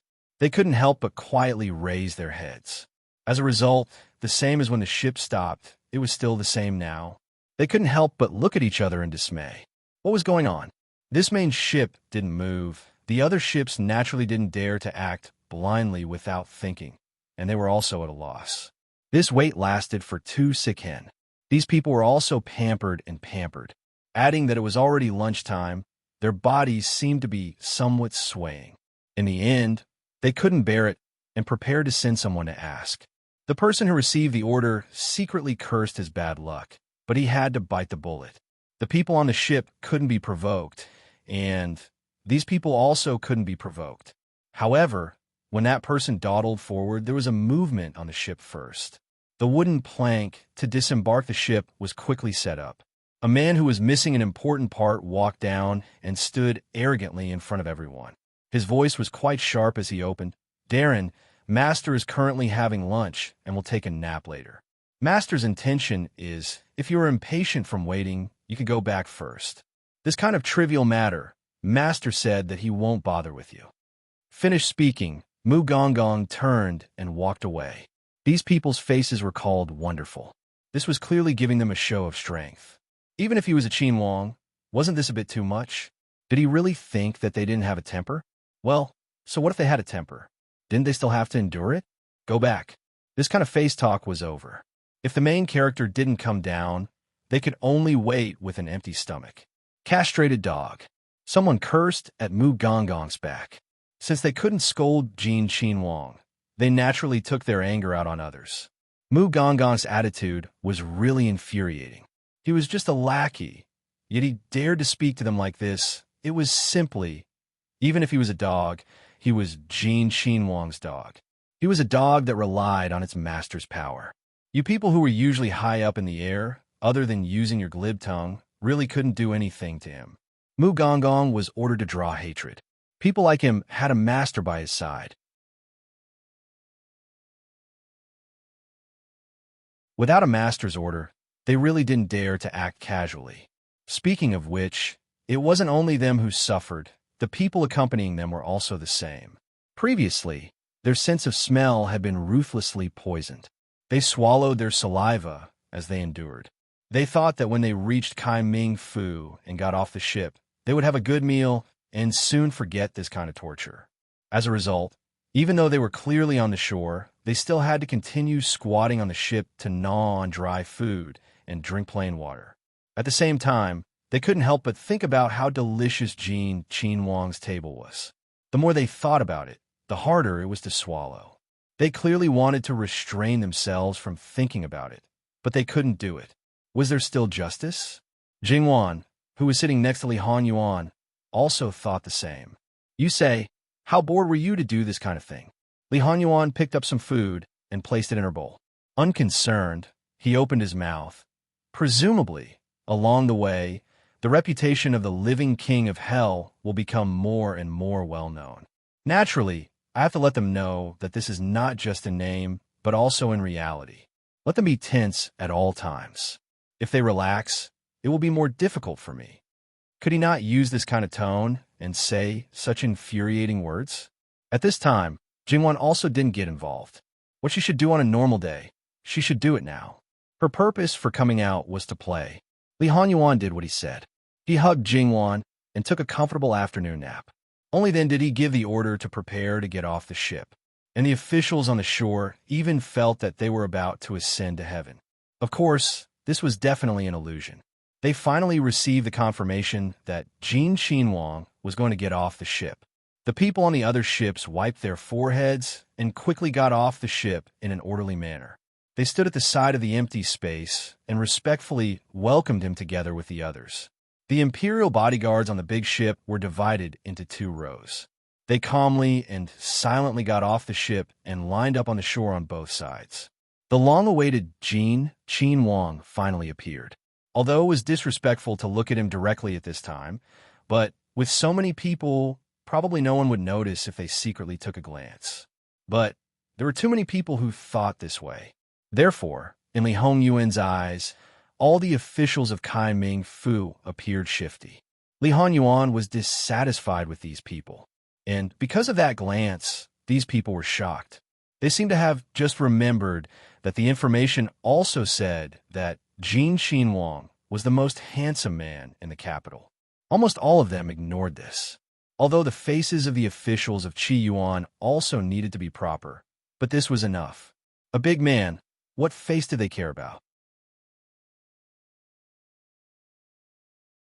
However, after seeing Li Hanyuan, they finally understood what the concept of the most handsome man was and how graceful he was.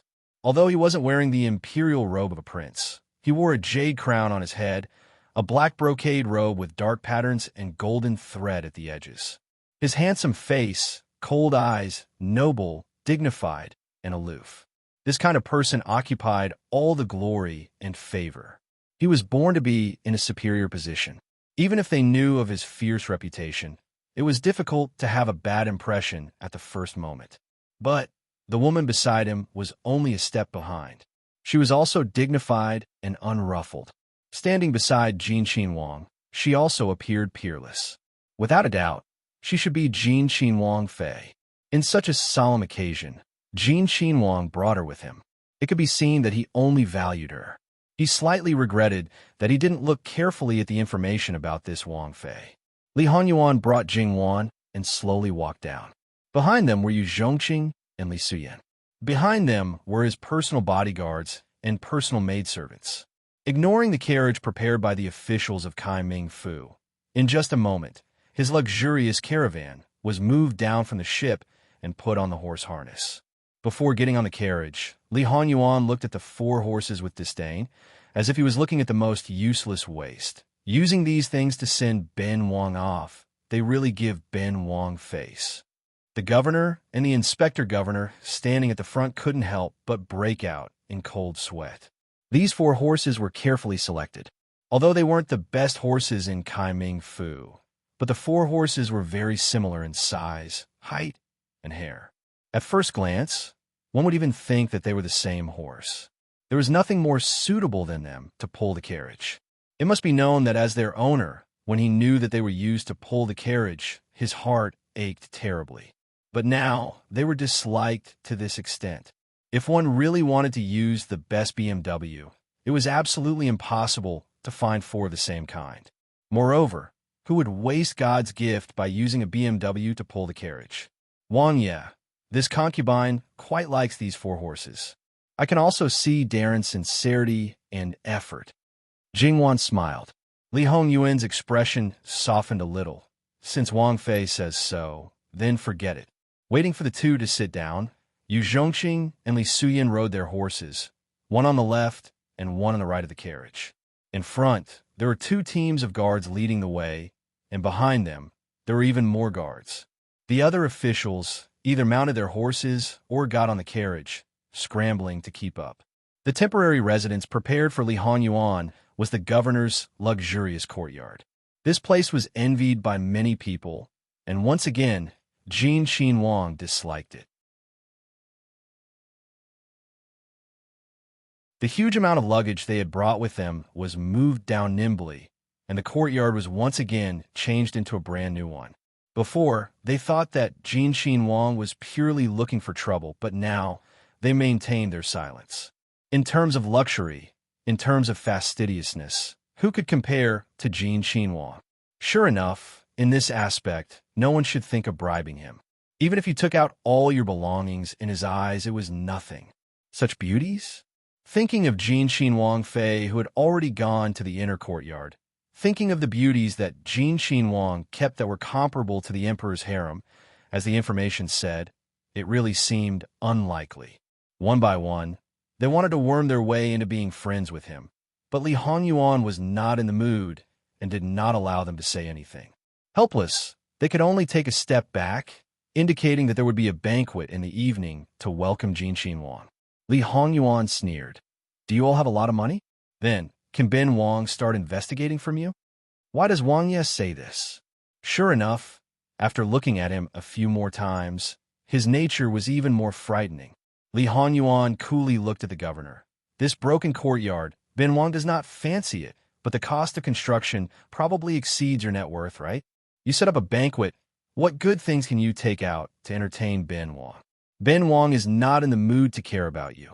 Scram as far as you can. If I don't summon you, don't come in front of Ben Wang. Since he had already said this, who would dare to continue to stay? Outside the door, you look at me, I look at you, their mouths seem to be filled with coptis. Their hearts are also beating wildly, hard to calm down. Living king of hell, sure enough, there was only a wrong name, but not a wrong nickname. This kind of person, how to please? Could it be that they had to show that their sleeves were clean, just and upright? This person was also not someone who would fall for this. After all, at the place where Jin Xinhuang had stayed before, the officials learned their lesson and acted in the opposite way, pretending to be poor. As a result, Jin Xinhuang directly confiscated their property, and if it was more than what they said, they were charged with the crime of deceiving the monarch. Without saying anything, they were directly sent to prison. After that, if they did their best to serve him, they could relax a bit. Jin Xinhuang Fei, it seems that this is the only way. If Jin Xinhuang Fei does not meet, or if Jin Xinhuang does not allow them to meet, what should we do? We can't just sit and wait for death, but if there's a possibility, we have to try. You should not stay here for too long. After all, those students cannot be delayed. Jin Xinhuang is not an ordinary person. Naturally, we cannot infer with common sense. Who knows if he will make an example out of Ming Fu, killing the chicken to warn the monkey. Therefore, the more they spoke, the more uncertain they became. Have you all cleaned up your hands? The governor asked half obscurely. Someone smiled bitterly. How could it be so easy? Some things were not so easy to clean up after they had been done. As long as they investigated to the end, they would definitely be exposed. Jin Xinhuang had a black cloth guard by his side, and there were a bunch of capable people. Some might help you hide it, but more people wanted to turn your background inside out. Therefore, it really could not withstand a serious investigation. We have to stabilize ourselves. We can't be his target. It is important to think of a way to send this god of plague away if we can't. The governor's face showed a ruthless expression. Everyone's heart shivered. Unless it was a last resort, no one wanted to take this step. Everyone disperse. The governor waved his hand and left first. The others left one after another. In the other courtyard, Li Hongyuan gently looked at the table, as if thinking about something. Master, the matter has been settled. And he came in from outside and reported respectfully. Li Honyuan nodded his head indifferently.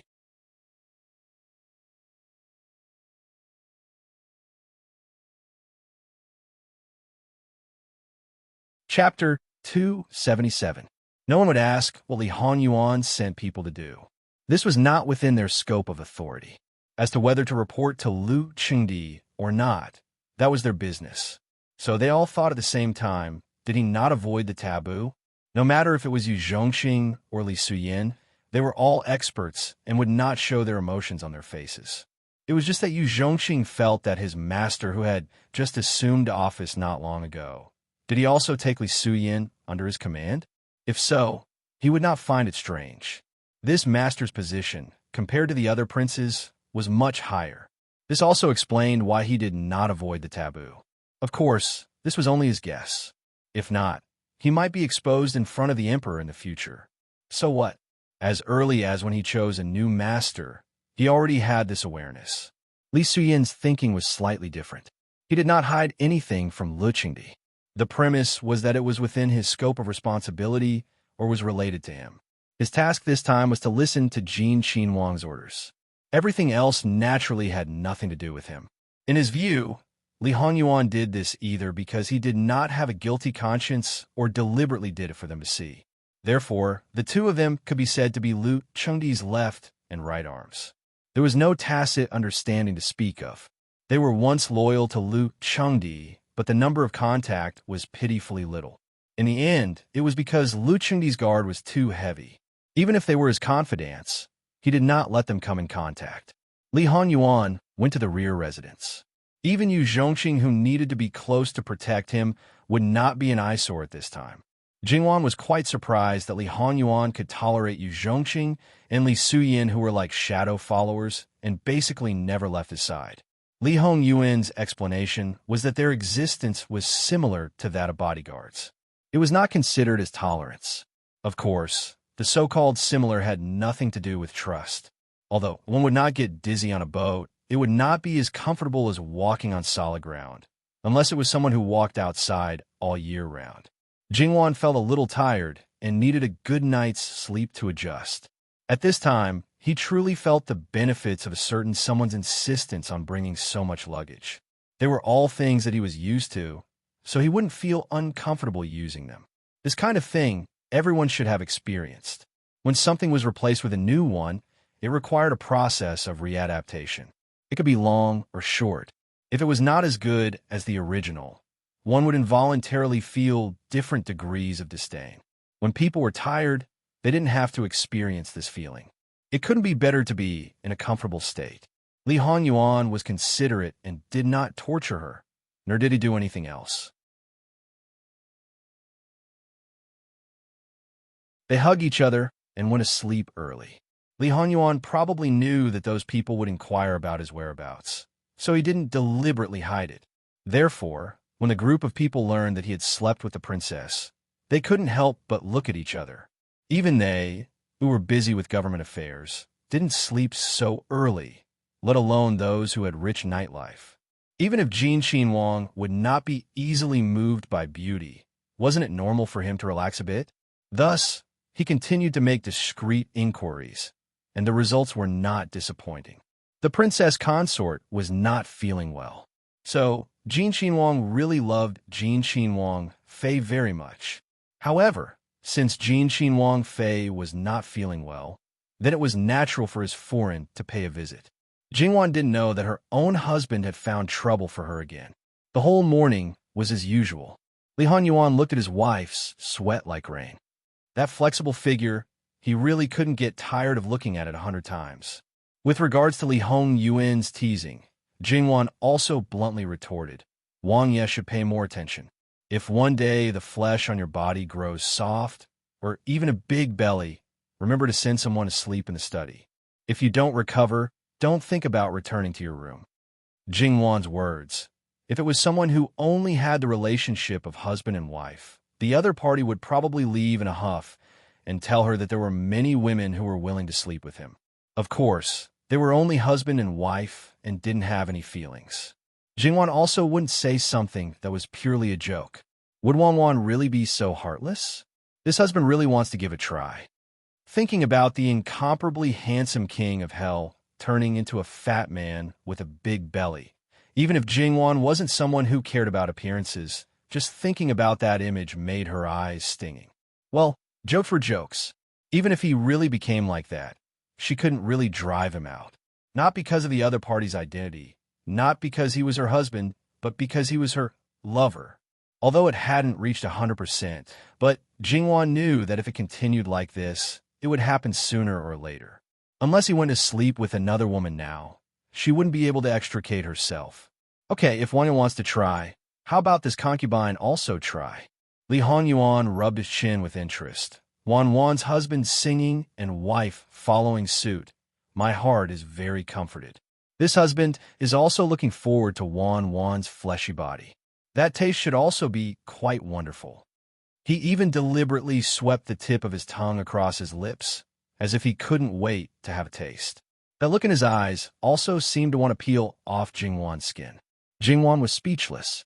Facing this bastard, she could only be defeated. She casually threw the handkerchief she used to wipe her sweat over. Not only did he not dislike it, but he also deliberately sniffed it twice and narrowed his eyes slightly. He seemed to be enjoying it, as if he wanted to have her sweat. Jingwan's body inexplicably trembled. She simply ended it in advance and left. But she heard the bastard's wanton laughter. Sure enough, the king of hell was the king of hell. No matter who he met, he was more than a level higher. Li Hongyuan's original purpose was to bring Jingwan out to have fun. He had been in a hurry in the beginning because he didn't want to hear the urgent nagging of the emperor. Wang would definitely not have a good time. But now, since he was already on the verge of it, there was no need to hurry. He would stay in Kaming Mansion for 10 days to half a month and visit the surrounding areas. Therefore, those who couldn't wait for Li Hongyuan to leave quickly would be so angry that they would vomit 3 liters of blood if they knew about this. Nanny Gong and the others had already known Li Hongyuan's purpose, so they had basically prepared everything to go out. After breakfast, they rested for a while. Jingwan saw a man who looked to be in his early 30s. His skin was darker than ordinary people. At first glance, he looked like a person who worked outside all year round. Jingwan was quite curious about why her husband specially asked such a person to come here. However, Jingwan found that this person seemed to be more respectful to her than to the king of hell. Generally speaking, when the couple sat together and greeted each other, it was enough for them to bow to each other. However, he bowed to each other separately.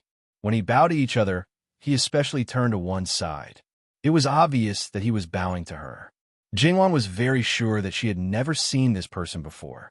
Then why did he behave like this? He is the one who got one of the 10 purses from Great Elder Princess. He is also the one you specially sent to teach him. Now he works in the Ministry of War and cooperates with you in drawing the geomantic map. Jingwan's eyes lit up. That's the one. He's practically traveled all over Qiyuan Empire and has also set foot in many neighboring countries. His memory is also very outstanding.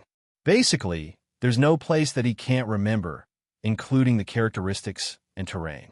He can remember everything clearly. He is like a living geomantic map. Your Highness, you flatter me. The living geomantic map said modestly. Li Hongyuan glanced at him and was a little unhappy. Your Highness, you remember it clearly. Jingwan grabbed Li Hongyuan excitedly and did not notice his strange behavior at the moment. Ah Yuan, thank you.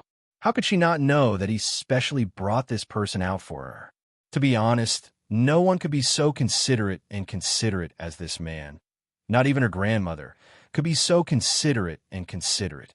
Li Hongyuan's eyes softened when he saw her beaming with joy. She even called him a nickname that she only used in private when there were outsiders present. Since she was so happy, he did not want to dampen her spirits. He reluctantly treated the living geomantic map as a dead one. Moreover, their first impression of the living geomantic map was exactly the same. It's good that you are happy. I think that with him, we should be able to have more fun. Jingwan nodded. That was right. This map was more useful than the electronic version of the map. It was simply a must-have for traveling.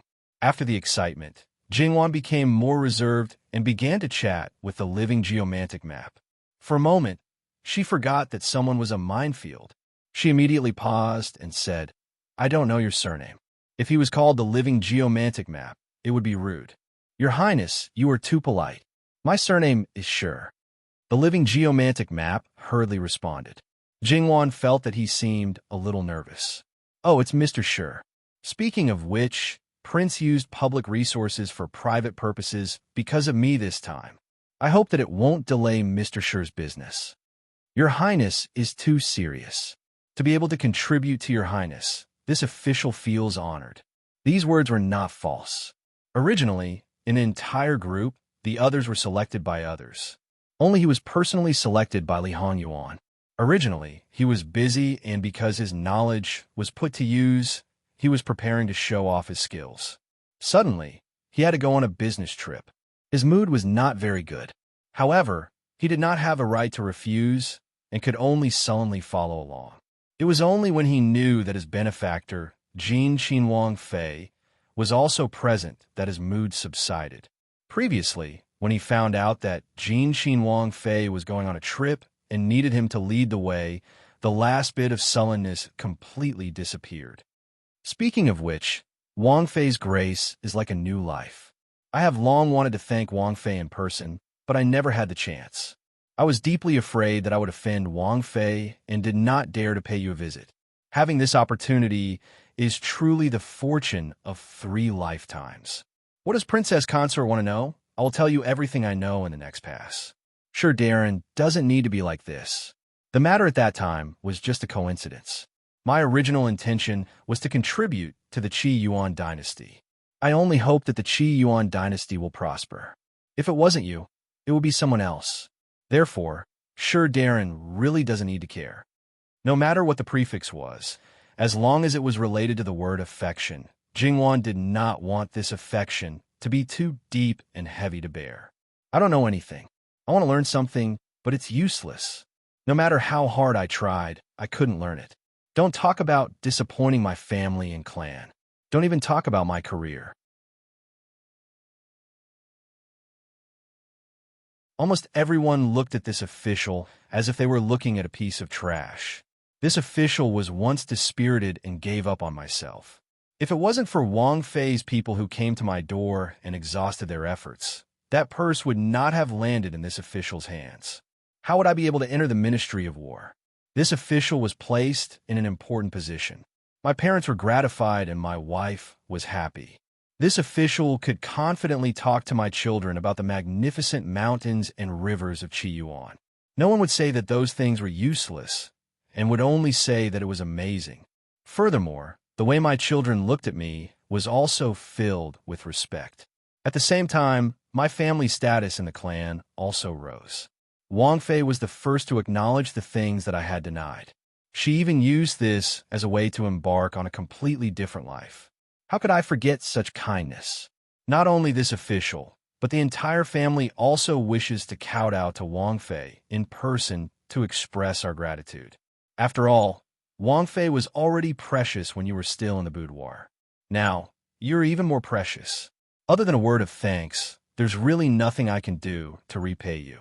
Living Geomancy Map spoke with sincerity. Jingwan sighed softly and did not know what to say. In fact, Jingwan knew a little about this official situation. In order to make better use of that purse, there were some things that needed to be clarified. However, she only heard about it from Nanny Gong. What she heard was only the general situation. Now it seemed that it was not so easy to just change the owner of the purse. Thinking about it, it made sense. The opportunity to show one's face in front of His Majesty might lead to a bright future. It was not so easy to give it away. Therefore, the person that Nanny Gong sent out to persuade her was also a talent. Li Hanyuan gently pinched Jingwan's mouth. Whatever Wang Fei says is what it is. There's no need to say anything else. If Wang Fei has a good time on this trip to Jiangnan, I will count it as a great merit. He did not hide his purpose at all. Not far away, Yu Zhongqing and Li Suyin lowered their eyebrows and narrowed their eyes. They held the hilts of the sabers at their waists and stood straight like wooden pillars. It was as if they did not hear anything. This official will do his best. In order to have a good time, Jingwan was determined to travel light. It was still a mighty group of people. Others could tell at a glance that they were not ordinary people. Not clearing the area was the same as clearing the area, but there would be no atmosphere. Of course, Jingwan also knew that their identities were special. It was impossible for them to be like ordinary people. Her request was only to make them look like a rich young master taking his wife out on a trip. It was enough. There must be a lot of hidden guards.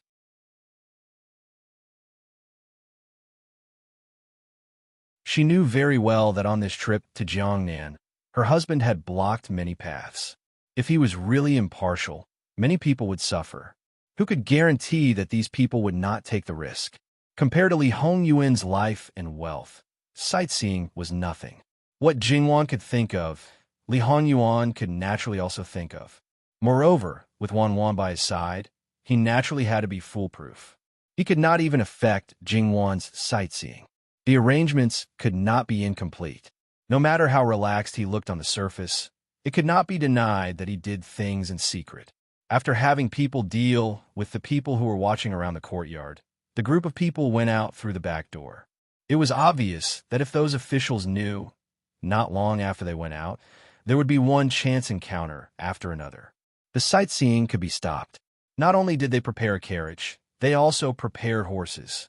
It was not that they were worried that Jingwan would be uncomfortable sitting in the carriage for too long.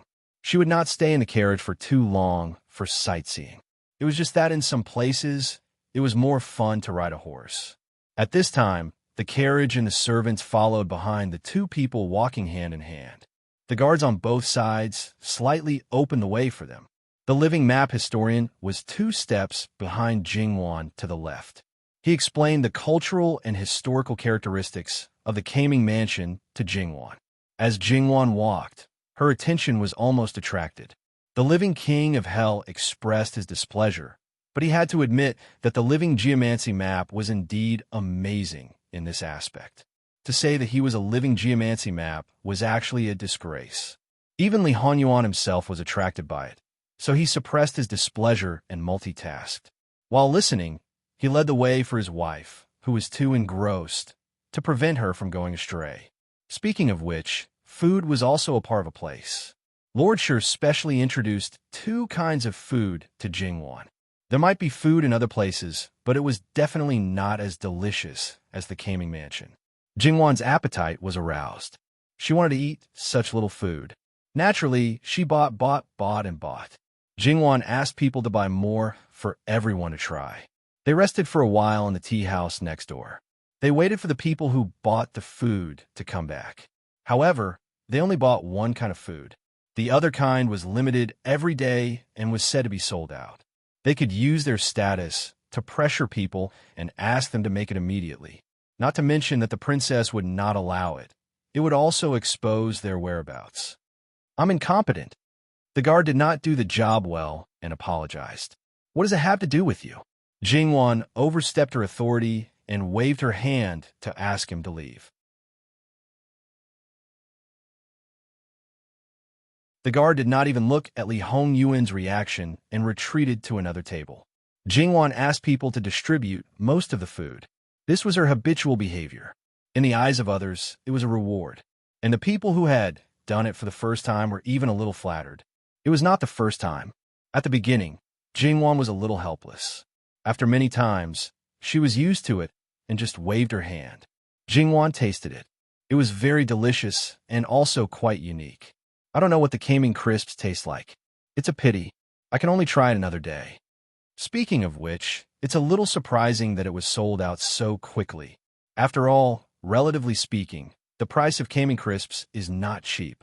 Very few commoners can afford to eat it. It's still early today. If it was not bought out by a rich family, it should not be sold out so quickly. Lord Shi continued. Is that so? Then there's no other way. However, we will not be staying in Kaming Mansion for one day. It doesn't matter if it's one more day. How can Ben Wang's Wang Fei be so wronged? Later, let someone go to the other courtyard to make it. Not to mention the people who served Jingwan, including Lord Shi, Yu Zhongqing, Li Suyin, and the others, all naturally thought so. Wasn't it so? A dignified Wang Fei eating something from you was a great favor. What was the reason for wanting her to wait another day? Jin Qinhuang Fei did not make things difficult for her because she was benevolent. Jingwan wanted to say something, but after thinking about it, she decided to let it go. This was a matter of perception. It was created by the social background. It was not something that could be explained clearly in 1 or 2 sentences. Moreover, if she said too much, other people would not feel that she was right. They would feel that she was deviating from the norm and associated with the common people. It was not a big matter, so there was no need to haggle over every ounce. Let's go," Jingwan said with a smile. Li Hanyuan nodded and took the lead to get up. Very naturally, he reached out to support Jingwan. His every move was seen by Lord Shi. Because of Jingwan's kindness, he believed that it was not only him. The other 9 people, as long as they knew how to repay kindness, they all hoped that Jingwan could be well, have a good husband, and have a happy family. At the time when she was bestowed the marriage with Jin Qinhuang, they had a lot of worries in their hearts. But they could not say it, they could not care. After all, she was an outsider. If they interfered, it would have a bad influence on her. Thus, they could only watch helplessly. However, up until now, everything was good. The happiest thing was that Jin Qinhuang loved her deeply and did not throw her to the side after marrying her.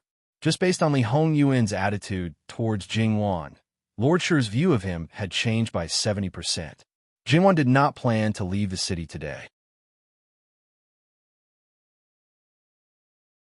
She was prepared to walk around the city. According to what Lord Shi said, Kaiming Fu actually had a history of more than 2,000 years. It had been rebuilt on a large scale several times. Not only that, it was the capital city of 2 dynasties. It could be imagined that it should have a lot of advantages in many aspects. There were many places that were worth exploring. For example, there were some ancient buildings and treasures that recorded the detailed history of Kaiming Fu. In addition to these, there were also places similar to gardens in Kaiming Fu. That was not the private property of anyone in Kaiming Fu. Rather, belonged to the public property that no one in Kaiming Fu could occupy. It was said that it was left behind by the first governor of the Kaiming Fu of the Qi Yuan dynasty. He was an old official of the previous dynasty, and his hometown was also in Kaiming Fu. He was not young, but when he was in office for 4 years, a sudden illness took his life. Before his death, he did something that was simply shocking in the eyes of the world. He donated all the property that belonged to his branch and did not leave a single copper coin for his descendants, let alone his clansmen. He also declared that these things belonged to the entire Kaiming Fu. If it was occupied by an individual, it would mean that the Qi Yuan dynasty would change. These words were very ruthless and directly alarmed Emperor Taizu. Emperor Taizu personally made the decision and issued an imperial edict to acknowledge his last wishes. As a result, his clansmen who originally stomped their feet and did not want him to enter the ancestral grave all shut their mouths and did not dare to say another word. Not only that, they also had to give him a grand burial.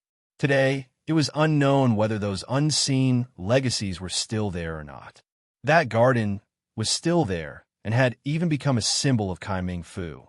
When one arrived at Kaiming Fu, if one did not take a look at it, it would seem that one had not been here before. In Jingwan's opinion, this was simply the feudal version of giving away one's property for charity. When she first heard about it, Jingwan even suspected that this person had the same origin as her. After careful investigation, the possibility was too small because other than that, he did not leave behind anything advanced. However, even Jingwan felt that it was inconceivable because he was an aboriginal. How should she put it? The history of the Qi Yuan, and even the Qi Yuan before, was very similar to the history of her previous life. Under the feudal dynasty, the emphasis was on the family, the clan, the protection of the descendants, and the roots. Everything was done for the future generations. Giving away one's property to a person before one's death was something that no one could understand. Therefore, even those who had benefited from him did not understand, let alone agree with his practice. They only said that he was simply crazy. Jingwan felt that perhaps she could understand because of her own reasons. She then asked Lord Sher about the governor's life and the situation of his descendants. Sure enough, when he was alive, he was the only one who held the highest position and power in the entire family. There was no one else who was decent. Although the property that he gave away was his private property, it was 70% of the total property of the entire family. It was no wonder that his clansmen were so angry. They even said that he was unfilial, as he even gave away the things left behind by his ancestors. They also could not blame him for using the Qi Yuan's fate as a curse. A few years after his death, his descendants were the first to rise, followed by the other clansmen. Until now, they had multiplied into a family that could not be underestimated in the entire Qi Yuan, the Wei family. Jingwan heard everything and sighed softly. This Governor Wei is really bold. Everyone was stunned when they heard this. Lord Sher asked, "Princess, why do you say that? Without destruction, there can be no construction. This is probably the reason why Governor Wei did this. The Wei clan, or perhaps the direct descendants of Governor Wei, should have something like a letter left behind by him. Otherwise, his earnest expectations and painstaking efforts would have been wasted if no one understood. I just don't know if he hid it away or gave it to someone." Princess, your words are interesting, but you are the person who fits Governor Wei's temperament the best. Li Hanyuan said, "I didn't understand it at first, but after listening to your words, I suddenly feel enlightened. It seems that the world has misunderstood Governor Wei. We are not as good as you, Princess." Lord Sher bowed. "Lord Sher, you flatter me." Jingwan did not explain further. Perhaps Governor Wei's thinking was slightly more advanced than others. The Grand Secretary's second wife is from the Wei family. The second wife is also a descendant of Governor Wei. It's just that she is 5 generations away from the main branch. Li Suyin suddenly said. Jingwan was stunned. She didn't expect there to be such a connection. As one of the leaders of the Blackguard, it was not surprising that she knew this. But did Li Suyin suddenly say this because she suddenly thought of this, or did she have a special intention? On the other hand, Li Hanyuan tilted his head slightly to look at Li Suyin. His gaze changed slightly. There was no doubt that Ruan Ruizhong's second wife was a spy. However, he now felt that things were not that simple. The most important point was that Governor Wei was an old official of the previous dynasty. There was a need to send someone to investigate. If there was no problem, it would be fine. If there was a problem, after listening to the story, Jingwan's attention was finally diverted.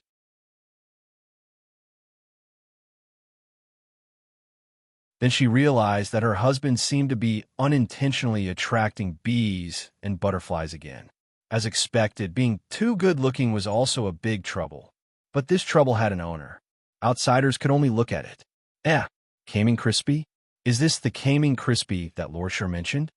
Jingwan accidentally saw a restaurant and saw the signboard.